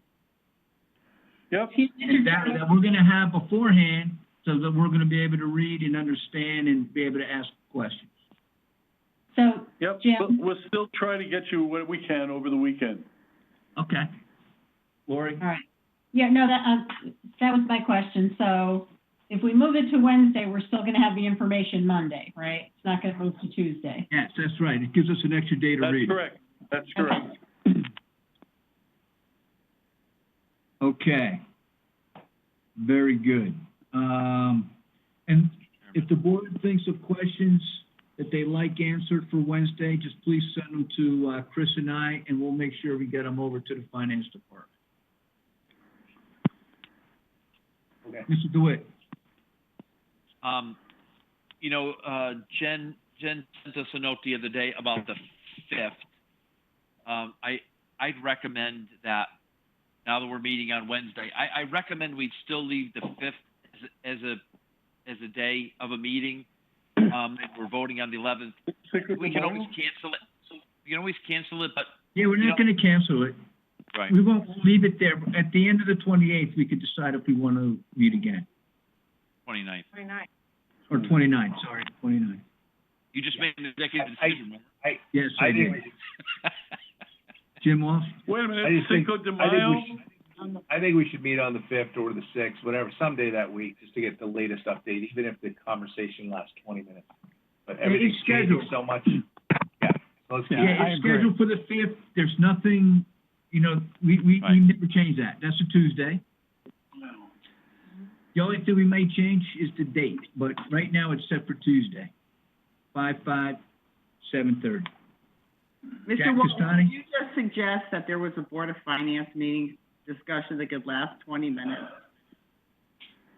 Come We'll on see. now. I'm gonna We make it did have 3 hours one. now, Brenda. Yeah. I'm gonna make it 3 hours.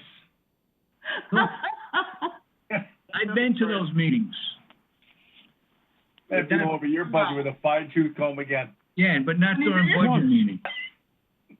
Jack Castani, come on, help us out. What do you got, so we can finish up? You're on mute.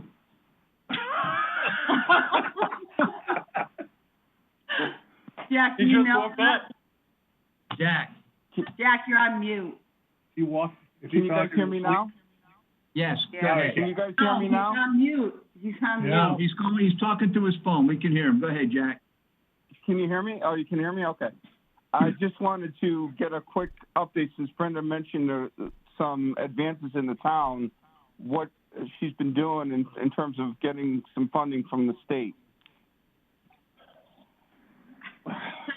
All right, just quickly, because we're complying with everything that comes in, letters that come in, we're getting a lot of coming in. But believe me, we're on top of it.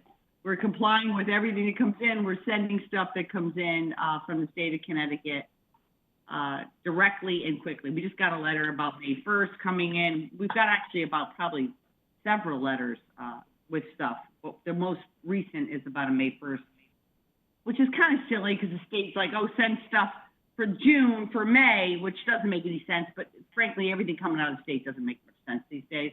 But we're jumping through hoops to make sure we're on top of it. So we could even get more funding, right, from the state? Listen, I think we're gonna get a lot of funding.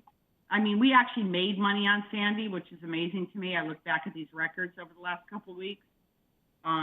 Yeah, I think we're gonna be fine as far as we're not gonna miss any deadlines.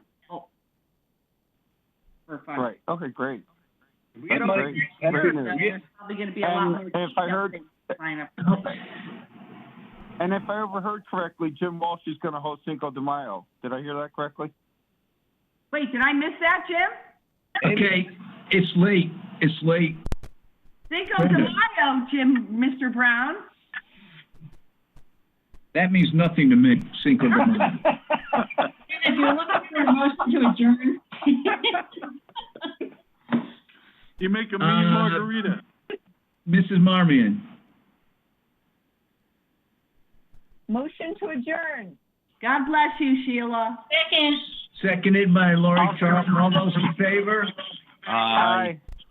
It's unanimous. FairTV. Good night, everybody. Thank you. See you Wednesday. Good night, Mr. Brown. Good night, Brenda.